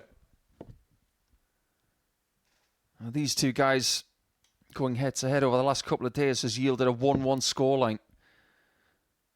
There's no guarantee that after this game they will meet again. 96. You know that song, We'll Meet Again? Well, there was an antithesis of that. We won't meet again. 83. Tommy's a strong player. We know that. Andy's a strong player. We know that. But we do not know where they're going to go after today. If they're going in different directions, there's no guarantee that both will get through their respective groups if they don't win Group A. 95. The only guarantee we've got today is that matches are going deep. 140. And he require 170.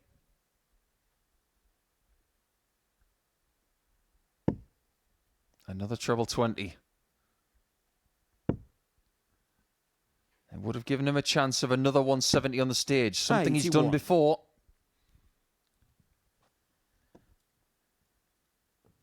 But that single one, 138. it just makes the next shot And he a require little bit harder. 89.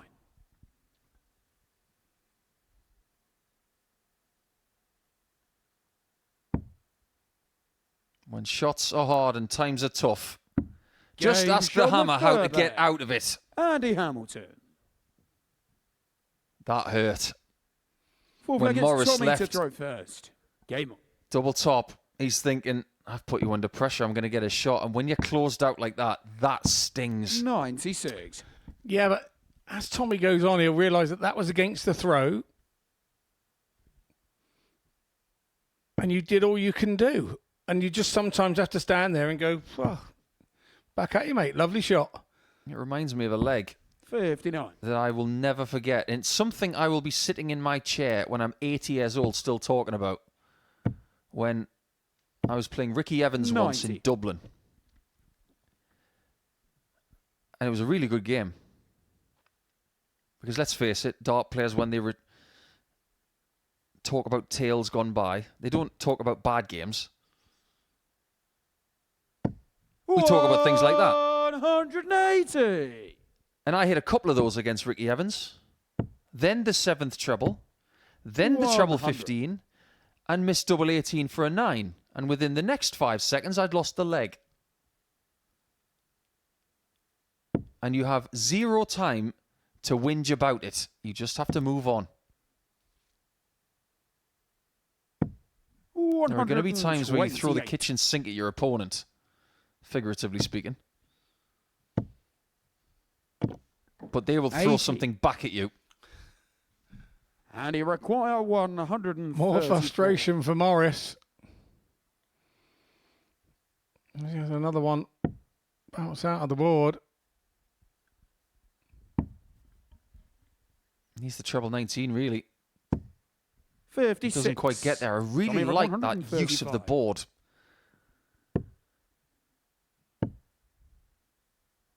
Treble 18, surely. Bullseye was covered. 57. And he requires 78. And Tommy is starting to look a little bit windswept. Double 12 for a 3-1 lead and a break of throw.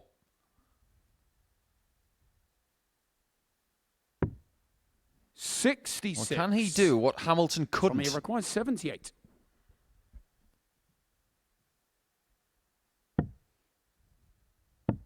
We're about to find out. Game shown the 4 flag. And that is Tommy bounce back Morris. ability from Tommy. And this is what he's starting to do. Yeah, a little Like tap it's to the Andy side of the to head and first. start thinking. And Game on. that's a big moment for him. Big moment to save that leg. When someone does that, it's a very common thing in sport when someone who's just done something right, or maybe even something wrong, they tap their temple as if to say, think. 99. Simply doing that accomplishes nothing. But doing that with something conscious in mind can accomplish a lot of things. I know you'll understand that because you've been through a lot of sports coaching, Mr. Mitchell. So when you do that, it's got to be followed by a conscious thought of what to do next. Yeah, you're exactly right. Yep, you're exactly right. And 100. There's no end product to just tapping yourself on the side of the head and not thinking anything. And it's all right to say, you know what to do now. That's not thinking anything. It has to be far more positive than that. For instance, if you're working on breathing techniques or a state of mind, the anchor of tapping your temple is purely 96. the And thing he that require triggers 145. what you do after that, whether it's some form of breath or some shape of how to move on. And Hamilton is on a 145 again.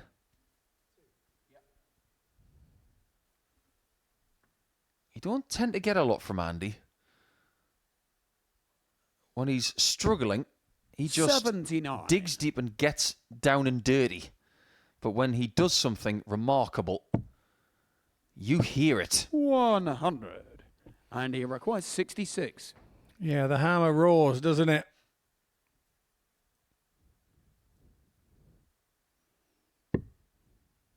The old bullseye first trick on 66. And now it's double 16. 34. Tommy, you require 106. That somewhat muted gritting of the teeth as he watches on to see Tommy at tops again. Game shown the 5th. And that's a break of throw for the gun. Tommy Morris. 6 flag, it's Tommy to throw first. Tommy's not going to win this group. He's going to be playing for the next couple of days. But what he might do against 100. Hamilton and maybe against Hall in game 13 is scupper their chances of winning this group themselves. 57. I don't know about you, Scott, but do you remember that 59. season where Manchester United didn't like playing in their away kit at Southampton? Is it the Den? Or The Dell. The Dell. The Dell, yeah. Do you remember what that kit was like? Yeah, we had a little bit of a joke with the Man United fans. In that they played in a grey kit. 43. Yeah, absolutely. Yeah, very similar to Tommy's shirt. And if I remember rightly, the players said they couldn't see each other. 60. So we had a little thing going round. Oui, oui, monsieur. Because Eric Cantona was playing at the time. Gixie, I cannot see you. There was a lot of that going on in the pub at the time. And they swapped at half-time, didn't they? To a blue and white kit. Absolutely. Yeah, the only thing Newcastle United would see at the Dell would be Matt Letizia picking the ball out of the net. 140. Le God. as he's known in Southampton parts. Shouldn't say that in Portsmouth, but yeah. I think there's still an amount of respect 100. from every fan around the country, no matter where you're from the fact that he stayed there and didn't go for the big money when it was offered. Yeah, people don't do that anymore. People tend to come to Portsmouth for the big money in darts. Loyalty is the word. Loyalty. 40. Yeah, one of your favourite players at Bournemouth. He's been there for a while, hasn't he? Mr. Cook. Yeah. Cookie in the middle of the park has been there a long, long time. We've had him. He was an England youth under-21 captain and won the European Cup type thing for the under-21s as captain. Well, speaking of 21, times it by 2 and you get 42, which is going to be a chance to win the match. 180. Tommy Rockman, 42. Everything is going the way of Whitlock at the minute. And that result has as well. Tommy Morris. It's looking very unlikely that Hamilton is going to win this group now. He's 4 points behind Whitlock.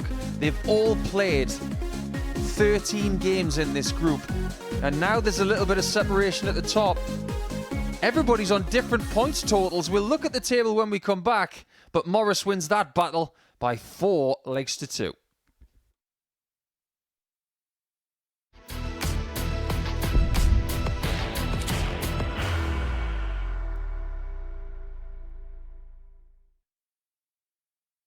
Are you ready to lift that trophy, Darius? Yes. Let's do it then. Ladies and gentlemen, your MODUS Super Series 9 champion is Lucky D, Darius Labanowski!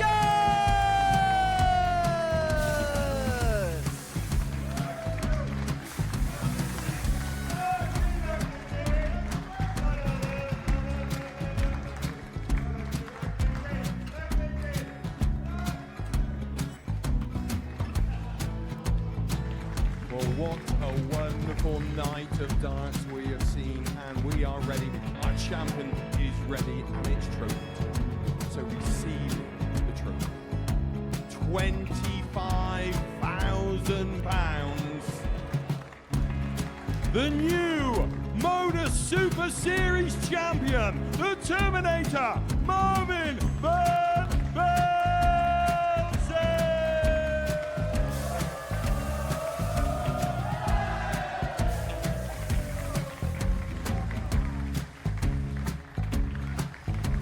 And one more time, the 8th MODUS Super Series champion, the Terminator, Marvin Van Velzen. And the new MODUS Super Series champion is Andreas Dirty Harrison.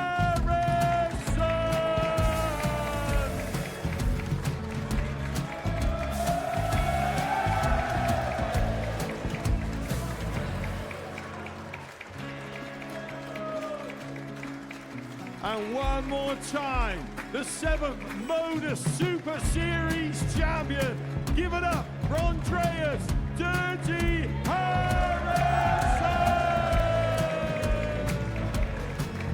The moment we've all been waiting for. Would you please show your appreciation for your Series 6 MODUS Super Series champion, Scott Taylor.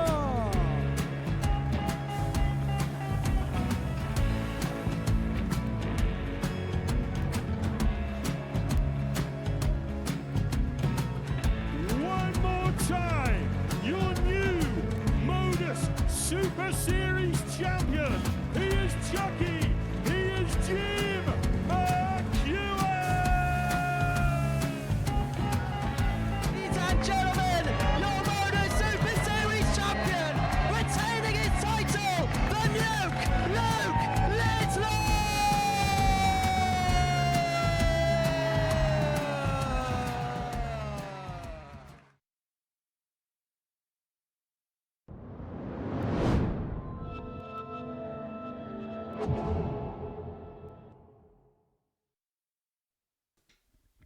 Welcome back, and this is what we've got for you.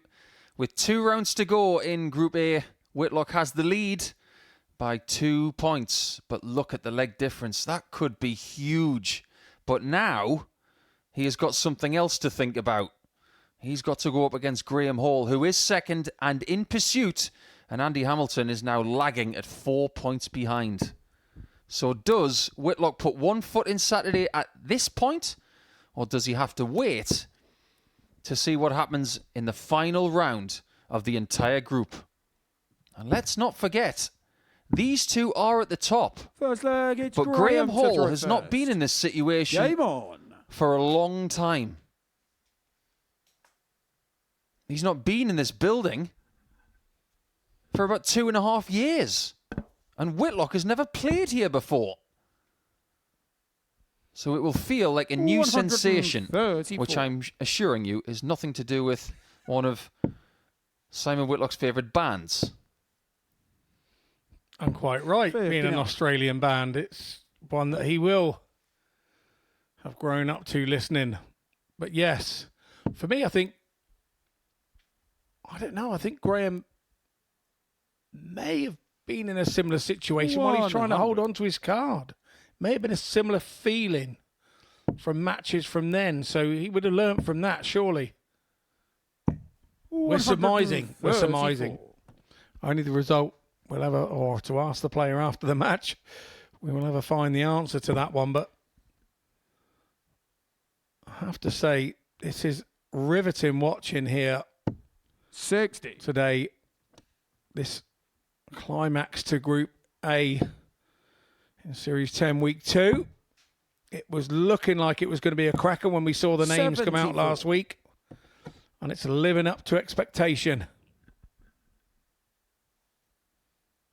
Now, this fixture over the last couple of days, it has given us nothing but thrills.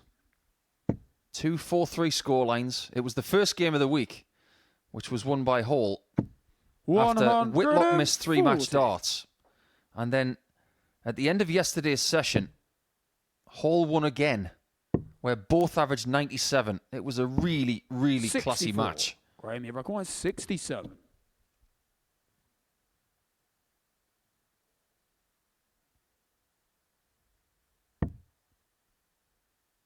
Single 18. And looking at double 16, not for the first time today. Game shot. But on if the he first starts to leg. hit that, Graham Hall. he's ironing out some creases in his Second performance leg, on it's Wednesday, that's for Simon to throw sure. First. Game on.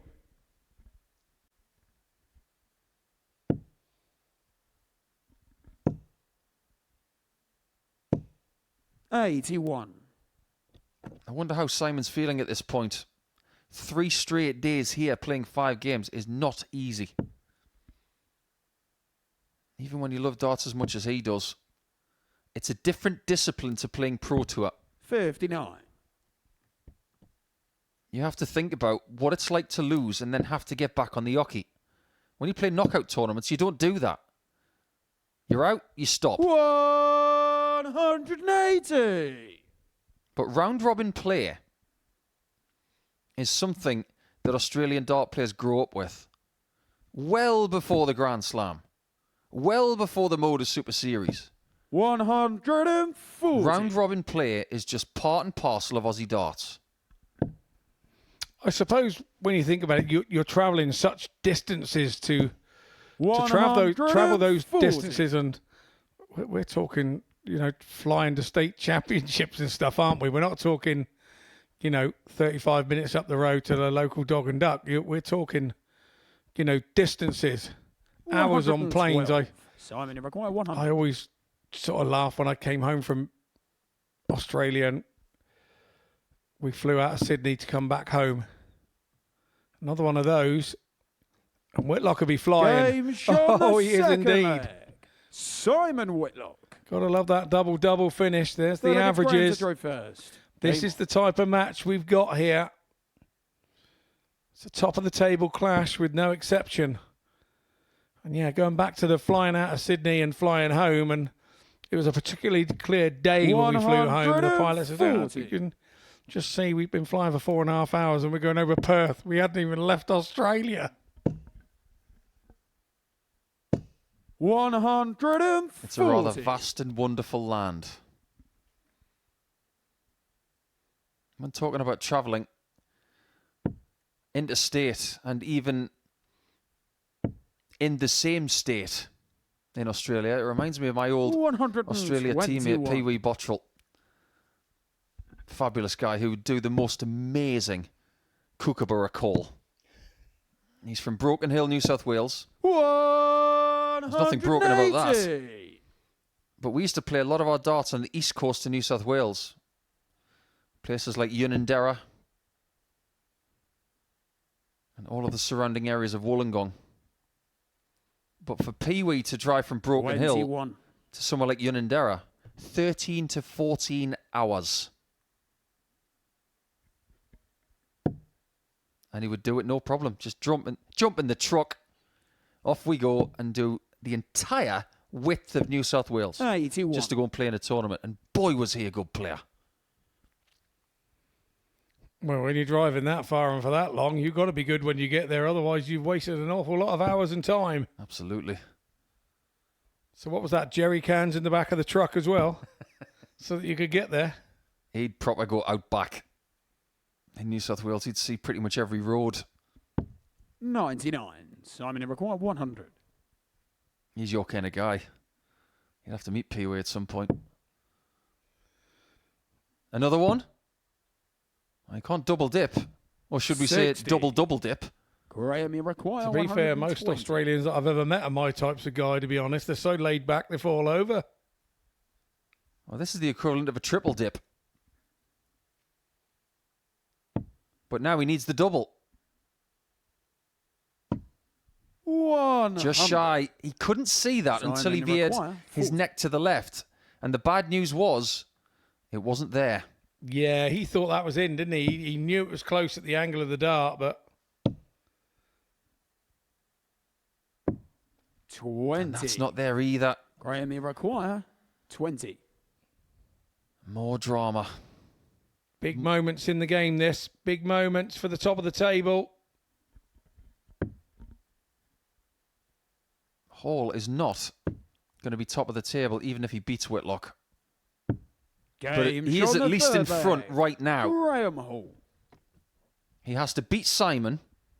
Full flag gets Simon to throw first. He will have to beat Game. Tommy Morris and pray that Andy Hamilton does him a bit of a favour. 123. Now, this is a situation that we've talked about with Matthew Edgar in the past. When you almost just need one win out of your last two matches to progress. But if you lose your last two matches, you're susceptible. And Matt has been in that situation himself. 140. He was telling us that you do feel the pressure of, I've got to win this match or the next. 39. And just look at the situation yesterday. Whitlock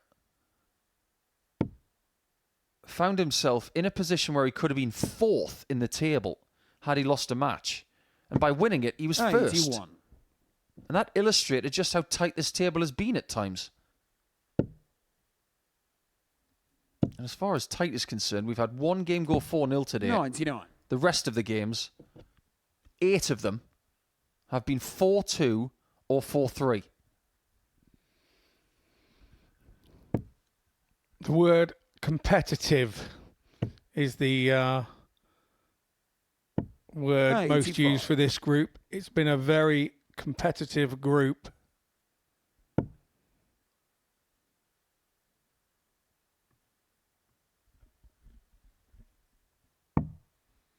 Didn't like that lie at all.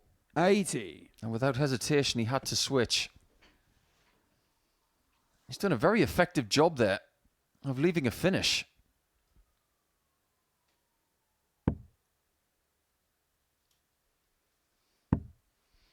Graham trying to trim off the 95. 95. And does. The reason the Simon group is so required competitive, when you look 160. at Steve Robertson at the bottom of the group, his last average was 96. And that's why the group is competitive. 82. Graham, you require 100. Now, if Graham doesn't hit this 100 checkout, Simon's going to go for treble 20-9 like he usually does. But it may just be about to go. Game In shot two. the full flag. Graham Hall. That break of throw gives him the impetus, and he might just be about to go 3-0 up on Whitlock for the week. Graham to throw first. Game on. Look at the urgency in the eyes of Hall. He wants to win this group desperately.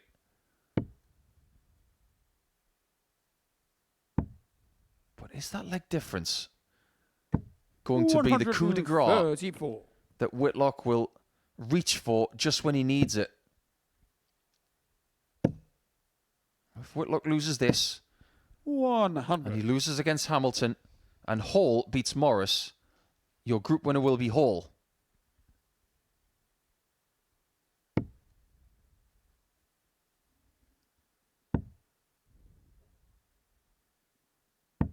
$58. Now, this is the week where the darting season really does kick into gear. We're in such a great space with the sport that no matter where you turn, there's some great darting action to look forward to. You got week 2 for the rest of the week live on Pluto TV. And by the time we crown our champion on Saturday night, I'm sure everybody will want to know who's going to be the PDC World Master on Sunday. 59.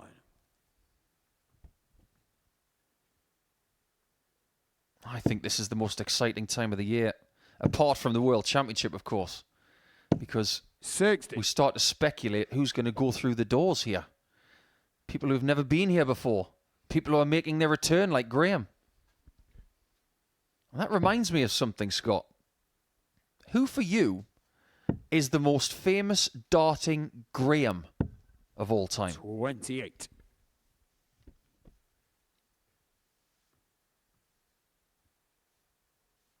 I'm trying to think. I'm thinking of Graham's in my head now. There's going to be some that I missed. You really put me on the spot here.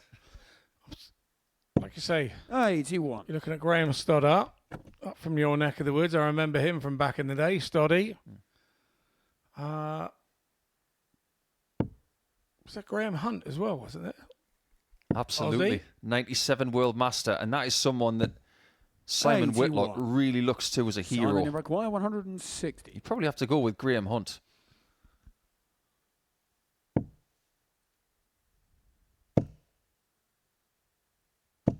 Whitlock will not give up. Just imagine if he can win from 3-1 down. That would crush his opposition. But the shot is on. Look at this.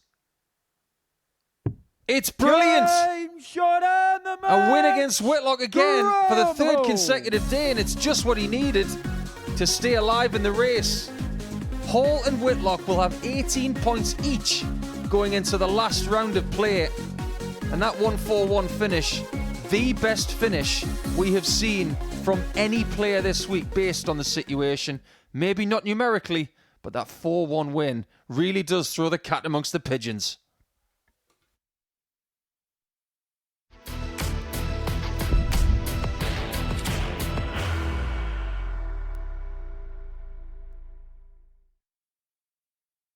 Are you ready to lift that trophy, Darius? Yes. Let's do it then. Ladies and gentlemen, your MODUS Super Series 9 champion is Lucky D, Darius Labanowski!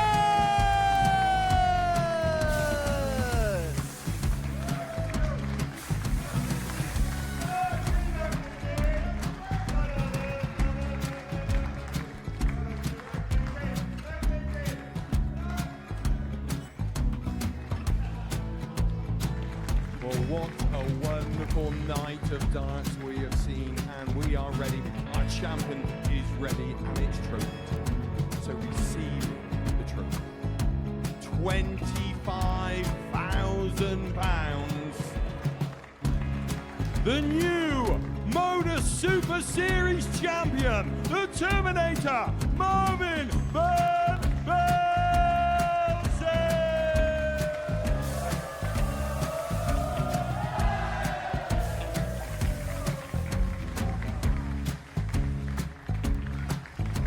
And one more time, the 8th MODUS Super Series champion, the Terminator, Marvin Van Velzen.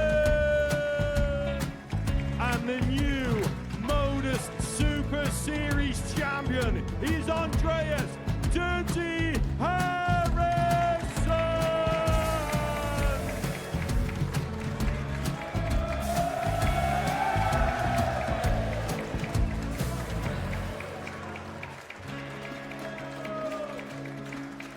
And one more time, the 7th MODUS Super Series champion.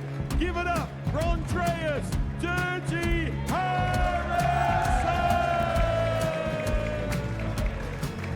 The moment we've all been waiting for.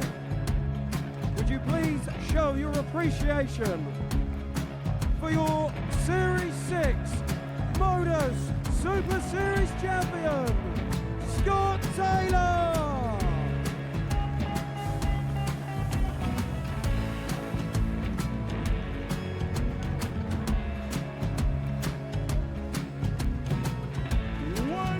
Time, your new MODUS Super Series champion. He is Chucky. He is Jim McEwen. Ladies and gentlemen, your MODUS Super Series champion, retaining his title, the Nuke, Luke Whitlock!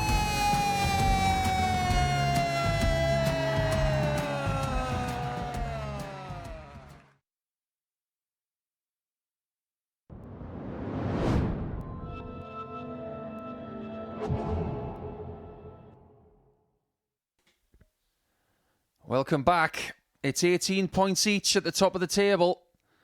And Tommy Morris, who's on 12, knows that he's not going to win this group, as is the same for Steve Robertson at the foot of the table. But if he can beat Tommy here, he can get himself off the foot of the table at the expense of Andreas Nikolo, who will be playing against Andy Hamilton next. First leg, it's Tommy to throw first. Game on. Now, when Andy plays next, he's not out of the reckoning for this group just yet. But his chances of winning the group have just taken a shot in the arm because Hall needed to restrict Whitlock.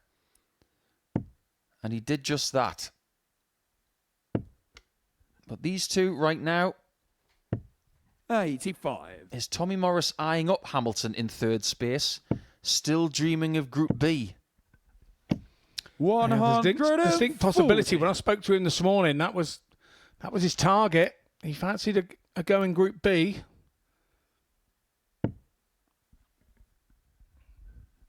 We are going to see Jamie Hughes this week in Group B. 130. The man known as Yozza. And we've got a job for him. Play 8 games Thursday and Friday night and see if you can get to Saturday. 180.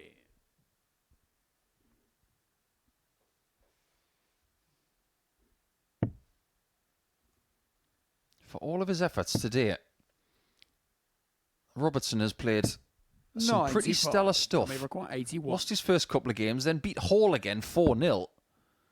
But beating Tommy Morris 69. is going to be a pretty hard thing to do. Even though he has done it this week once.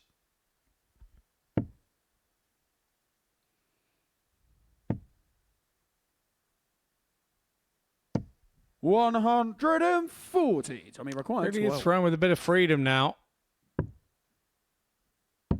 Game shot on the first leg. Tommy Morris. There's a bit of freedom. He's got a 1-0 lead.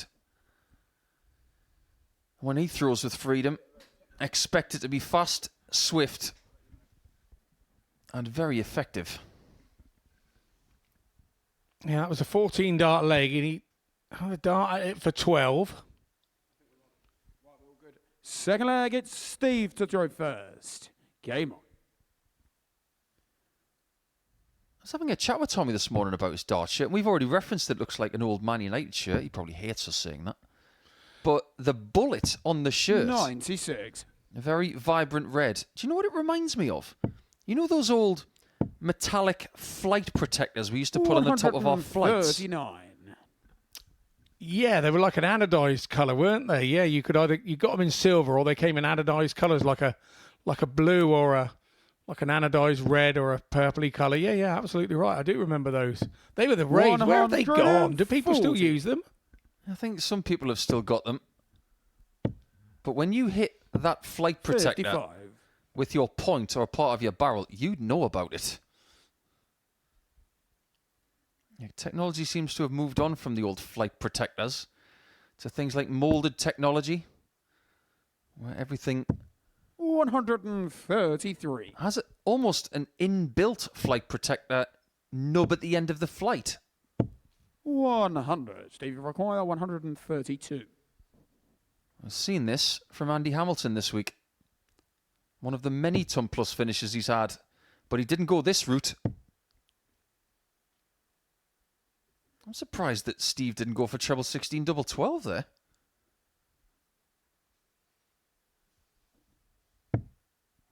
$101.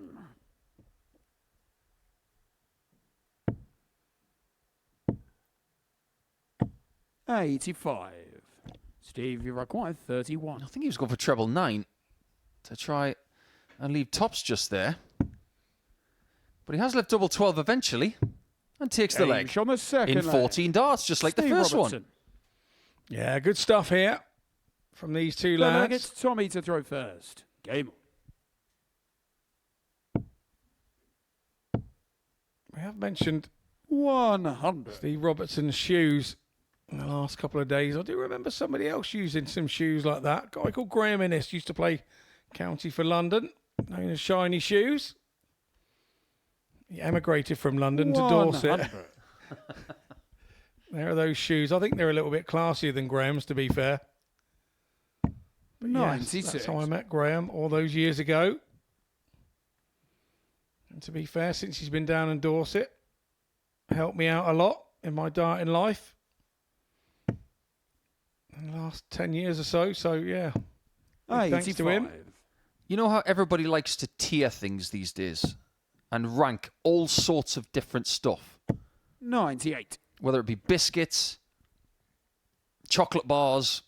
Well, if we were going to tier rank players' dart shoes here at the MODUS Super Series over the last 2.5 years, I would, without hesitation, 135. put Steve Robertson's shoes in the top tier. Yeah, definitely. I've got a pair of beauties, but they just hurt me feet. and I just have to walk up the road like I'm a 87-year-old fella with a stick. That's how much they hurt me feet. I think Kurt Parry's sparkly numbers take some beating.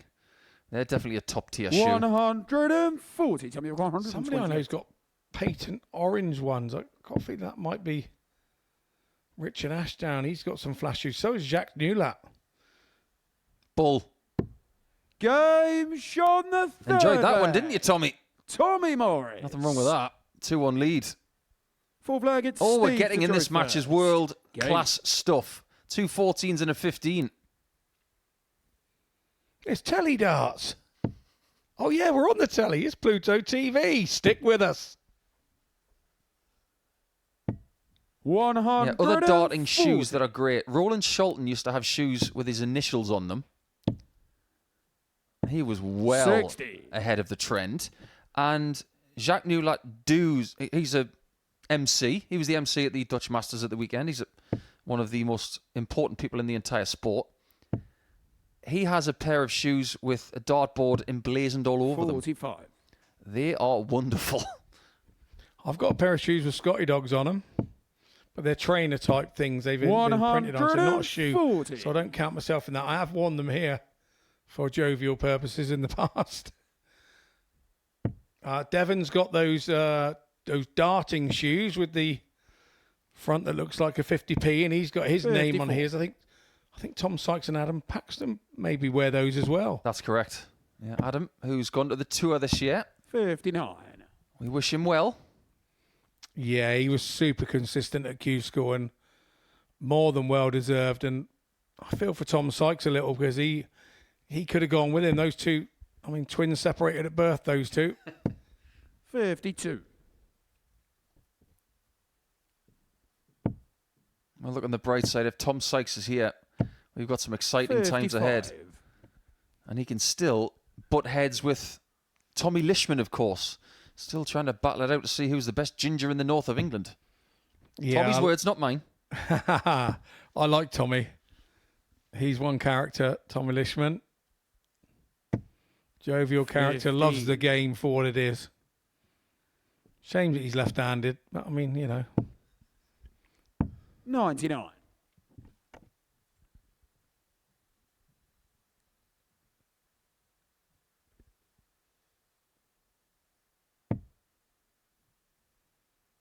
And Morris has already taken out 128 on the bullseye. 100. Tommy Can he take out 88 on the bullseye? Does he even need to? Double 16. Game Didn't shot need to. the four flag. Probably didn't want to. Tommy Morris. And as it stands, and we referenced this a Fifth little leg, bit earlier on, it's Tommy Scott, to throw first. Game on. that leg difference of Tommy Morris, which has been very, very good throughout this group, it may just be the one thing that gets him into Group 99. B. Because as it stands, he's in the top 3. His leg difference as it stands right now is plus 11. Andy Hamilton's, even though he's got 14 points, 100. is 0. Although Andy has a game in hand 40. against Nikolo next.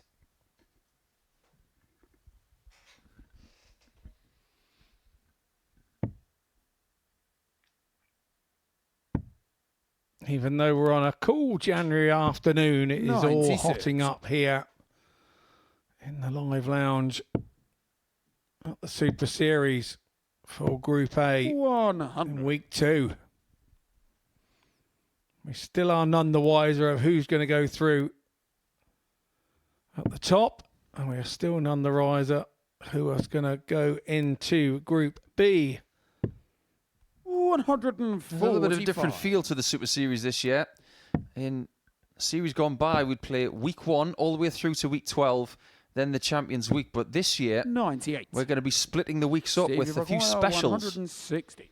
So it will be the end of April where Champions Week takes place in the early spring. And the first Champions Week 100. of the Tommy year with 164. is a very special occasion. Won by Scott Taylor last year.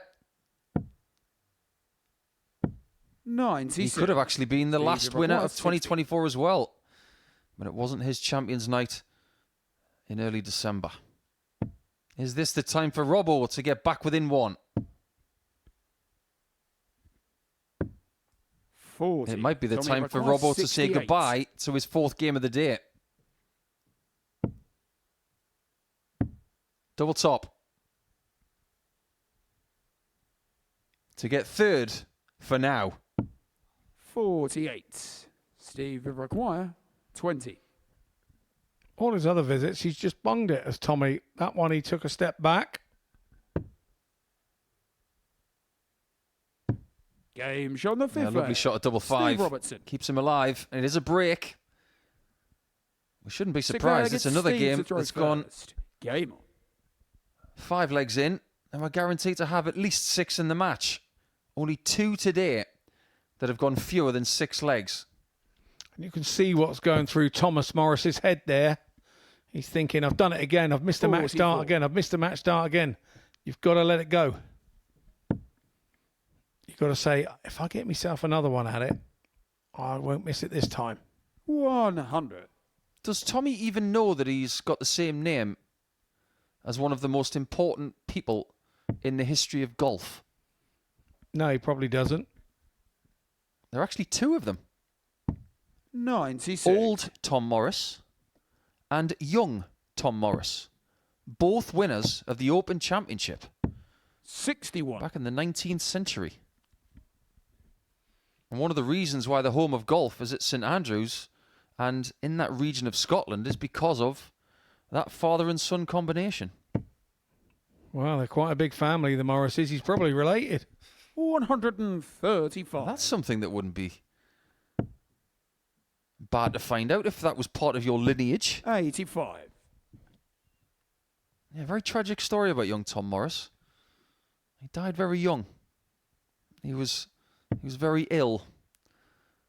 And he was survived by his father. A very, very sad story. And they were both 43. fabulous golfers. when golf was only just starting to become a thing in Scotland. 70.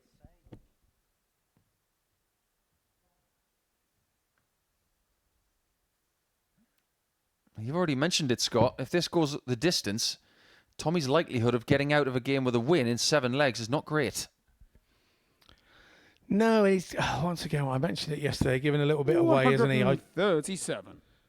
He's given everything that Robertson needs to see to drive him on. 137. Steve, you've required 46. We couldn't have done much more than that. It's not in his hands right now. Game. It was never in his hands. Steve Robertson. But now the darts are to see if he can serve it out. 7th and final against Tommy to throw first. This is a really Game good on. contest. 97. There you see. When both players are averaging over 90 in a Super Series match, we take it seriously.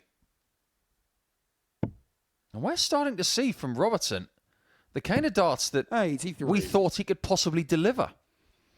Yeah, it definitely goes to show that he was a little bit rabbit in the headlights type stuff, wasn't it? 99. First day on Monday, but you and I have known him a long time, and we know that he was better than that.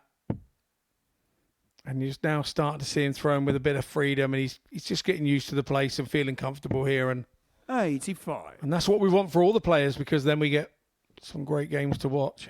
Do you know who he reminds me of a little bit? And I'm going to take you back to a player that 75. probably 99.9% of the people out there watching this will not have heard of. But a very tall gentleman and a lovely chap who used to play Super League darts for Gateshead in the Northumberland Super League. So tall, mild-mannered, 58. impossibly friendly, but deadly. A guy called Colin Dobson.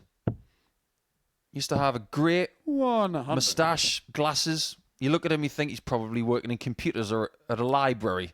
But you play him at Super League or at County, and on a dartboard, he would tear you apart. And Steve Robertson reminds me of him a little bit. 130. Tommy, you require 130. Big last start there from Robertson. 55. Steve, you require 145. Tommy is not happy with that approach.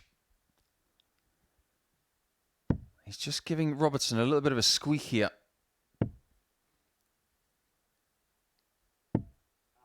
42. The ambitions of Tommy Group B requires for Tommy 75. may rest on this shot. Double 12. Again, he pauses, this time with 2 darts in hand.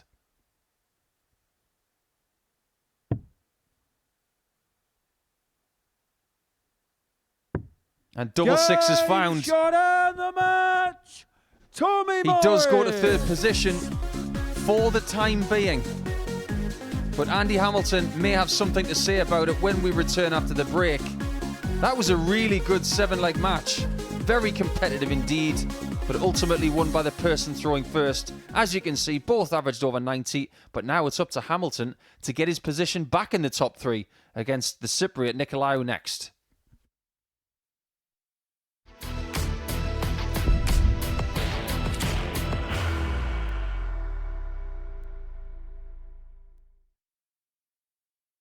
Are you ready to lift that trophy, Darius?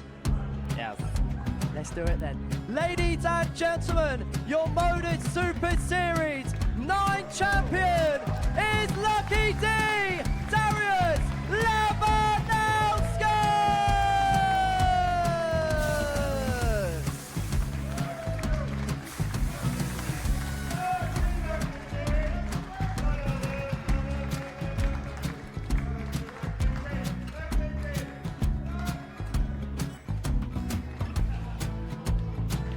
Well, what a wonderful night of darts we have seen, and we are ready. Our champion is ready, and it's trophy. So receive the trophy. £25,000. The new MODUS Super Series champion, the Terminator, Marvin Van Velzen!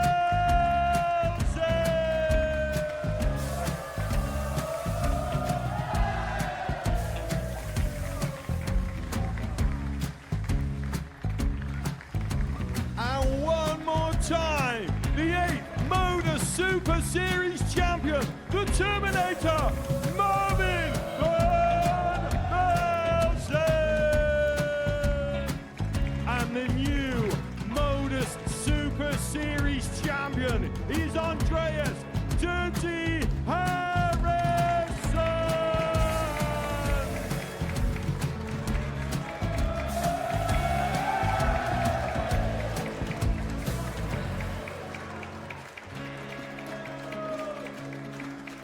And one more time, the 7th MODUS Super Series champion. Give it up for Andreas Dirty Harrison. The moment we've all been waiting for. Would you please show your appreciation for your Series 6 MODUS Super Series champion, Scott Taylor.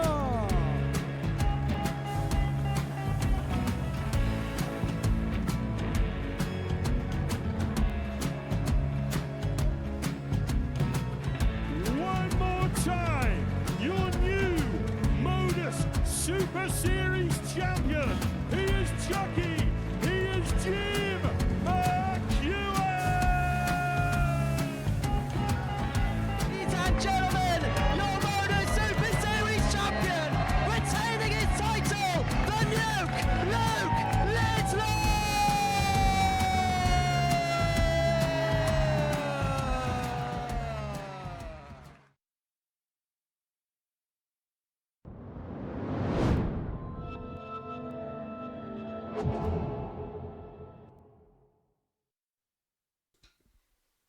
Welcome back. And Andy Hamilton has seen Tommy Morris hurdle him over the last few moments. First So leg, it's Andy finds Andreas to himself throw in first. 4th position. Game on.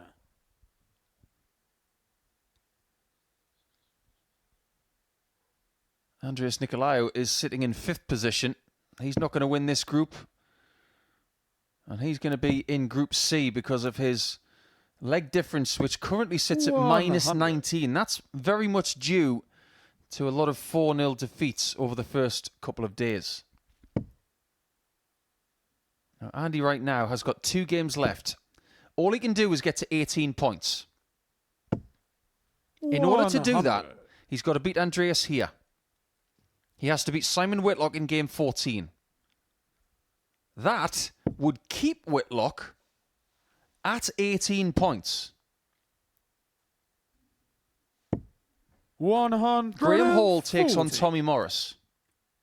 If Tommy wins that, Tommy goes to 16 points and Graham Hall stays on 18 points. But in order to repair this leg difference situation, 66. Andy Hamilton's going to have to win pretty much every leg he plays for the rest of the day. He can still win the group. But that window is 38. tightening by the minute.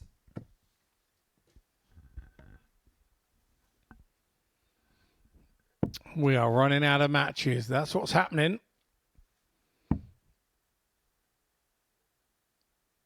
It's a phrase I use a lot in Group B because when you come out of this longer format of 15 games for Group A, and you could say Group C is very similar. But with Group B, 81. where the format is shortened to 10 games on the evening, that group can very quickly pass you by, and you can't afford to lose 2 games on the spin there. 90% of the time, 4 wins will get you 42. through because it's 3 from Andreas, you're 5, but 22. you still have to remember that, yeah, you lose a couple on the bounce and life gets very difficult. Now, I remember speaking to Tom Lonsdale at a point last year. 46. He played some pretty good darts over his 8 games, and he found himself sitting on 2 points, and he thought, I don't know what happened. It was all very dizzying. Yeah, that's a good word, actually. That's a good word. That's the way to, yeah, that is spot on. 58. Andreas, you're Andy hasn't started this with a great deal of quality. However, he has some time to work his way into this, but like we've already mentioned, he doesn't have a great deal of leeway when it comes to losing legs. 68. He can't do anything about it from the position he's in.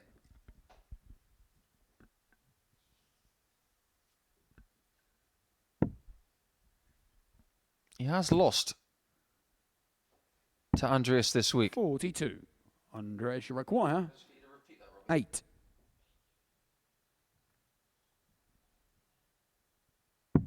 Game shot on the first leg. Andreas Nikolo. Well, Andy's lost that first leg of this contest. Second leg, it's Andy to throw first. And we believe, Scott, that that's the only leg he can lose en route to winning the group. So from here, it's going to have to be 8-0 Hamilton over the course of 2 opponents.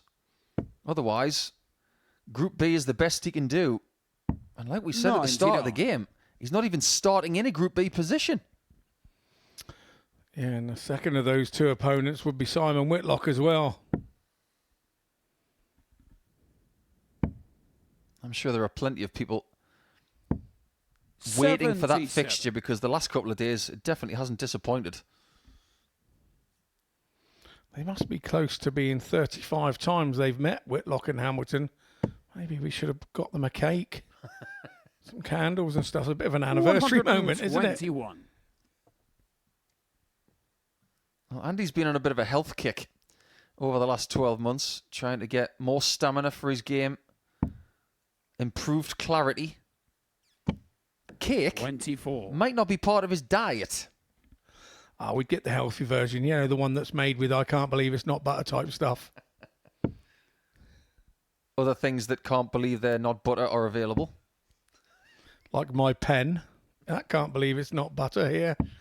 6. Scrolling away.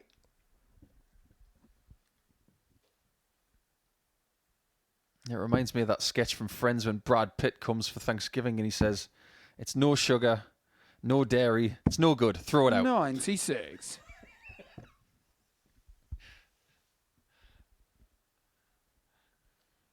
Don't start me on the semi-skimmed milk and whole milk front. Don't get me going. I have to actually pick your brain, Scott. 180. As Andy picks out the treble 20, this is going to be an off-camera topic, but I need to ask you about raw milk. I'll ask you about it after the show.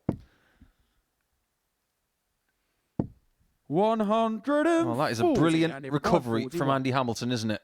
After a suspect scoring performance in leg 1, everything but lacking in leg 2, because that is wonderful. The second leg, Andy Hamilton. Third leg, it's Andreas to throw first. Game on. Every time Andy blows on his fingertips, he looks like one of those footballers who's trying to disguise what he wants to say. He's not trying to give anything away. Yeah, at the end of the match, when there's 2 players just having met somewhere near the centre spot and they're having a chat with a hand over their mouth going, "God, you had me a good one there, mate. You kicked me in the ankle. I'm going to wring your neck after the game in the car park." See, I can that just, sort of stuff. I can just imagine a footballer, maybe between 95. Aston Villa and Celtic tonight, they're covering their mouth and they're talking at the end of the game, and one of them saying, "Do you know what kind of kebab you're going to have later?" The thing is, most of them come from foreign lands now, so if they just spoke in their native lingo, we would 100. very much struggle to understand what they said anyway. Yeah, when Joe Linton and Bruno Guimaraes talk to each other, my Brazilian, or should I say my Portuguese, is atrocious. It'd be a bit like sort of Gaza and Malcolm MacDonald 43. meeting in the centre circle at Newcastle. Nobody had a word what they were saying anyway, only the people around the outside. That's probably one of the reasons why Vinnie Jones was starting to grasp something. Trying to get an honest word out of Gaza. I think ouch means the same no matter what nation you are 48. from.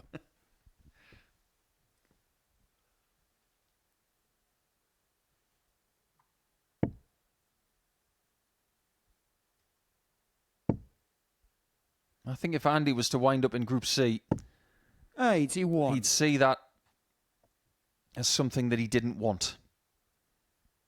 He's been ultra competitive in this group. And the base expectation, 41. even though this morning he was saying, if he wins 5 games, if he loses 5 games, he's okay. He's in a good spot.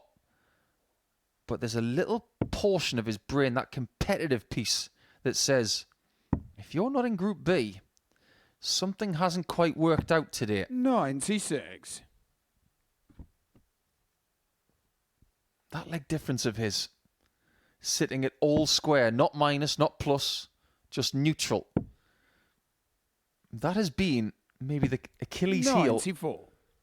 sitting in the background for the last couple of days. Yeah, we said on Monday that Andy would remain competitive, and because he has this level that he rarely goes under 20. average-wise. Andreas, you require 160. And that always remains him being competitive, and we've kind of seen that over the week. I mean, before we started today, he was on that 90 60. button, 90.23 for his 2 previous days to this, and that will always keep you competitive. I don't care where you're playing, you'll stay competitive. 55. Andreas, you He require looks a bit 100. puzzled as to why, in the odd-numbered legs in this match, he hasn't played great.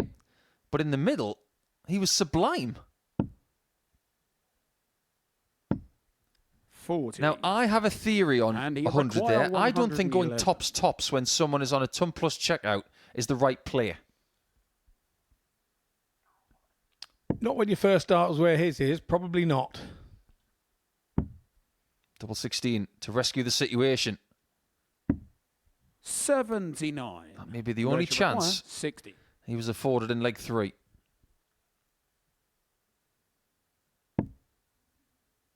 Double top. Game show on the third leg. Well, Andreas that one was right Nikolo. out of the textbook. Fourth leg, it's Andy to throw first. Game on.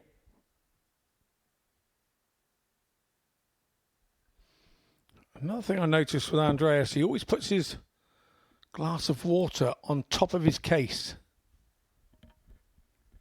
If you knocked that over and you had a case full of water and all your 180. bits and gubbins are all floating in water.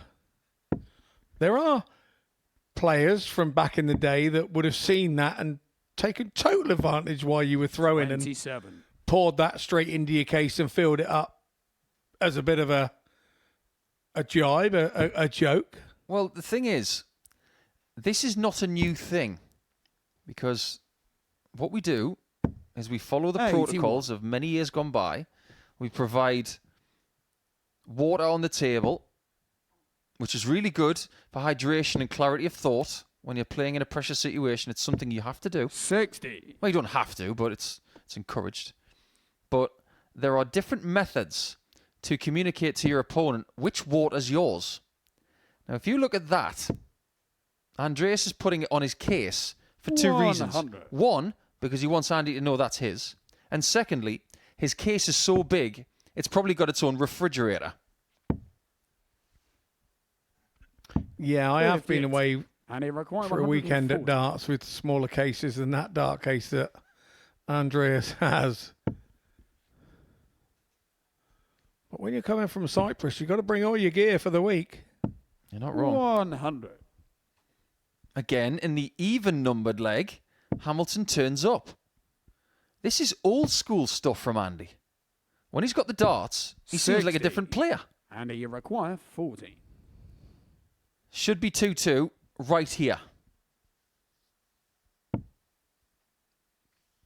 Basically saying to the Cypriot, you are not going to get my throw, 35. and answers on a postcard for that one. Yeah, could have twoed that up, couldn't you? Should have busted it, really. Decided not even to aim at double 60. five. And you require 5. I'm not a believer. I'd have done what Andy did there.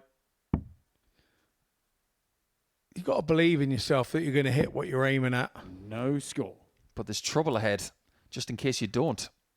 Yeah, there's not too much trouble if you don't allow there to be. If you start to panic now, then, yeah, you're in all sorts of problems. But Andy doesn't come across like that. He's been in this situation so many 100. times. And you require 5. He's going to persevere with 3-1-1.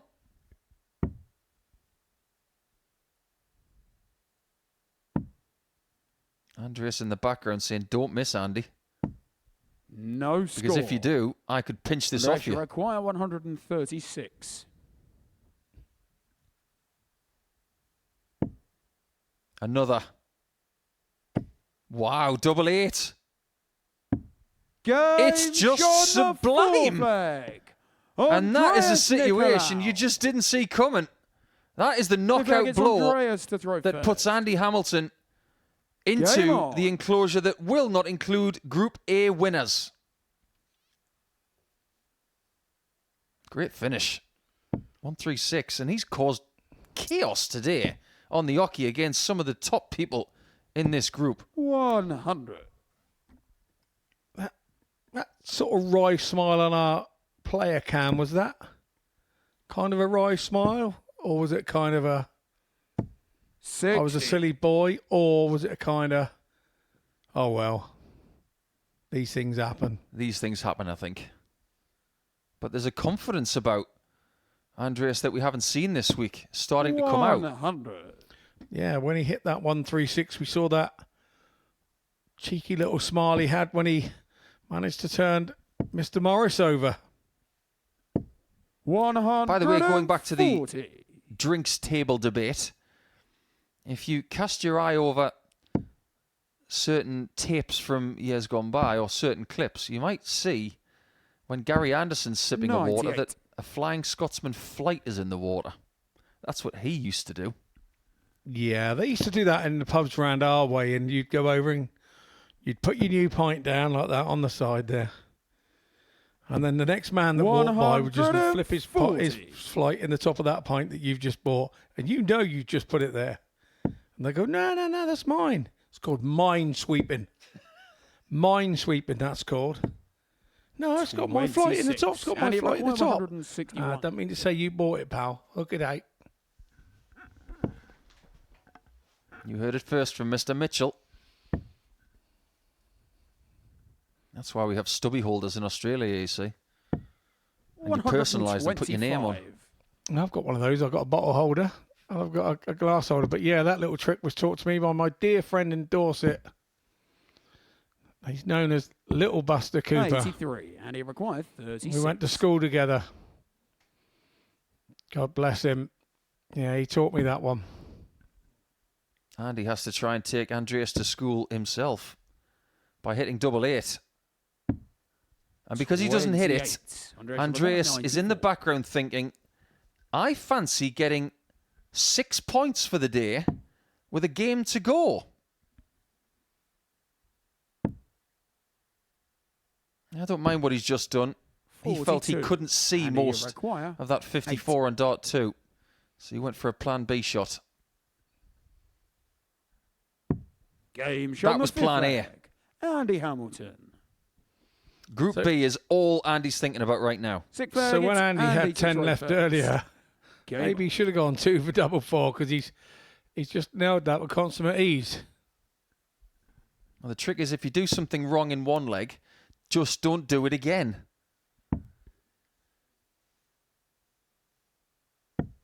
on. 57. If Hamilton wins this match, he goes to 16 points. 2 points ahead of Tommy Morris. We've seen so many fluctuations in allegiances today. People cheering on 78. Andreas, people cheering on Steve for their own cause. And in the practice room right now, Whitlock and Hall, they're not really bothered about this match. They've got their destiny in their own hands. More so Whitlock than anybody else. 78. But Tommy Morris is thinking, come on, Andreas, do me a favour. Keep Andy in 4th. And that would mean that in the next match when Morris plays Hall, if he wins, he'll be in Group B. 180. And that may be a situation where Whitlock could be through before he even throws another dart. 93. Oh, I'll tell you what, it's getting exciting, isn't it? I'm so excited. I could crush a doll's house. I could.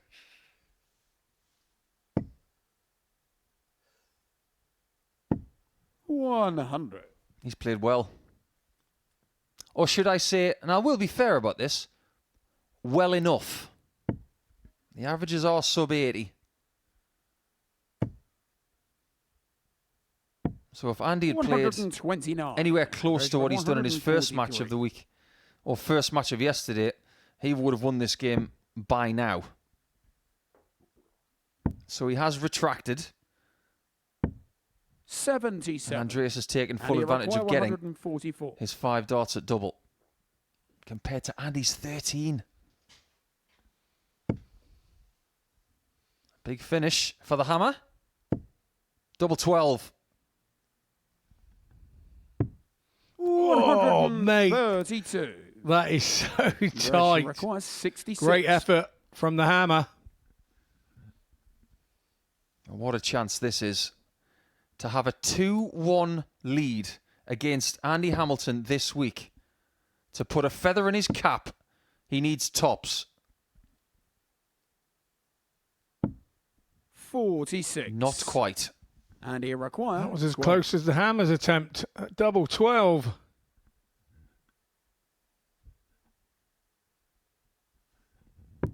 Game That's shot on the pretty sixth close. leg. Andy Hamilton.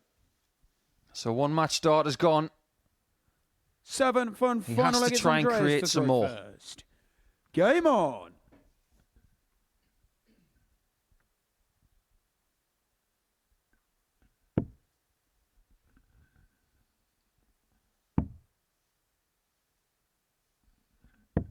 What we were saying 56. earlier about when Nikolo was playing against Whitlock, watching him play Premier League and World Cups and World Championships in times gone by, he may have looked at someone like Andy Hamilton as well, thinking what a thrill it would be to play him 80. someday. That dream has come to fruition this week. And over the last couple of months, when he played in the ADC Global, and this week here, his darting dreams are coming very close to a beautiful reality. 140. But now that he's playing against them on a regular basis, it's not just about taking part. He wants to beat them.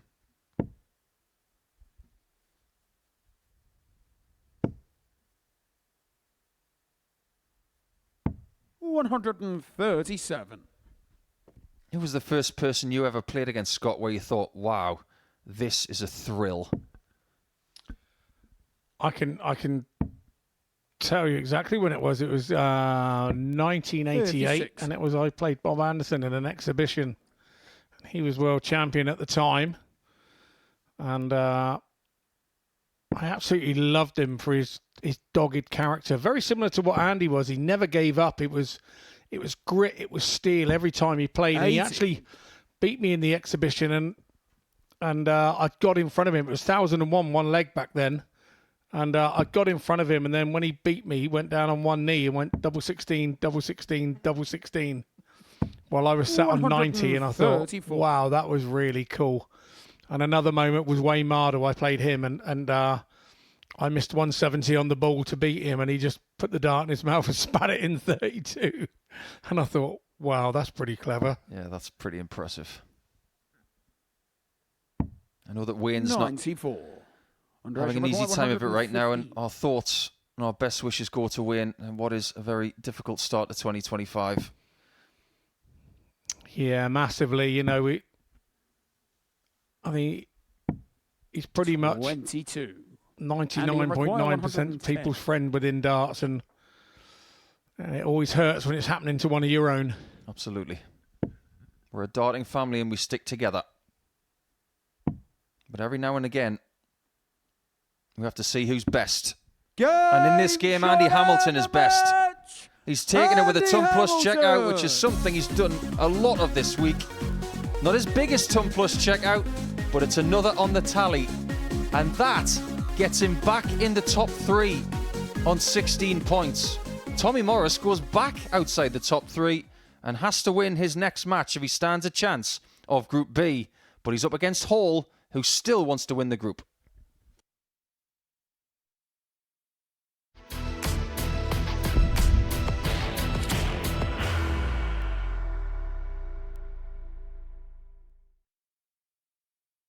Are you ready to lift that trophy, Darius?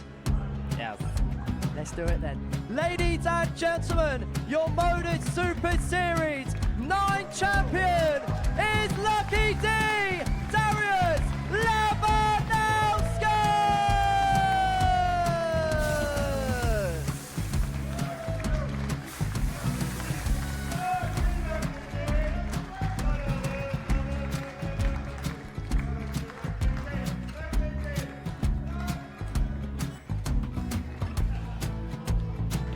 Well, what a wonderful night of darts we have seen, and we are ready. Our champion is ready, and it's trophy time. So receive the trophy. £25,000. The new MODUS Super Series champion, the Terminator, Marvin Van Velzen.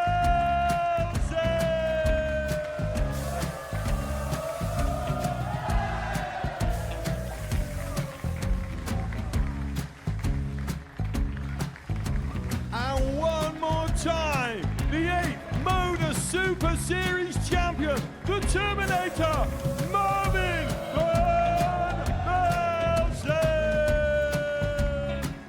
And the new MODUS Super Series champion is Andreas Dirty Harrison.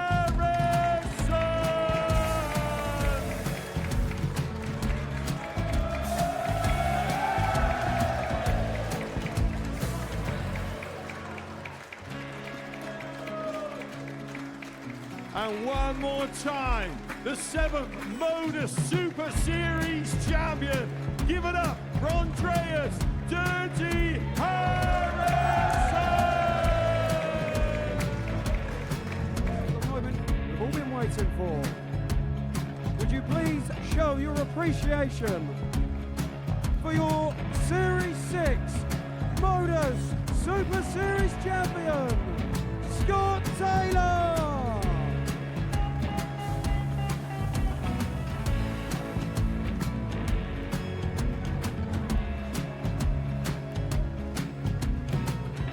One more time, your new MODUS Super Series champion.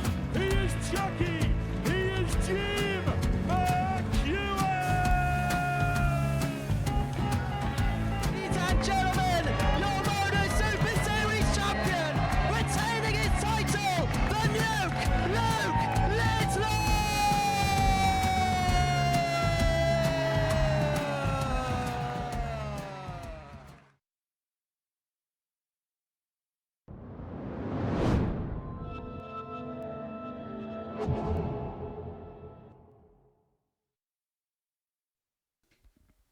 'Hello and welcome back to the MODUS Super Series. This is what we've got for you. There's been a bit of a slugfest in the middle of the table over the last couple of rounds to see who's getting into a top 3 position. But now we know Tommy Morris will take on Graham Hall in the next match, and there are plenty of connotations about to happen. Let's have a look at what happens next. Because if Morris wants to be in Group B over the next couple of days, he must beat Graham Hall. If Hall wins, he will still have a chance of winning this group. First leg, it's Tommy to throw first. Game on.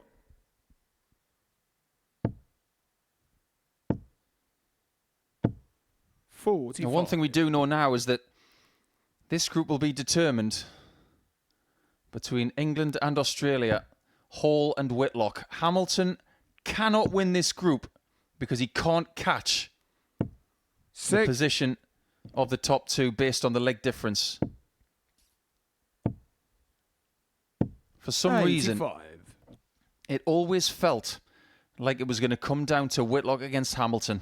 The 2 heavyweight former Premier League players in this group will do battle next. 100. But Graham knows in his own mind that if he loses, he's probably out of the running for Saturday at this juncture.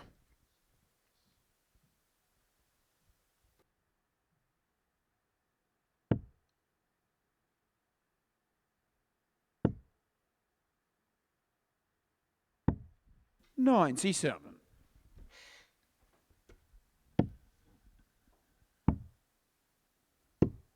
$54. How's Tommy feeling in this game, knowing that he's not winning the group and it's not even in his hands when it comes to Group B yet? Well, he's had a couple of humdingers here with Graham Hall, and he's been bringing those 100 averages out with him every day. 100. Every time that he's played, Tommy has the G-man. 44. But he's kind of shaking his head already, which is a bad sign for the man from Dorset. It's a good sign for Graham, who is looking to start very well. Game And shot. he starts this game in the same vein that Graham Andy Hall. finished the last one. Second leg, it's Graham to throw first. Game on. It's a breaker throw as well.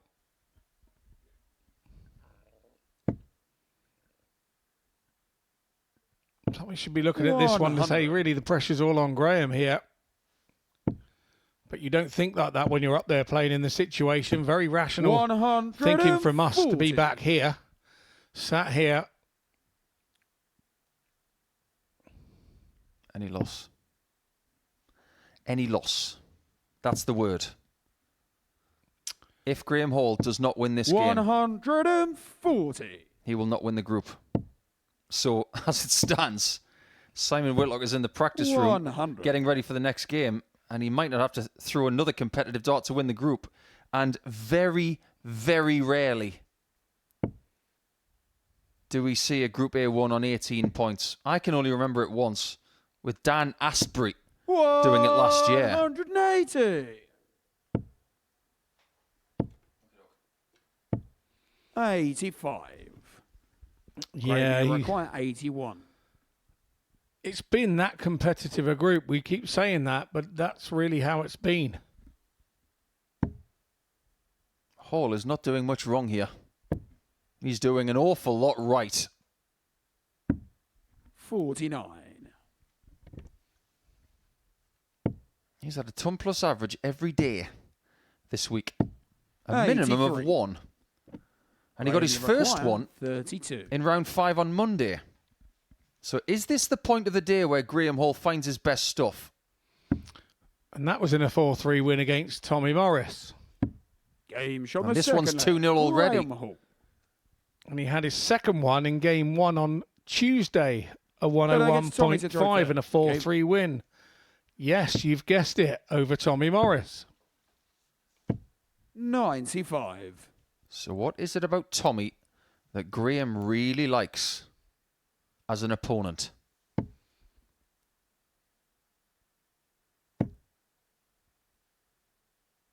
Maybe it's the pace 60. of Tommy that allows the G-man to throw exactly at the pace that he wants. 140. We've had confirmation that 3 groups have been won on 18 points before. Andreas Harrison, Dan Astbury and Conor Heenahan have done it before. Harrison did it in a Champions Week. But considering how many Group A's we've seen over the course of the last 2.5 years, that is not a large percentage of them. No, indeed it isn't. One thing we can say is that Graham Hall, if he wins this match, this group will be won on 20 points. 78. And if Hall wins, it's very simple for Whitlock. He has to beat 95. Hamilton to win the group.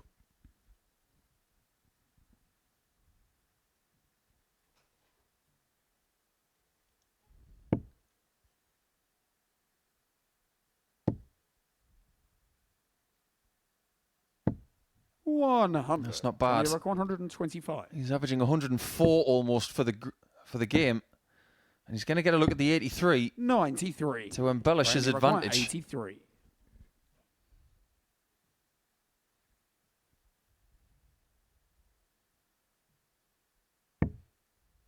That leaves 74. So this is a spot where double-double does come into play.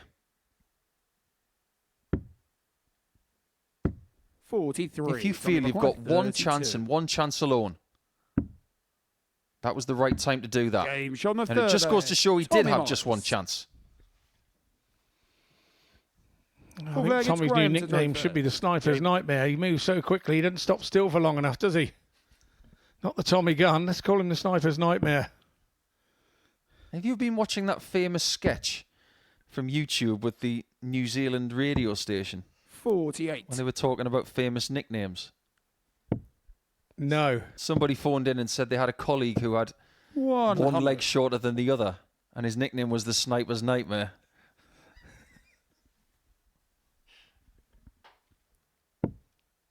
As well as the other guy who had one big hand and one little hand, and they called him the Clock. 43. You just made me put my hand on the table there to see if I had one hand bigger than the other. I don't know why, but it always sounds 140. funnier in a Kiwi accent. I absolutely adore those people. We need to get some more Kiwis here, don't we, this year? Get Ben Robb back. Get some of the other lads from New Zealand over here, like Caden Milne. 125. See what he can do. Yeah, there's a fair way for them to come, and I don't mean a golf type of fair way. I mean, as in a long way to travel. 70. Yeah, you're not wrong.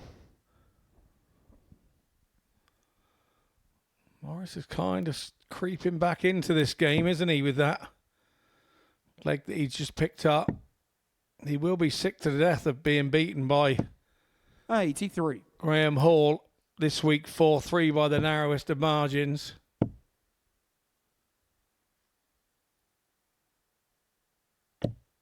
$81. He'll be sick of that dart. But that is a dart that is symptomatic of the way his darts fly. When they bounce into each other from right to left in flight, that's what happens. That's the kind of deflection he gets. And when you're feeling a little bit 145, unfortunate with a deflection, your opponent then pops in like that and kind of doubles the trouble on yourself. 58. And you start to think the writing's on the wall again. 57. Horrible game, this. Horrible, horrible what it does in to your little bonts at times. Double top.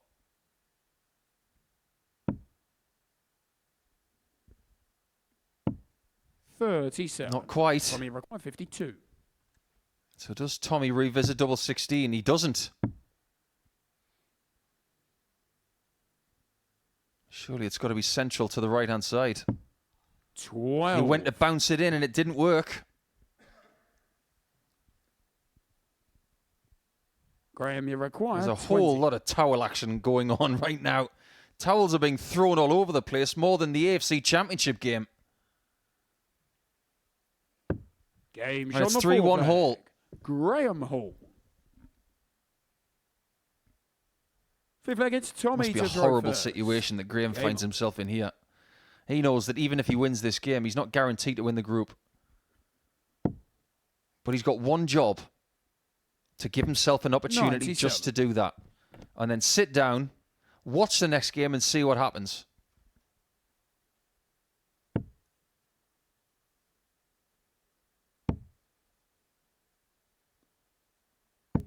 I'm not ashamed to say that my prediction of 22 points to win this group was wrong.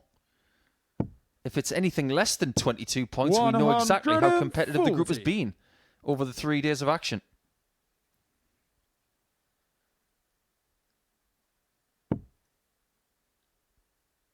Now, if you are in Group B this week, 100. if you're Jamie Hughes, if you're Martin Adams, if you're Ashley Coleman, 77. who do they want to win the group? Or more specifically, who do they not want to play for the next couple of nights? I'm going to be honest, with a bunch of those guys that you said, I don't think they're bothered about anybody. I know that sounds really blunt and horrible to the 98. guys that we're looking at, but I don't think they're really worried. The type of clientele that are there in Group B this 99. time around, they'll be happy to whoever drops in. And that's the honest truth. Yeah, fair statement to make. Yeah, Graham is one of 3 players who have won a weekly title in a MODUS Super Series, albeit Graham didn't win it here. He won it in Southampton, but played the Champions Week here. He bridged the 2 venues in Series 1. The other 2, Andy Hamilton and Adam Mould, 83. Tommy required who won 88. his first weekly title 2 years ago. Double 14. This game shot is on the very much fifth leg. alive. Tommy Morris. Sick player gets Graham to throw first. Game on. 2 of our games today,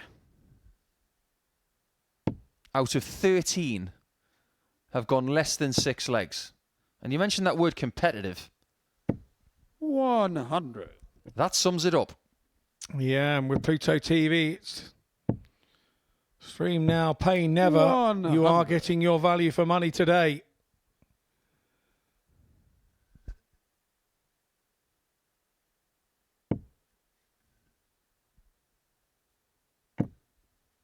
I would steer clear of that if I were you, Graham. 174. Warning heeded, execution found. Yeah, I remember I had a tooth that wobbly when I was a kid. 140. I tried to stay away from it as well. He did exactly the right thing there, and he did it in rhythm as well. Only great players can do that. They can recognise danger and then move on whilst doing what they do best. Now it's got to be 17s. 43. And they never wobble out of those big threes, do they? Those darts, they never wobble and fall out. That's a really good point. I never thought about it like that. 60. Always seems to be on a double-double or on a big score in the treble 20 department. Yeah, Morris needed a little more there, didn't he? And he knew it. Touch of the Richie Burnett's crept in there with the arch back and the leg back a little bit. 168. Well, now the Group C door is wide open for Tommy Morris. It's just a question of whether Graham pushes him through it. 16. Morris continues to do the right thing, and 96 left after 12. Not a lot he can do about that. Been a really strong leg from Hall. And a very strong performance. He's done it again Hall. against Tommy Morris. He's put in what can only be described as his best performance of today.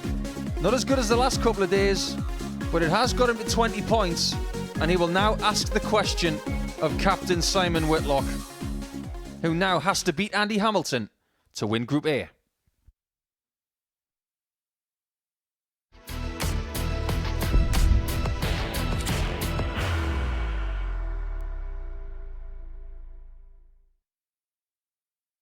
Are you ready to lift that trophy, Darius? Yes. Let's do it then. Ladies and gentlemen, your MODUS Super Series 9 champion is Lucky D, Darius Labanowski!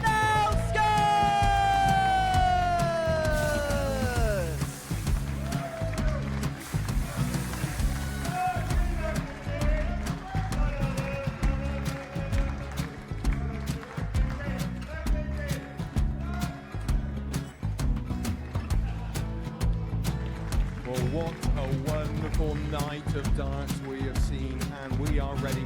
Our champion is ready, and it's trophy time. So receive the trophy. £25,000. The new MODUS Super Series champion, the Terminator, Marvin Van Velzen.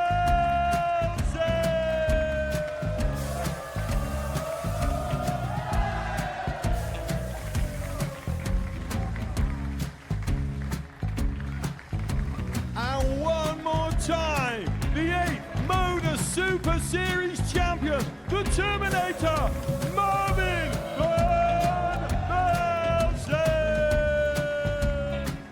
And the new MODUS Super Series champion is Andreas Dirty Harrison.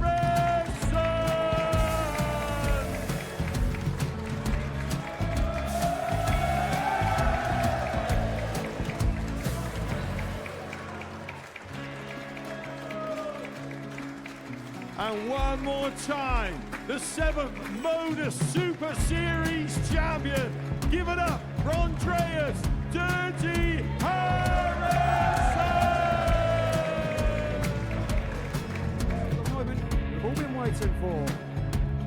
Would you please show your appreciation for your Series 6 MODUS Super Series champion, Scott Taylor.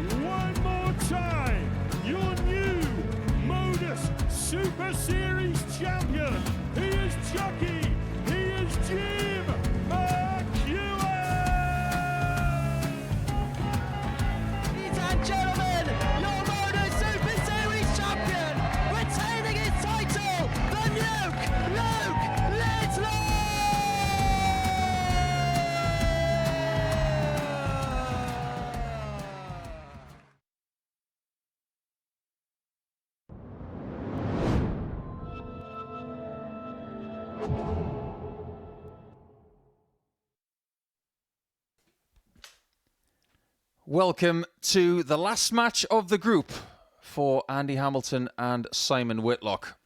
Over the last couple of days, they've won one game each. They've had a couple of belters up on the stage.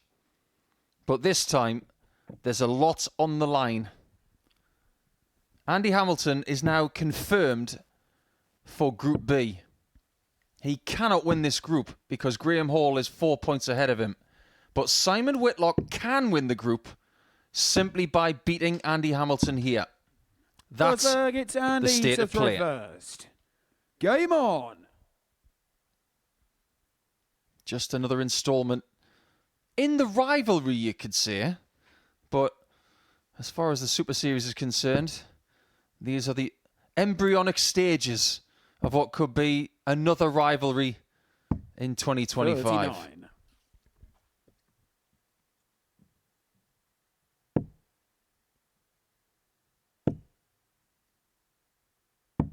78. Graham Hall has done everything he can possibly do. He's finished on 20 points and a leg difference of +8. But if Whitlock wins, he will win the group on leg difference because he's currently on +11. 81. And in a strange twist of fate, the person who will finish fourth in this table has got the same leg difference as Graham Hall. 58.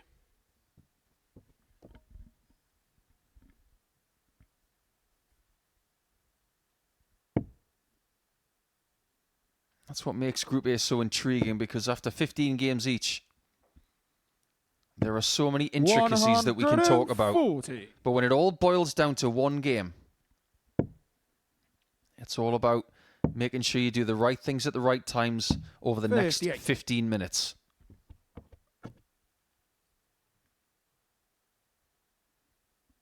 These guys have played to get into a World Championship final. They've played each other to get into a Premier League final. 57. And now, one of them is playing to get into a Saturday night for the first time in Portsmouth at the MODUS Super Series. It's almost as if, 57. over the last 15 years, these guys have been floating in and out of each other's lives, and they just keep meeting. It's just the World Seniors now for them to meet in. That's about it. 118. It's not out of the question. Certainly isn't. That trophy looked very nice next to Robert Thornton twice. And very nice next to Hendo. 115. And he requires 66. About a year ago. It would look nice next to anybody, in fact. 88. First blow could be from Andy. Game And it's shot precise. The first leg. Andy Hamilton. Blunt force trauma from the hammer. Second leg, it's Simon to throw first. Game on.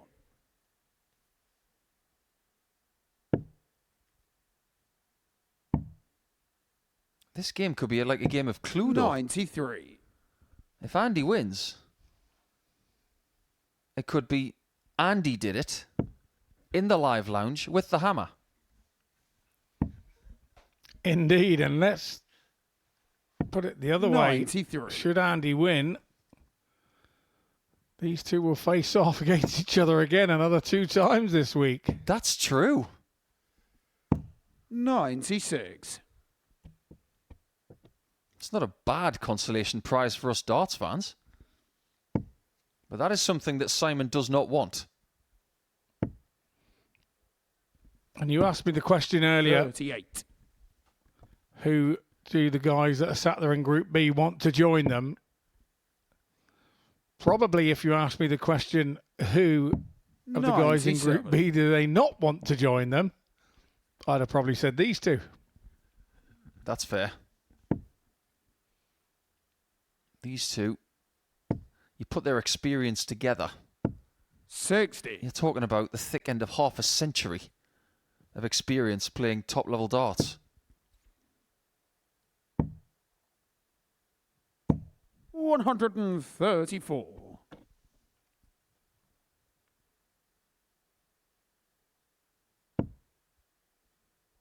Whitlock bites back. leaving a very tidy number.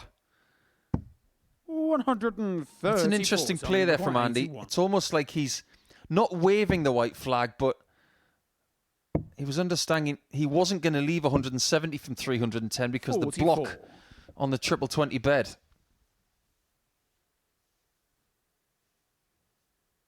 I've just gone full CDC there, saying it was a triple.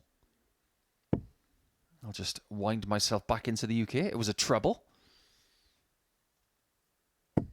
140. So I mean, it required 30. This is a situation that could get dire if he's not accurate here. But he is. On the second leg, Simon Whitlock. Third leg, it's Andy to throw first. Game on. There aren't many famous Whitlocks in the world. If you count Simon and his son Mason. The only other one I know of is Max Whitlock, the famous 96. gymnast. Famous for the pommel horse. Yep, took the words right out of my mouth. That was the other one that I knew. There are plenty of famous Hamiltons. 42. There was some Whitlocks where I used to live, but I don't think they're any relation. But yeah, they used to run a very successful nursery. So professionally, they were very successful, but not in the sporting sense. Are we talking about raising children or trees? 40. Trees and plants, and yeah. Well, they haven't done that for a few years now. Dear friends of the family. 59. One half of they live on the Isle of Wight, some of them now, and some of them are still on the mainland, but yes. I wouldn't be surprised if there is some sort of lineage there, because Simon does actually have some British lineage. And when he came back, he went straight to the Isle of Wight. 58. Oh, wow.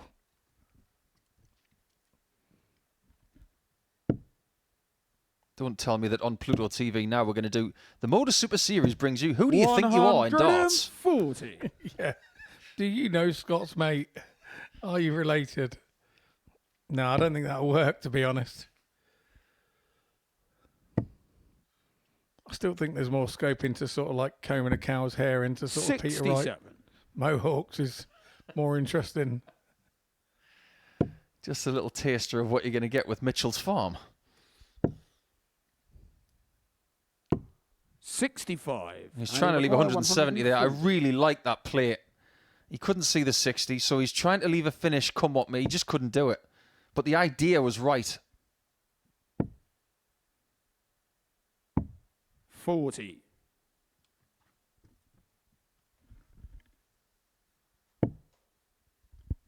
When you're getting to the sharp end of the stick like we are here, averages mean 66. next to nothing. And he required 100. It's all about the moments. First sign of emotion we've seen all week from Whitlock on that visit. Game shot on the third leg.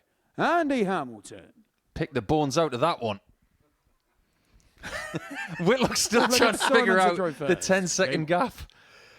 It's okay, Simon. It's only game 15 this week. You will get the hang of that little gap and pause in play. But it affects him not. So he goes back in with his 180s and everybody has a giggle. You should probably look to Owen and say, do you want me to take those again?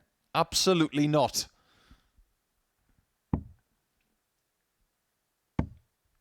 I would just 58. throw them and then just tell Owen to sort of like wait 8 seconds before he calls it. Yeah, it would take a very brave person to 58. finish a visit, and then in Owen's face you just put a T there like time out. Simon would say, that's not a knife. 96.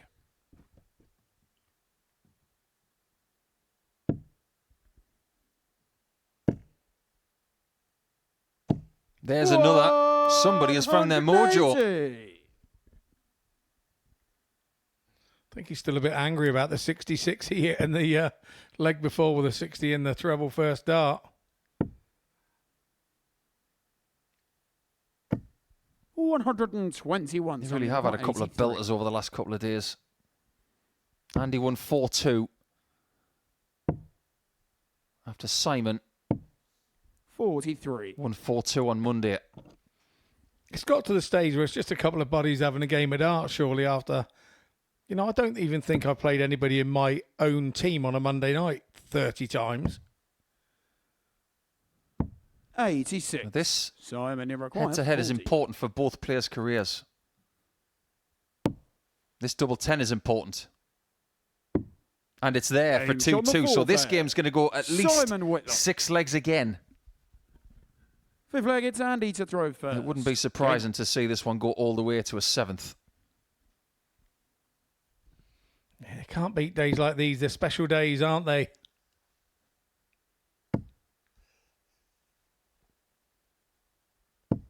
$140. This is what the practice is all about. I know that Whitlock and Hamilton have been to Q School this month and challenged to a darts. But when you play, you want it to be for something. 180. And that's what separates good players from great players. Can you perform when it's on the line for something? Whitlock has had 180. 3 times in his last 6 visits. 83. And he's joined the party now.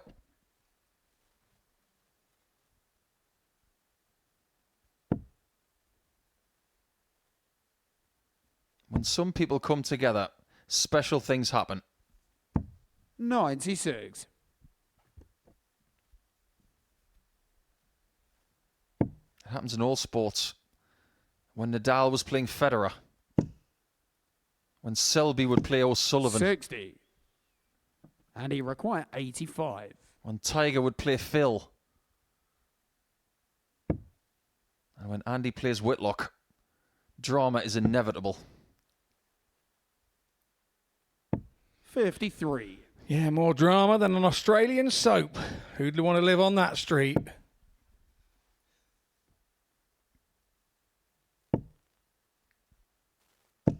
$140. Both And on a he double. require 32. But it does feel like Andy is taking full advantage of having the darts in this match so far.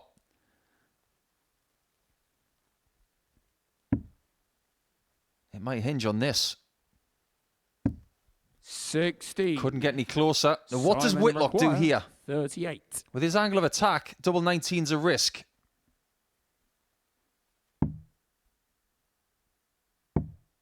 Double 8. 22. They've both missed it. And he requires 16. Misses equal drama. And Game hits shot give the you fifth success. leg. One Andy more for Hamilton. And he will crush the dreams of Whitlock on debut. Sixth leg, it's Simon to throw first. For now, they could both, like Scott mentioned, go to Group B and both progress.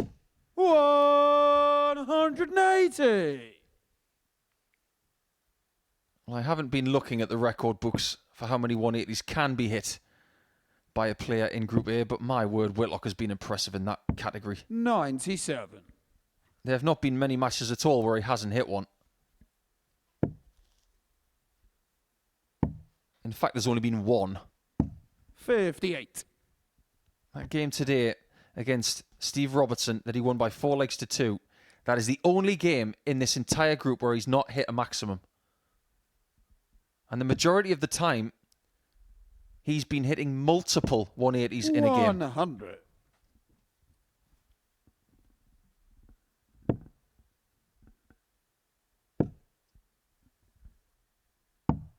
25. Maybe that's one of the reasons why he's searching for a new barrel. He just wants to find that little bit of extra assistance from the tungsten to have some balance and some consistency. I think this is something that Phil 100. Taylor started back in the day and put that in players' minds, that if they can find an extra 1.5% on anything, it's got to be a good thing. 100. There's a lot of tweakers and tinkerers out there.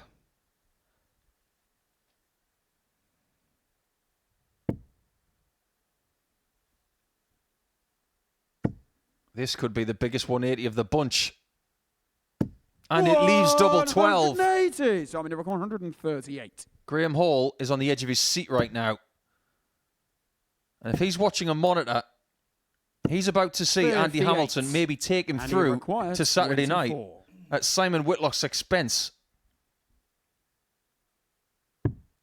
Double 3.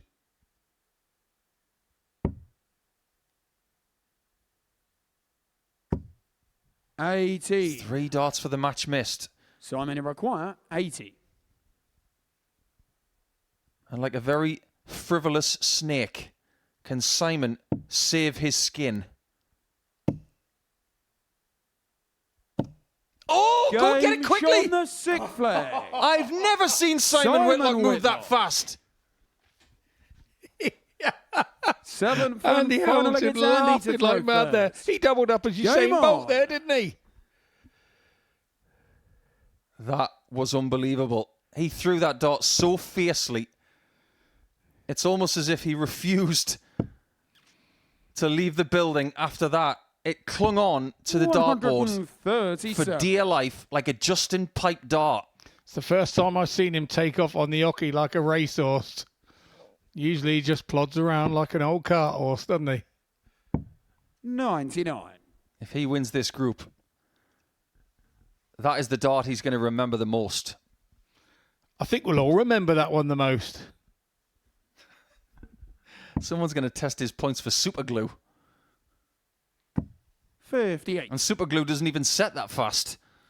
Well, you know, it's always been questioned that Simon has super grippy points, and why does he do it? Well, I think we have just seen the answer. 96. Ladies and gentlemen, Exhibit A. Level in legs, level in points. Hamilton still has the darts.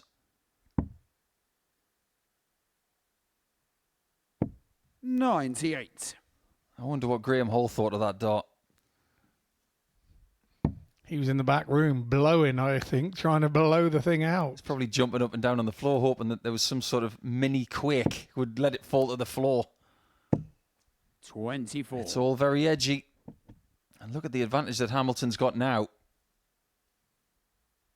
A good 74 points.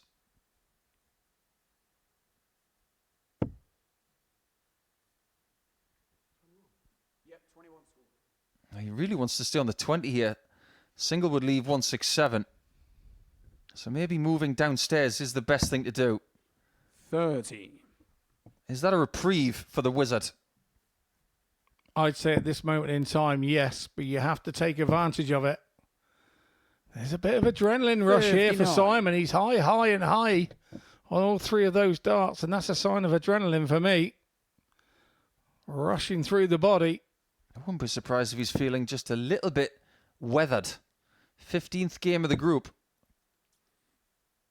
And when he looks up, he's 26. seeing Hamilton falter here. He scored 56 points with his last 6 darts.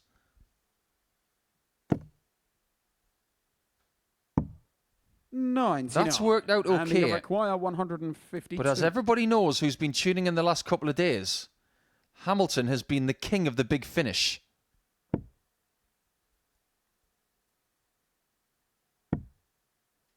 He really has been good on that switch as well. 128. That's not good. That's Simon perfect. require 124. To win the group. He needs the bullseye. Oh, my word! And the match. How has he done that? Whitlock. An exceptional climax. And Simon Whitlock on debut has clung to the top spot by the merest of margins. With a typically Aussie checkout on the bullseye at the end, he wins the group in his first attempt by beating his old foe, Andy Hamilton, by 4 legs to 3.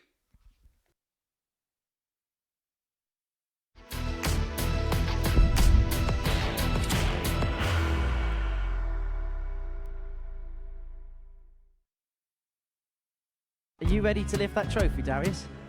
Yes. Let's do it then. Ladies and gentlemen, your MODUS Super Series 9 champion is Lucky D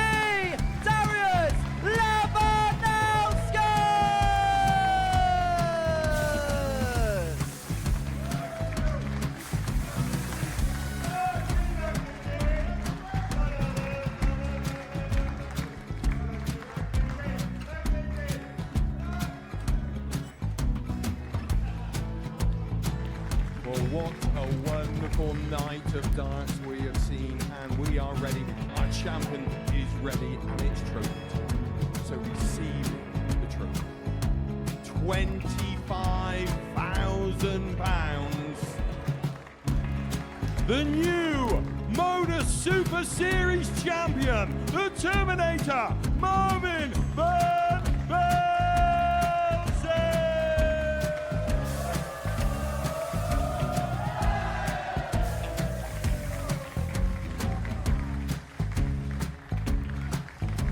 And one more time, the 8th MODUS Super Series champion, the Terminator, Marvin Van Velzen. And the new MODUS Super Series champion is Andreas Dirty Harrison.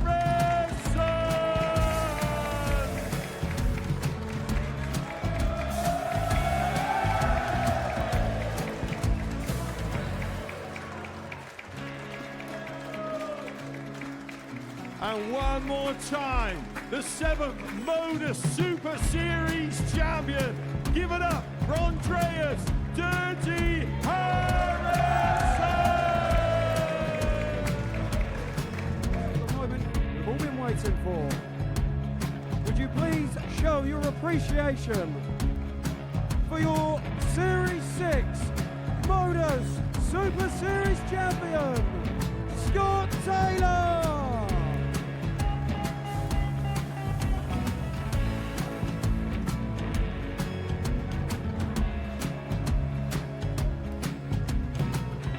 One more time, your new MODUS Super Series champion. He is Chucky. He is Jim McEwen. Ladies and gentlemen, your MODUS Super Series champion, retaining his title, the Nuke, Luke Whitlock.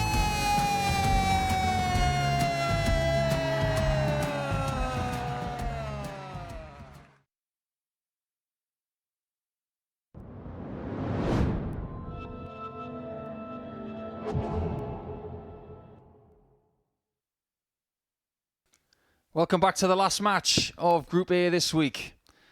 And I suppose we need another match just to come down from what we've just seen.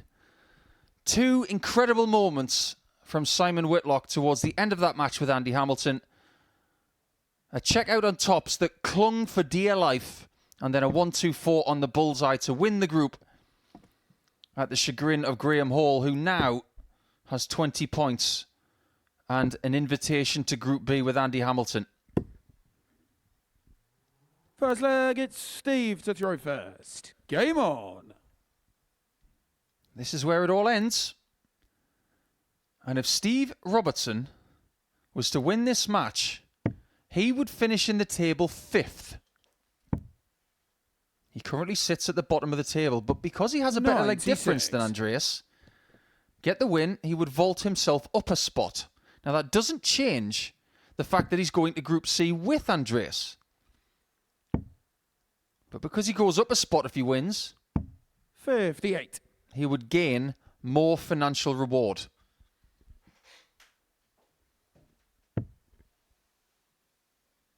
Same goes for Andreas. If he wins, he will finish in 5th, just 2 points 45. behind Tommy Morris.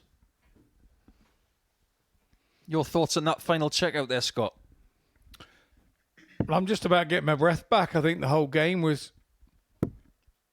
pretty spectacular, and 99. it was like a mid-80s average, and people keep telling me, they say, oh, you know, to have a really great game is could have a 104 average or 10. I don't think so. I think sometimes just a game that's tight and you don't know the outcome is 125. the most interesting game to watch, and I don't care whether that's a high 70s average or, yeah, it's a little bit more spectacular if both players are doing the ton averages. That makes it exciting, but I think 42. somebody doing a ton average against somebody who's doing a 77, I don't find that sort of highly exciting, if that sort of get my drift, really. I've said for years that you could offer me someone putting in 100. 120 average performance. That's great, don't get me wrong. but 2 people averaging 95. That's the kind of game I want to see. 98. Stevie require 135. Every now and again, you're going to get someone in a game where they're both averaging over 100, and we love that. But I think what we're saying, Scott Mitchell and I, is that we're a 99. bit of the purest public when it comes to darts. We like the stuff that's just a bit scratchy sometimes, with a few mistakes in there. Maybe it's because we've played in many games like that and found them exciting to play in. And then sometimes you go and look at the average and go, oh, well, you know, I really enjoyed the game. Yep. Steve did not enjoy that dart.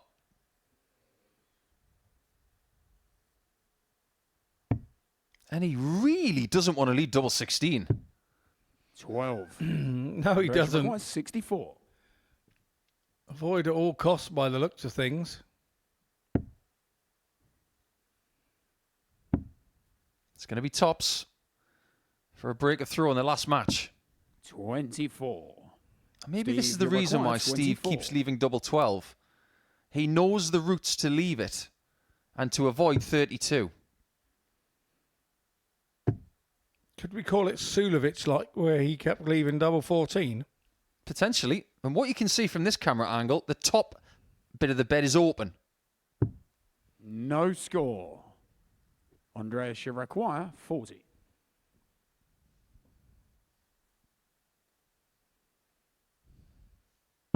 Game There shot you in the go. first leg.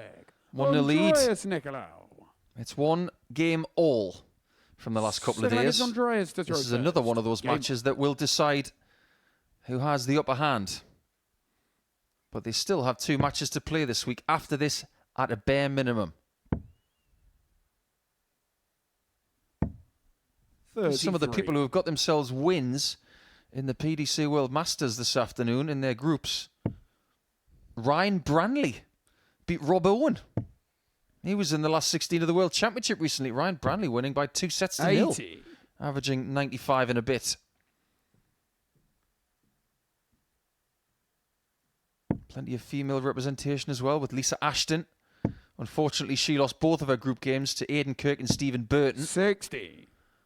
And in a typical 2024 MODUS Super Series group at the World Masters, Adam Lipscomb has beaten Daryl Pilgrim by 2 sets to 1. And he's also beaten Connor Scott by 2 sets to 1. 100. And in the shootout, which was won by Lipscomb, that came after Connor Scott beat Daryl Pilgrim by 2 sets to 1. So, Pilgrim out in the group stage. And were they best of 43. 3 sets they're playing in that one? Yes. Best of 3 sets, best of 3 legs per set.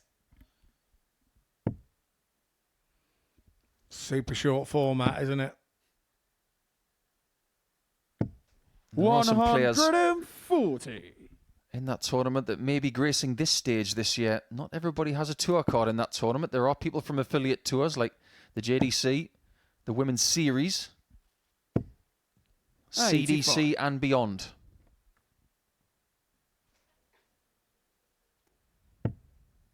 Just repeat that. No worries. 86.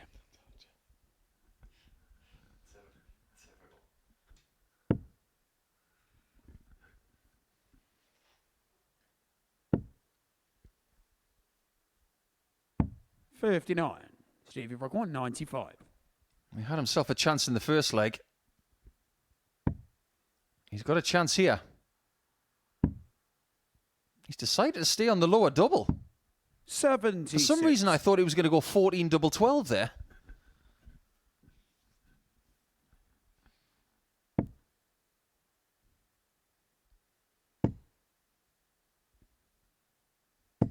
$60. Stevie Now, Rock what does he do 190. on this number? He doesn't want to leave double 8, so it's going to be 11 double 4, isn't it?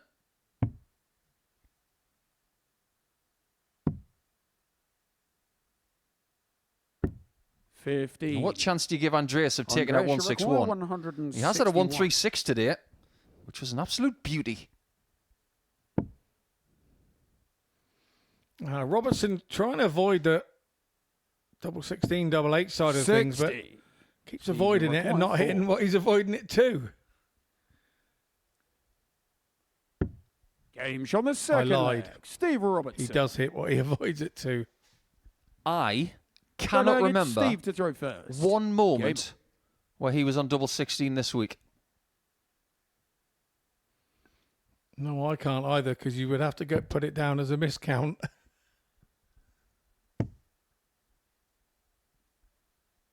I don't think someone has 55. despised double 16 more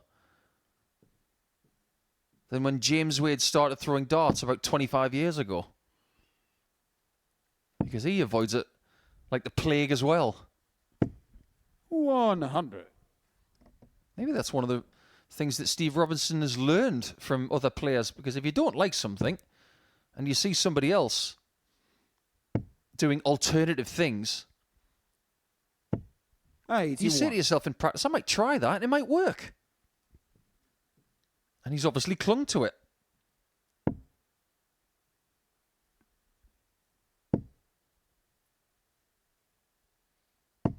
$140. What chance do you give Andreas of progressing to Saturday night through Group C this week?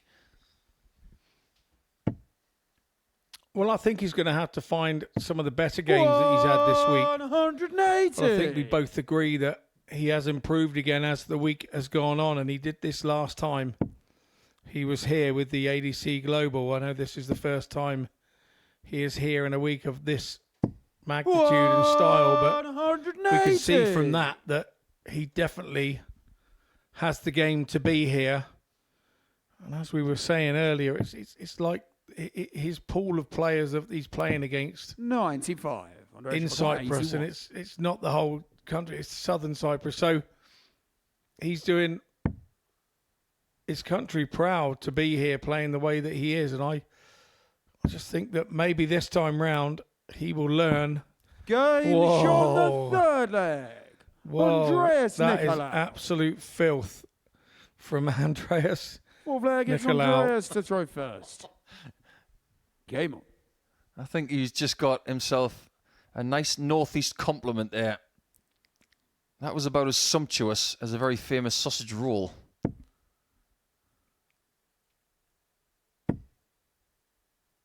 And he probably didn't understand a word of 41. whatever he was told there.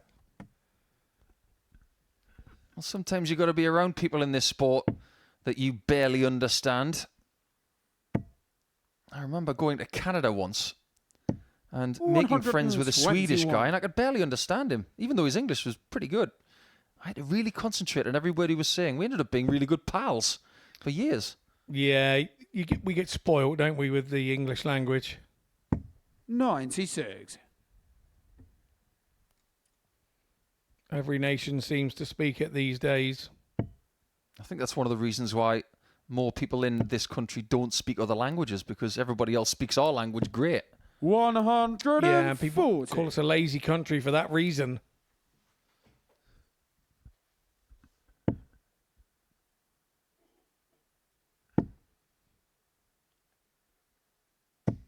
$41.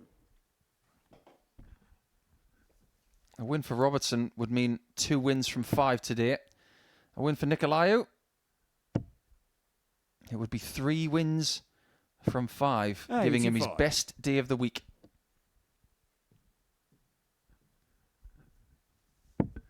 If you're winning games against company like this, circumstances or no circumstances, your confidence 60. will be going in the right direction. 155.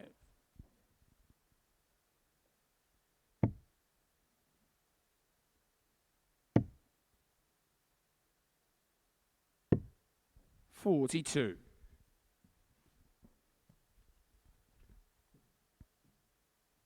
Andreas has got to be crafty from this number. And if you go there, a finish is not going to be left unless you get 2 trebles. 78. Stephen Rock 113.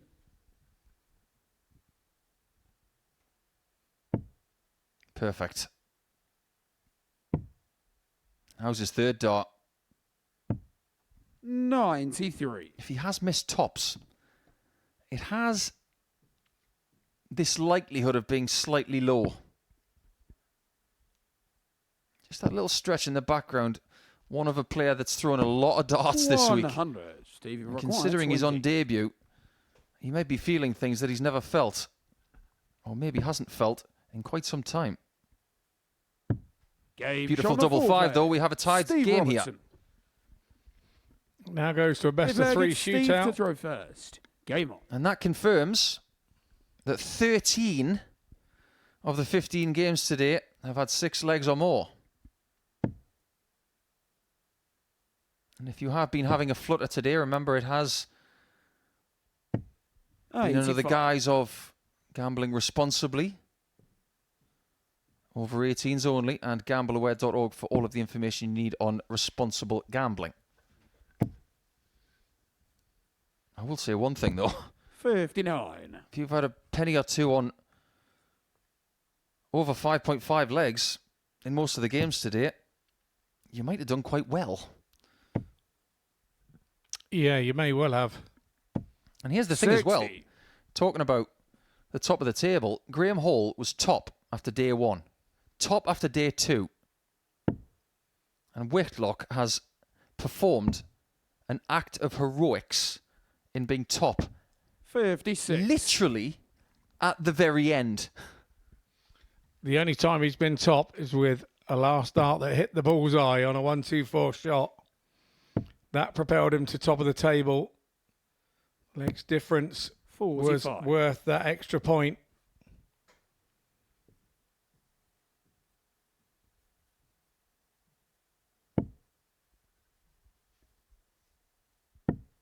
I do get the feeling now that Whitlock's in Saturday night, this place is going to be 81. packed.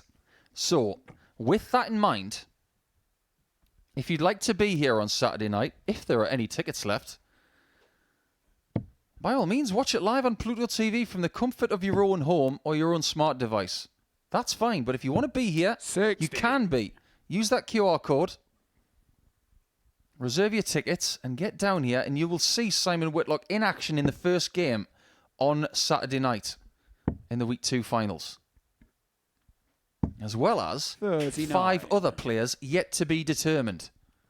That will be determined over the next couple of days.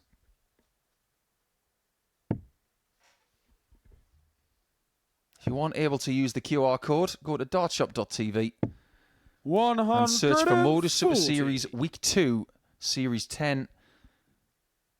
And that booking page will take you where you want to go, which is London Road in Portsmouth. 180. And that's where Andreas wanted to go. Stevie Rock 111. He's been there twice in this game.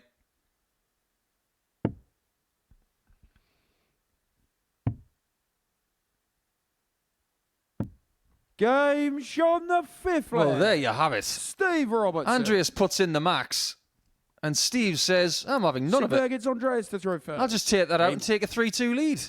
And he's within 1 leg of finishing 5th. Just to give you a little sign of Andreas's marked improvement today. One. So he's upped his average by a couple of points earlier. He's hit 6 180s in 2 days, and today he's hit 6 in the day.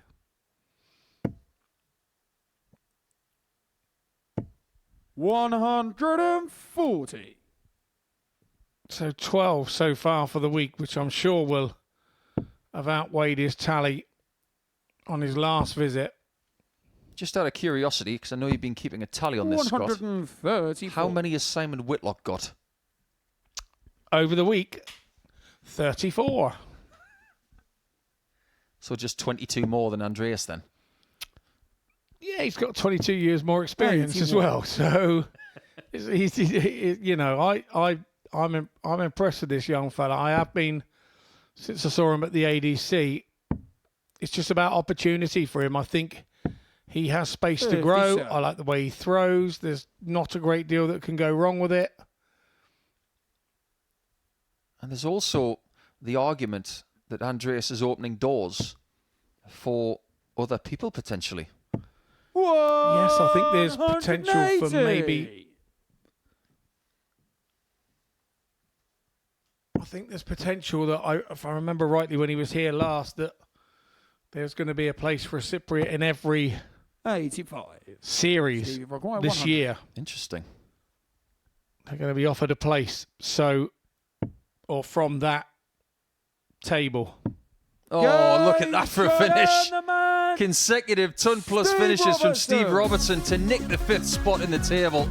They will meet again tomorrow and the day after that. But at the end of Group A, we've seen a ton-plus finish from Whitlock to win the group on the bullseye. And then Longshanks says, well, I'm going to double that. I'm going to get 2 to finish things off. And he finishes off with a 4-2 victory. And the only thing left to do today is to have a little chat at the end of the show between myself and Scott.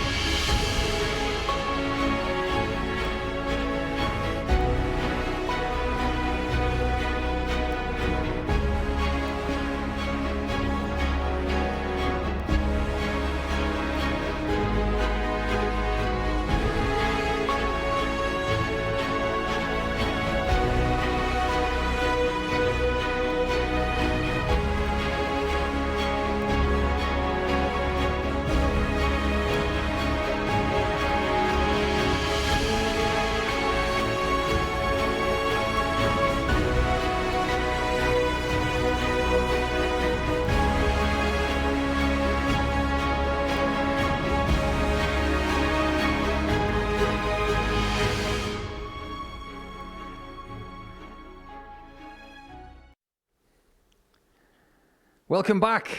The end of Group A, and what a ride it was. Andy Hamilton against Simon Whitlock. We will get onto that in a second, but you've got to give Steve Robertson credit in that last match there. 2 ton-plus checkouts to finish things off against Cypriot Andreas Nikolo, and that vaults him to 5th position in the table, which is financially a little bit better for him. Andreas, he's played pretty well today, getting some nice wins on the board, but unfortunately for him, he'll finish in 6th with Tommy Morris joining those 2 in Group C over the next couple of days. Graham Hall just missing out when it came to winning the group. But, Scott, we have to start with Simon Whitlock because most of this week, over the last 3 days, he's not been winning this table, but boy, did he win it in the end. Yeah, he's played the chaser very well indeed, hasn't he? And I don't think we'll see many Group A's won in a better fashion than this. 14 smack bang centre and the bullseye, wow. Just lifted us off our seats in the commentary box. Just as well he was playing an old friend there who found that quite amusing as well. But he knew the pressure that Simon was under. No pressure for Hamilton in that game, but Whitlock came through it with flying colours. But that wouldn't have even been possible had it not been for the previous leg, where something happened that we've possibly never seen before. He's got 80 points. He went for 2 double tops with his 3rd dart. Talk us through it. Well, I mean, we asked the question, why does Simon use those ripper points or whatever we want to call them on social media? And both seeing the very funny side. That, I think any other dart and any other type of point, the weight of the dart would have dragged that out and it would have gone on the floor. So for this instance, you can see why he uses those points. So I think when it comes to Saturday night, when Simon does return, the first question we're going to ask him is, what was on the end of that point to keep it in the board? Because I've never seen a dart like that in my entire life. But there were other people who had good days today. Graham Hall obviously played well, but Andy Hamilton first. Will he be full of enough confidence to feel that Group B for him is something he can come through? Yeah, definitely. I think for Group B, the preparation, it's all about the preparation because it's late at night. So you've got to rest during the day. Lots of people go off out and do things, then come back in, and you're still playing and concentrating, so sometimes 2 in the morning. So I think it's all about a preparation for Group B, but Andy knows how to do that. So when it comes to preparation for that time slot, what's the best thing he can do overnight to make sure he's ready? Sometimes it's maybe go to bed a little bit later in the evening the night before, wake up later, definitely without a chance, and try and slide the whole day in that direction by a couple of 3 hours. That's what I try to do, and I think most that are successful in the evening, they try to do the same. How's Graham Hall feeling now that he's left the building without the number one spot? Because most of this week he's been in the number one spot. Look, he's been in the number one spot all week. He's been the number one in the averages all week. He's been the number one hitting shot outs at the right moments. But he has had his frailties. And I think if he looks back at this campaign, there's a couple of games, one against Andreas on Monday and probably against Steve Robertson on Tuesday. They're probably the two games that got away where his average dropped off by so much. It's 2 points he could have easily found. But look, you can't look back now. He's got to look forward and plan for that Group B campaign. Tommy Morris spoke with you this morning saying that he wanted to be in Group B. That was his target. He didn't quite get there, but there were bright sparks over the course of the 3 days. But were there enough for him to feel confidence ahead of what's going to be a 10-game group for him? Yes, I think so. I think there is. And I think probably somebody like Tommy needs that little bit of leeway with the extra games. I mean, he's been so unfortunate. I think we counted up, there were 7, I think it ended up totaling 8 4-3s that he was involved in. I think 7 that he was on the wrong end. Don't quote me on it, but it was a very high number he was on the wrong end. And you just think, wow, you know, there's those couple of points that he maybe needed to get into Group B, as with Graham Hall, they were there, but he just didn't go his way. Well, we know that Simon Whitlock has won the group, so we can now look at the breakdown for the week. Jamie Hughes, Martin Adams, Ash Coleman will join us tomorrow night from 10 o'clock, and they will be joined by Graham Hall and Andy Hamilton.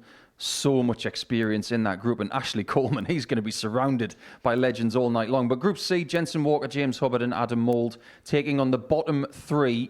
Of the people coming into the fray over the next couple of days, who stands out the most for you? You know, I'm a big fan of Jamie Hughes. He's a big friend of mine, and so I look forward to seeing him in Group B. I will be trying to get an eye on that one. And Group C, obviously Jensen Walker, one of my England teammates this year. And of course, I can't wait to see James Hubbard come back and have a go and see where he is and what nick he's in. We've been speaking about Whitlock and him being on debut. He's obviously done his job, but Jensen Walker, just finally, when it comes to him coming back here, the last time he was here, he was reduced to tears because he was so close to progressing and not. Just quickly from you, how's he going to be feeling coming into this? Well, I'm hoping that he takes the experience from that. I think he's had probably when he lost at Lakeside in that youth final, when it was his last youth game ever, to lose in a World Championship final, you think nothing else worse could happen to you. So you think that hopefully that's battle hardened him, and he'll come here with a different sort of frame of mind about it all. Thank you, Scott. It's been a really wild ride over the course of the last couple of days. But we look forward to seeing you tomorrow from 1 o'clock on Pluto TV. If you want to stick around for some Steve Beaton action, please do so. But from us, it's goodbye for now. We look forward to seeing you tomorrow.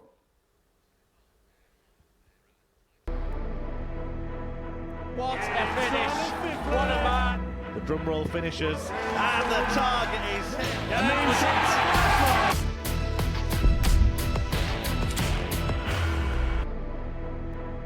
What a finish. What a man. the drum roll finishes, and the target is Amazing. And it comes on finals night, and it's a knockout push. Dirty Harrison! Robin Van Velzen!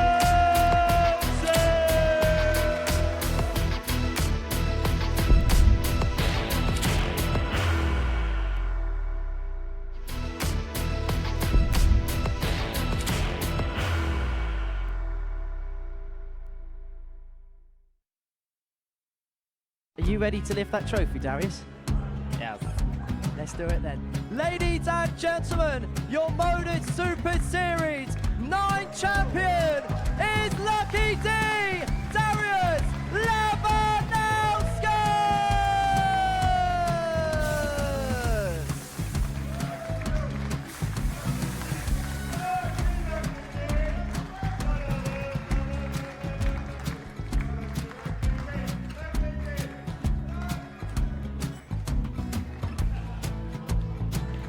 Well, what a wonderful night of darts we have seen, and we are ready.